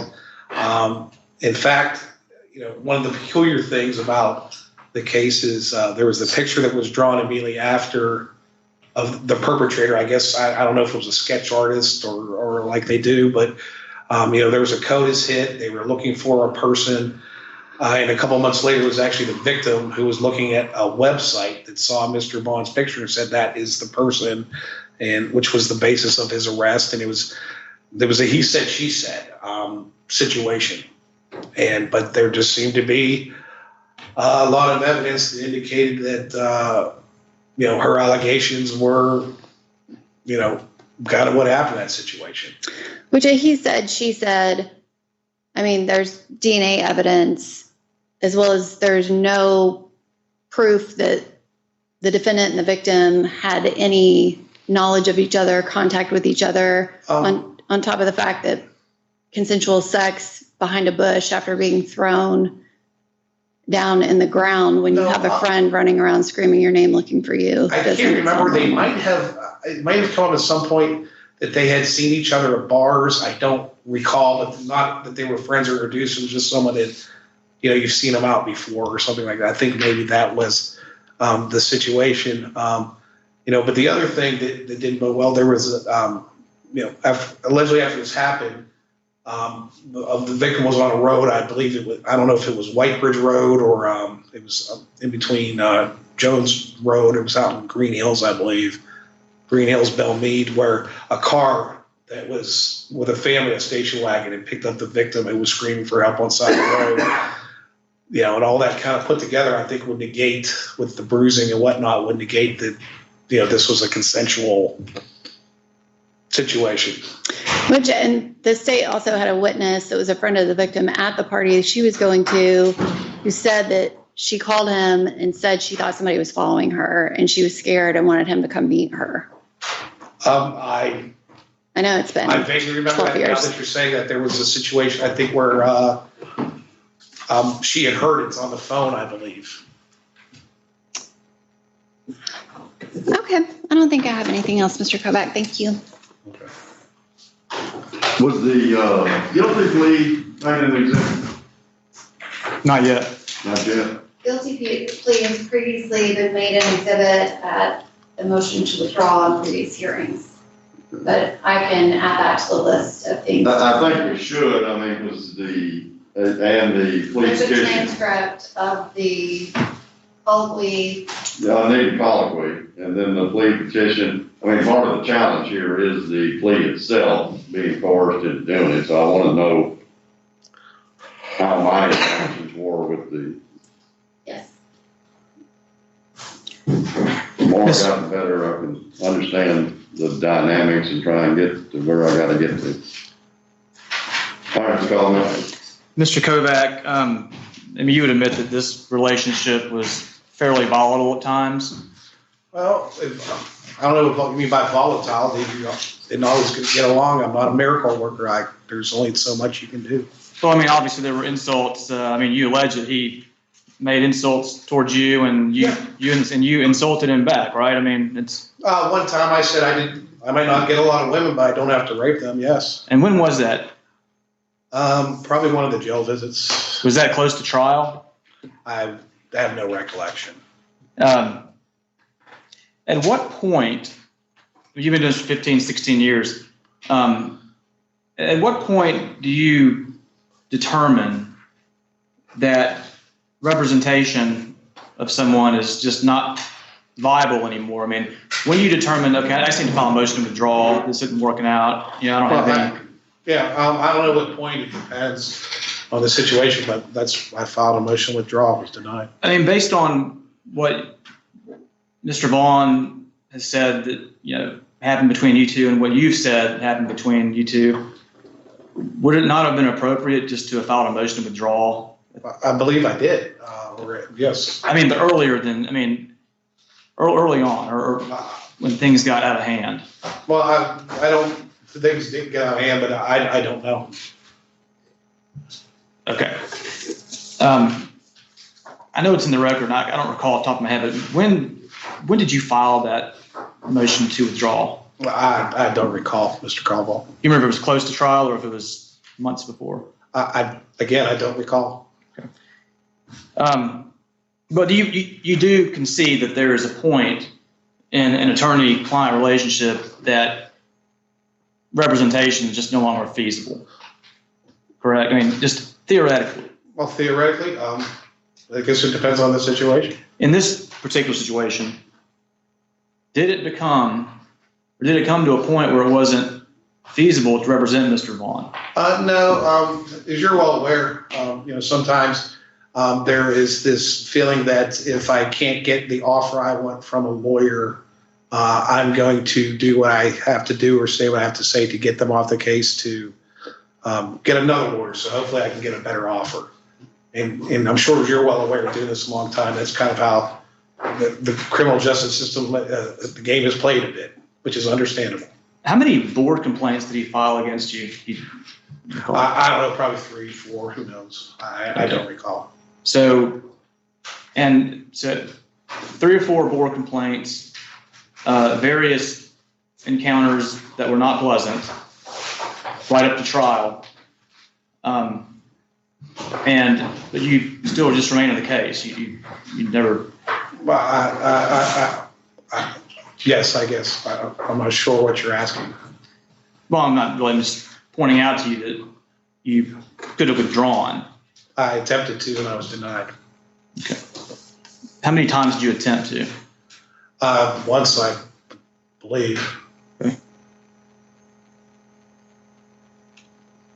Did that guy get Mr. Vaughn himself seek change of attorneys from the court? Pardon me, Your Honor? Did Mr. Vaughn himself, I mean, it happens where some attorney says that my client wants to talk to you, and then they come out and they, in effect, make an oral motion to get a new lawyer? I don't recall, but I honestly don't recall, Judge. I may have, may not have. I don't recall. Do you recall sometime during jury selection that Mr. Vaughn was taken back to the back, and maybe you were going to follow him back there, but he told you to, quote, get the fuck away from him? Do you recall that at all? No, not at all. I heard Mr. Vaughn testify about what happened in the cell. None of that's correct. Okay. At the time that he took the plea, how would you describe his demeanor? During the, say, like whenever you were going over the petition with him, whenever, all that was kind of happening. Just kind of, I don't know the correct word to use. Was he upset or anything? I don't really recall. I just remember that time because I was actually shocked after because I explained, well, I will exclude her from the jury, obviously. And he made the comment, well, everybody in the courtroom heard it, so it's tainted. Yeah. Which, very well could have been. And then he said, let me go for an offer, a 20-year off from the case. And that's why I remember it. He wasn't happy about it, obviously, but there was no, as you're well aware, being in the back, I also wasn't alone in the back with him. There were court officers. This whole idea that there was this threatening fight going on is, I think that it would have been brought out if that was the case. Okay. At the time that you represented Mr. Vaughn, were you still on Gay Street? Were you? I think yes. Was that 306 Gay Street? I think that was the address, but yes, Gay Street. Okay. I don't think the building's there anymore, but yes. Okay. Is that the Realtors building, or was that different? I think it was. I think. Okay.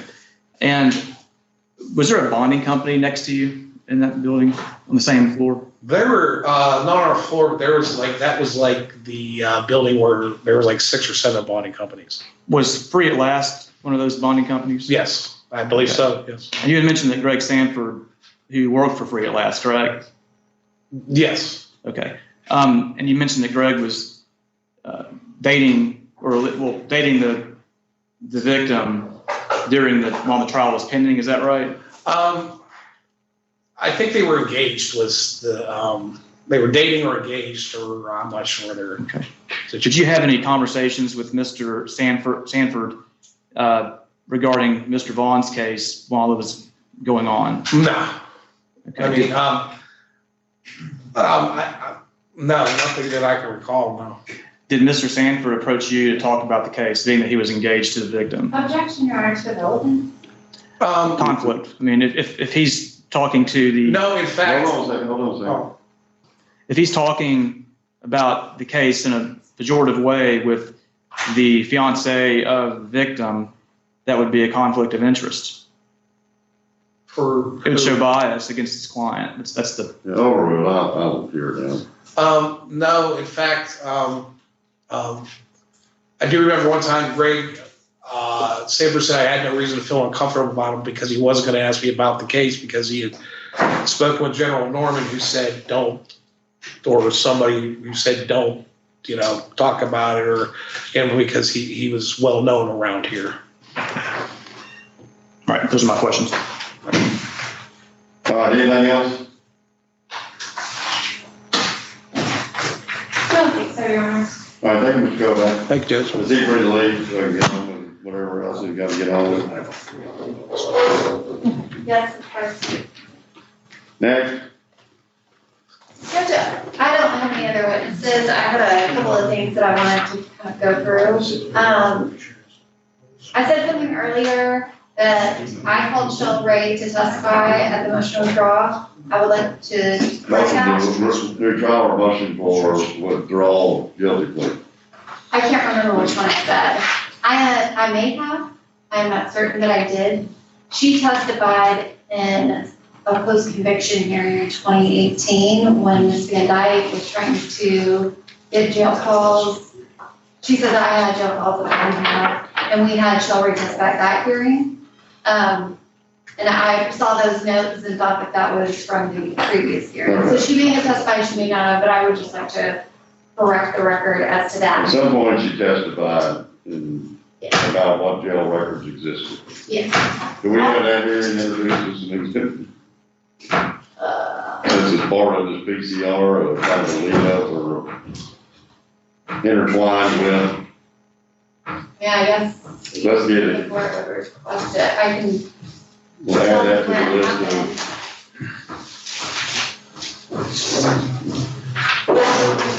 I'd rather have too much, even if it's not relevant, than too little, because a lot of the accusations involve too little.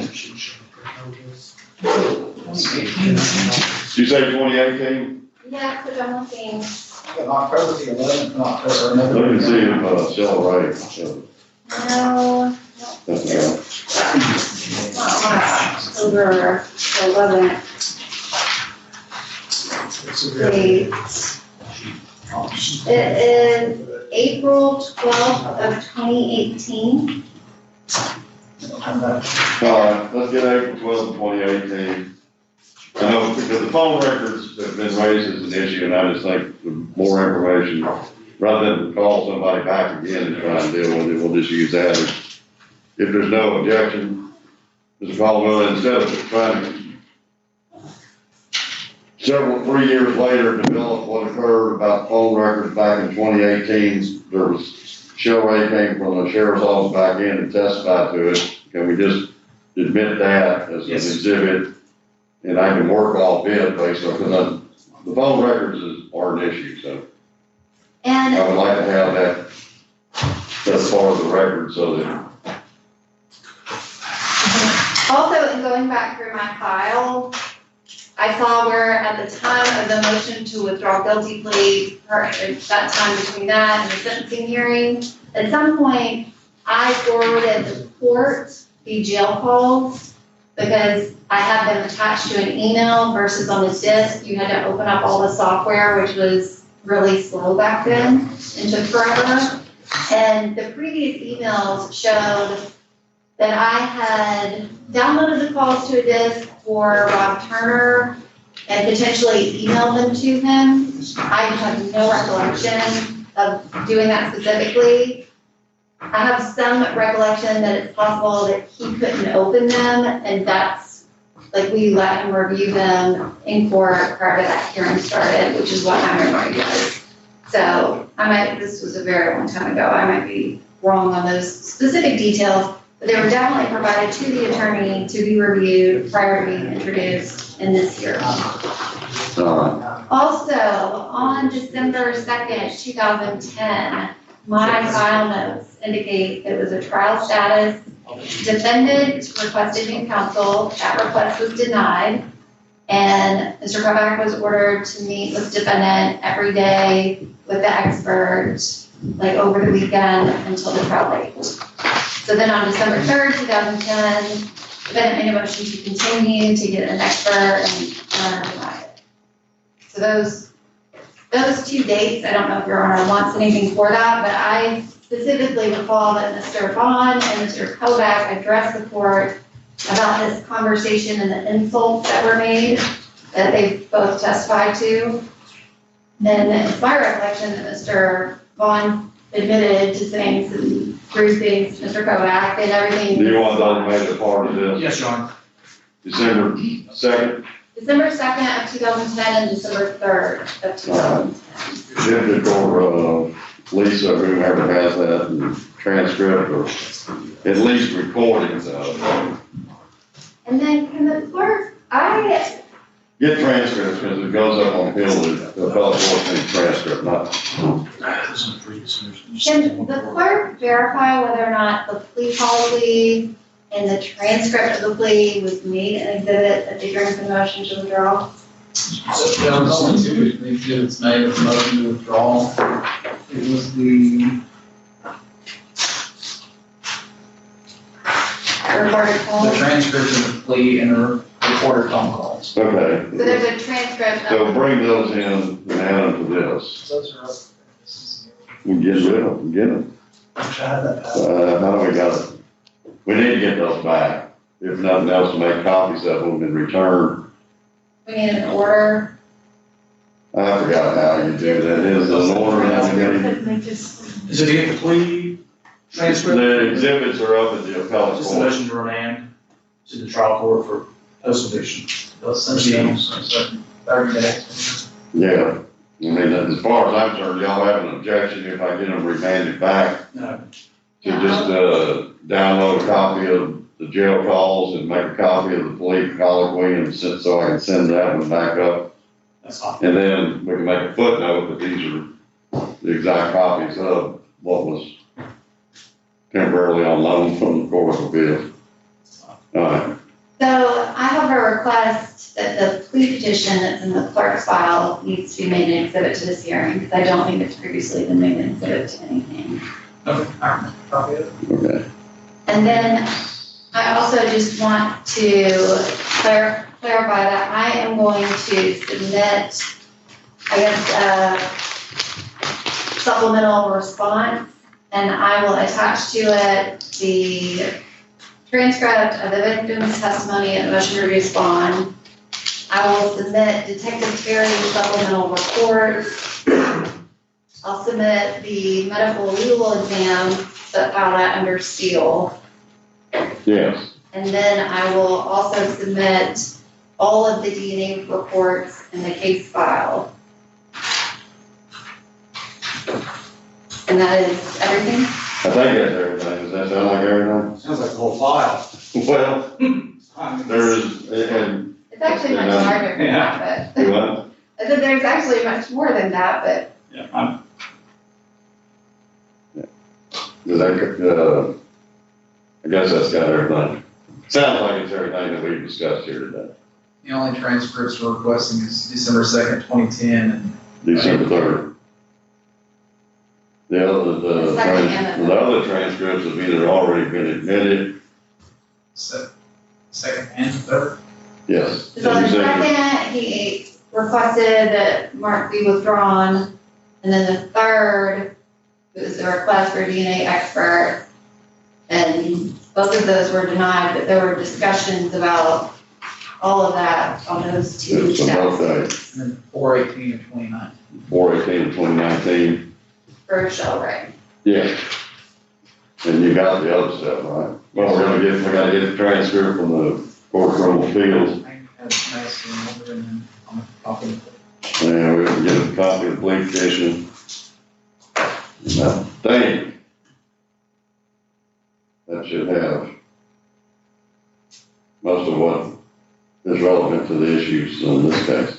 Your Honor previously requested that the order for the expert witness be unsealed and filed as an Oh, yeah. There, so that, she said back then, they sometimes put them in a file, so I was gonna look for the file and see what's in there.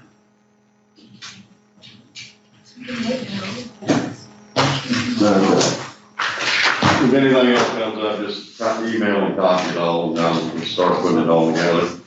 I don't know when to reasonably expect, I think we need to put this out probably 90 days at least. I mean, there's a whole lot of stuff I gotta review and start trying, it's gonna be a rather lengthy, complex review of the facts and putting it together. So I'm gonna put it out about 90 days. We got a lot of trials going on right now too because of COVID last year. And, well, Mr. Vaughn had a request. I just wanted to know if I could say bye to another colleague. And that's up, I have no objection, but it's up to the Department of Corrections. My understanding that they're not, they don't allow it. It's against the policy. Yeah, and I have no jurisdiction authority over that. That is strictly the Department of Corrections and I can't. Yeah, it's all right. Can they talk in a booth here for a few minutes? I mean, they're separated, they can't touch each other. If they're in the booth, I can let that go. You can do that? Yeah.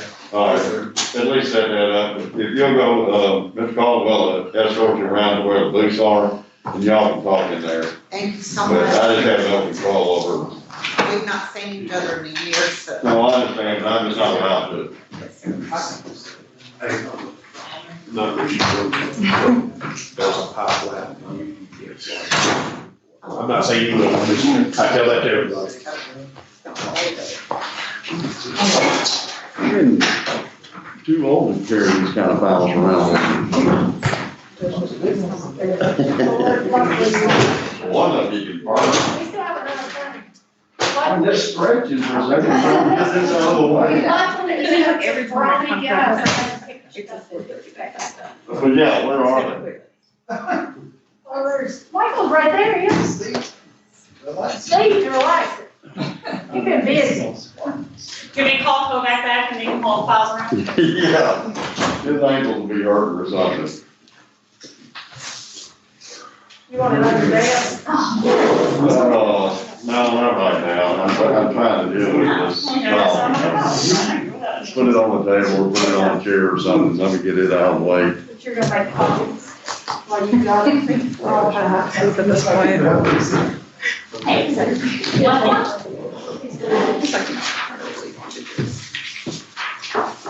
Yeah, I got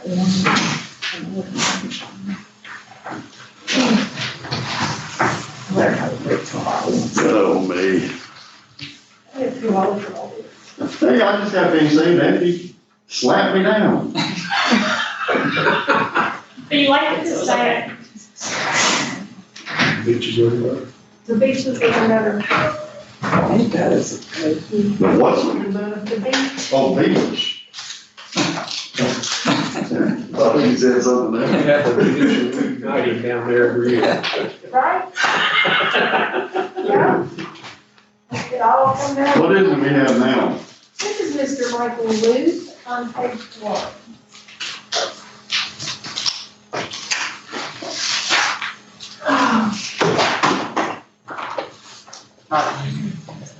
All right, let me have Luke.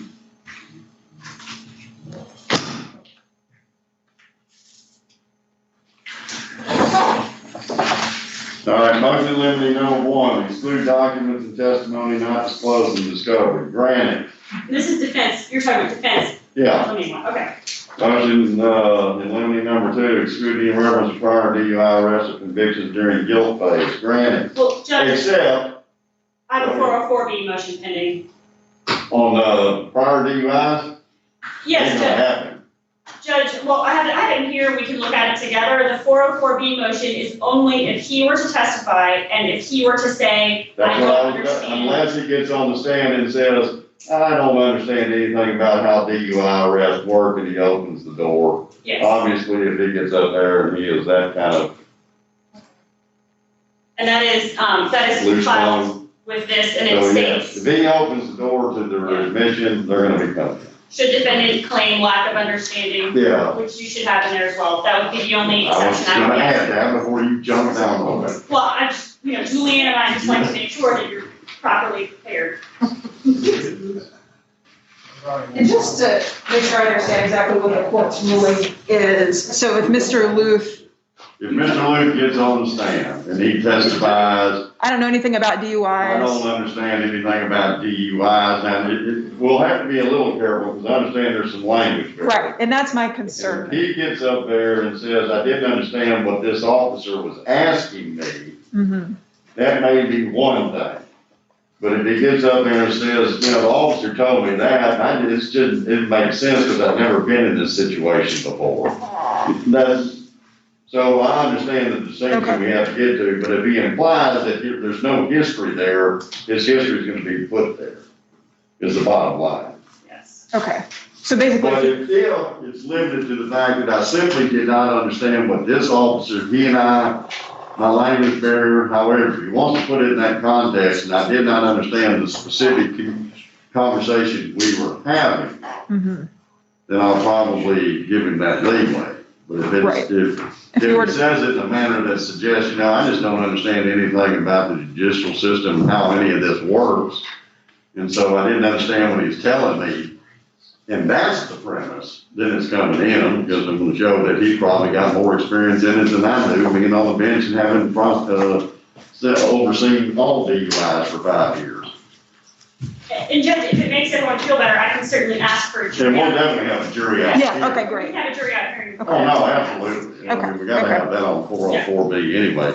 I'm just trying to set some ground rules on how. So we know the ballpark, I get that. Okay. There are landmines out there. There are ways to get around them. Sure. And then I think the only other motion is about kind of the interpreter issue. Do we have an interpreter? Well, so here is the situation, Judge. We had reserved an interpreter, 2 months ago. I confirmed with Ms. Frazier, an interpreter was available.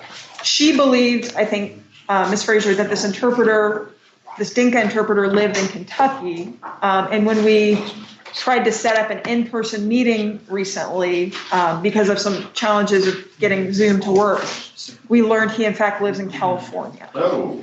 So, and Dinka is not a super, it's one of the languages in Sudan.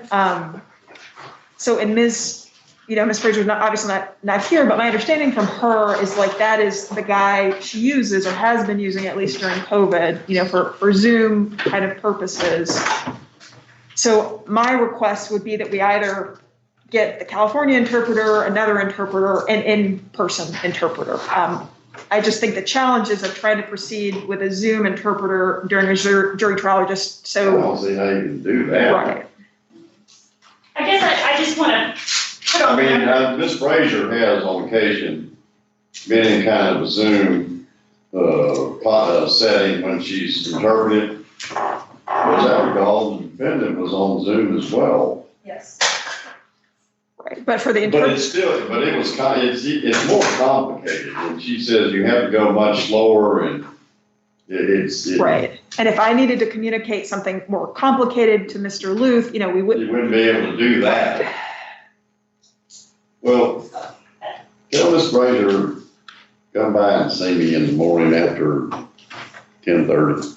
And I guess I just want to put on the record that at no point have we had an interpreter in this case for any hearing that we've had, and we've had many hearings. Mr. Lewis has testified himself in English, and I don't, if you want to, we have more than a month before trial as well.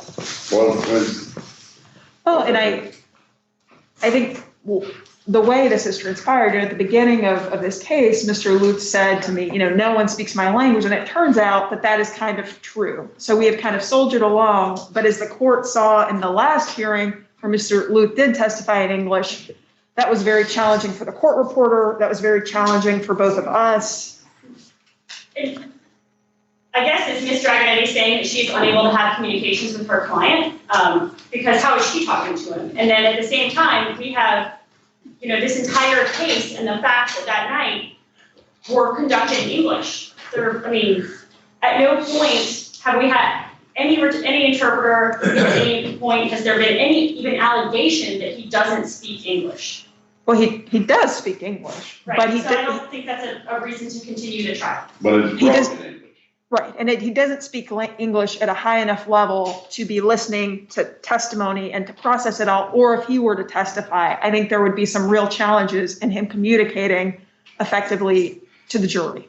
And in terms of my communications with Mr. Lewis, most recently, right, we set up a conversation with an interpreter, and I will say that it was much more effective than our previous conversations have been. I've had 2 conversations with Mr. Lewis with interpreters, and I've had dozens probably at this point without, and it is a lot. We are able to cover much more ground. I feel much more comfortable about his level of understanding when we do have the interpreter, though, given, the obscurity of this language, that has been challenging. Let me talk to Ms. Fraser and see what we got going. The court recognizes that where English is a second language, the need for an interpreter probably does increase at a trial where you cannot pace yourself to try and slowly and methodically understand each other. There's some quick, rapid questions and answers that make it more difficult to possibly comprehend. So I'm sensitive to that fact. And so while I realize we've kind of been proceeding for the most part without an interpreter, I do remember his testimony and we got through it, but it was not a piece of cake. And so in other situations, I kind of left it up to the defense and the attorney that if they prefer doing it that way, I'd rather do it that way to make sure there was no appellate issue to deal with. Right, and In that's the event of conviction. right. So I will think about it, but let me talk to, that's kind of my general approach to it, but I will talk to Ms. Fraser and see if we can come to some type of resolution. And I will say the gentleman who lives in California, Mr. J-O-K, has been really good. And he was available for the trial. Just, I don't know if he's available to physically come here. Have you talked to him lately? We had a meeting, I think, Friday before, a couple of Fridays ago. Have you talked to him about the? No, I have not specifically asked him. Well, can you do that? Sure, and I can copy Ms. Fraser and. Do that, and I know with experts and stuff, the AOC usually requires them to be within a 150-mile radius, but there are exceptions to that, and So do I need to request funding through the AOC process as I would an expert for the interpreter? yeah, the interpreters are paid by the AOC. Right, but Ms. Fraser generally kind of handles those logistics, so No, well, I'm just thinking out loud. Okay. They generally want to be within 150 miles. I don't know with interpreters, Ms. Fraser would know better if there's an issue that requires special approval because they're not within 150 miles, which is required for other experts. So I don't know in the case of interpreters. I know for a fact that on cases before, there have been interpreters brought in from all over the country because the language used is so. I think one of them was from California because that was the only person I think in the United States even had who could speak the language. Wow, okay. But talk to him and see if he can be here, because if not, it's already a problem. But, and I'll talk to Ms. Fraser and see what we gotta do to make sure that he can be brought in if push comes to shove and she can't find anybody else. Okay, thank you, Your Honor. We'll work on that and try and get something done. What do we have on the state side? I have 3 motions to eliminate this time, and they are just sort of normal, non-controversial. There's nothing about what you do is non-controversial. Well, but I don't know, we just have to entertain you sometimes. I'm trying to be fine. I have copies up here if you'd like them. A long time ago. That's a long time ago, so about, usually they're about the day of. Motion limiting number 1, lawful use is not a defense, granted. Motion limiting number 2.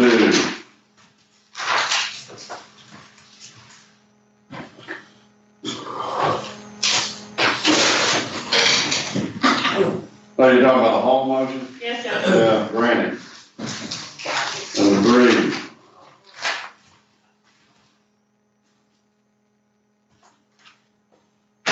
Number 3, I'm going to, deny. I think either side is entitled to use exhibits before introduction if there is a good faith belief that that exhibit is going to be made an exhibit. Not only that they intend to actually make it an exhibit that they're putting up there, because by putting it up there, you're telling me that you're going to do that. But 2, they have a good faith reason to believe that it will be admissible. Does that make sense? Yes. So, I deny, but with those parameters, that they can only be used under those circumstances.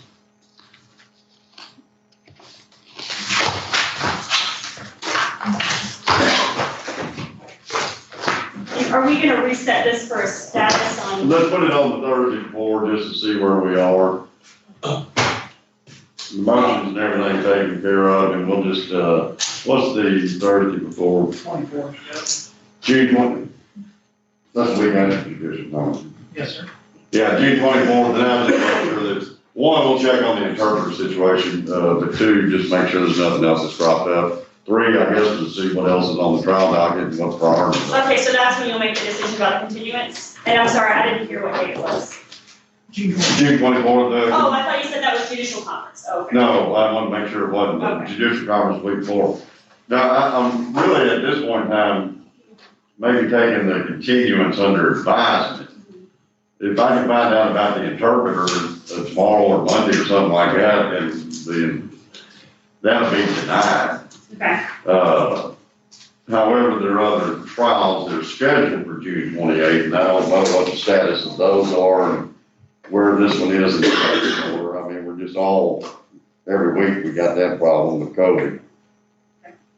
So on that day, we will firm up which one's definitely the number 1 priority. I will say this, even if this is not number 1, and it's number 2 or 3, I expect everybody to be ready to go because we know how things happen over the weekend. Well, particularly if we're flying in an interpreter. Yeah. So, and that could very well push up priority. Since we're doing that. Anything else? What else do we have, Ms. Smith? I'm not gonna get out of this chair again before you say it's okay. It's a good thing, Roger's still a smart man. That's what we said.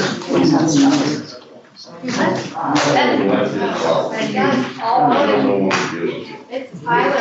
Oh, God. What have you done? You have. Damn, seriously. Now, I will say this. I will say this. The problem calls on these things has improved immensely. I mean, some of those old ones are like. I think yesterday started saying, okay, this whole section, this is one I can ask for you. She put that in there. Why don't we take that part out? Okay, now I'm going backwards. I'm like, But oh. if that long sitting in another, I'll see you again, I'm sure. search warrant for another phone on the same page, we're down, you and me are the only 2 that have not been seen.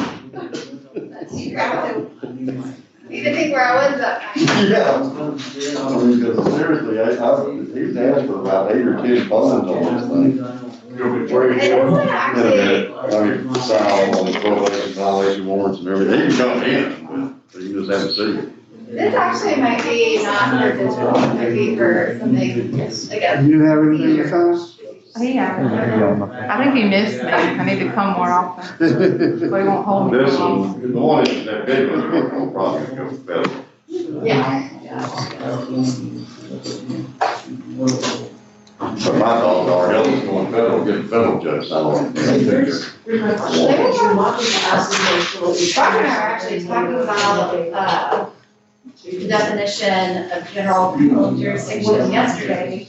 Because you know, the passed the statute, the statute that was submitted. Which one? Well, the General Dunaway drafted one and it was just passed. Steve Jones sent it to me yesterday. The language that was drafted was different than the language that was passed. We were just maybe helping. What did it say? I mean, what did it deal with? Well, it basically says it has to be a criminal record To do, to do the search warrants. what if you're in a jurisdiction that doesn't have criminal court judges? Huh? What if you're in a jurisdiction where all your judges are known as chancellors or circuit court judges? No, Chancery Circuit, it's general jurisdiction, but there's our statute that defines our general session No. court. They don't get included in that. Oh, they don't? When are we gonna go to, electronic, Oh, digital? I've been asking about that. So the airport is doing a beta testing version of it, and for search warrants, and they're kind of still looking at it. I'm trying to get support from all the other judges to move to it. Rutherford County's been doing it for 3, 4, 5 years now. Just have them go up to Rutherford County and copy theirs. They love it. They demonstrated it for us at one of the conferences. Yeah, did they do cloud gavel? Is that what you were? I don't know that they, I wanna say they may have developed their own because it was before a lot of that started coming along. Okay, that's what the airport's using, and so I'm trying to figure out if that's the one that we need to be using, or if there's another one. But I am all over the electronic recorder. And Ryan and I have been, Well, check on it, seriously. We need to start moving in that direction. yes. Judge, one last question about Mr. Lewis. So he, as the court may recall, he works nights, and that's why he has his current situation about weekends. He has been here all day. He will need to go straight to work, so he will not have an opportunity to sleep during the day like he normally does. Would it be possible for Mr. Luth to be able to turn himself in at 4 o'clock in the afternoon tomorrow instead of 10 a.m. so he could sleep some? Send me a quick order. Okay, thank you. Just email it to me and I'll. Thank you. Because if he goes in, if he doesn't go by the order, they won't accept it.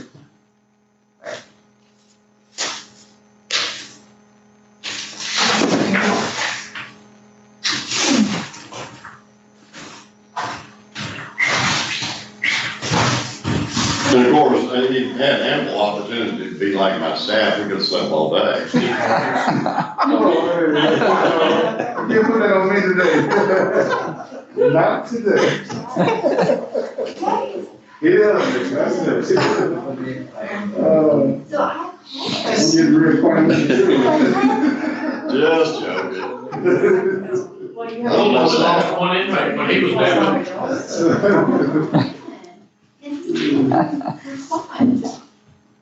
Well, did Vince leave? Yes, sir. Hey, he said We something had about his how kid's long he's been in your graduation, court. remember? Yeah, 5:30. Hey, it wasn't me, the jury's the one that came back with the verdict. I really wasn't that surprised. If they follow the law on accomplice testimony, and it has to be corroborated, and then the jury did not believe the independent girlfriend witness who gave 8 different stories, there's no corroborating evidence. Do you remember how I had Mr. Dodd for 5 minutes? Yeah. And what you said to him today, I withdrew? And how you scared him to pieces? No, Yes. So I withdrew because I was taking the job here at the DA's office. And you pull him out, and I'm standing over there, and you said, Ms. Heard's withdrawing because she'd rather prosecute you than defend you. And he looked terrified, what? I was like, oh God, here we go. So is that why he turned to state's evidence? All Coming in they say either way. they're not guilty, maybe they'll save it. No, it ain't gonna say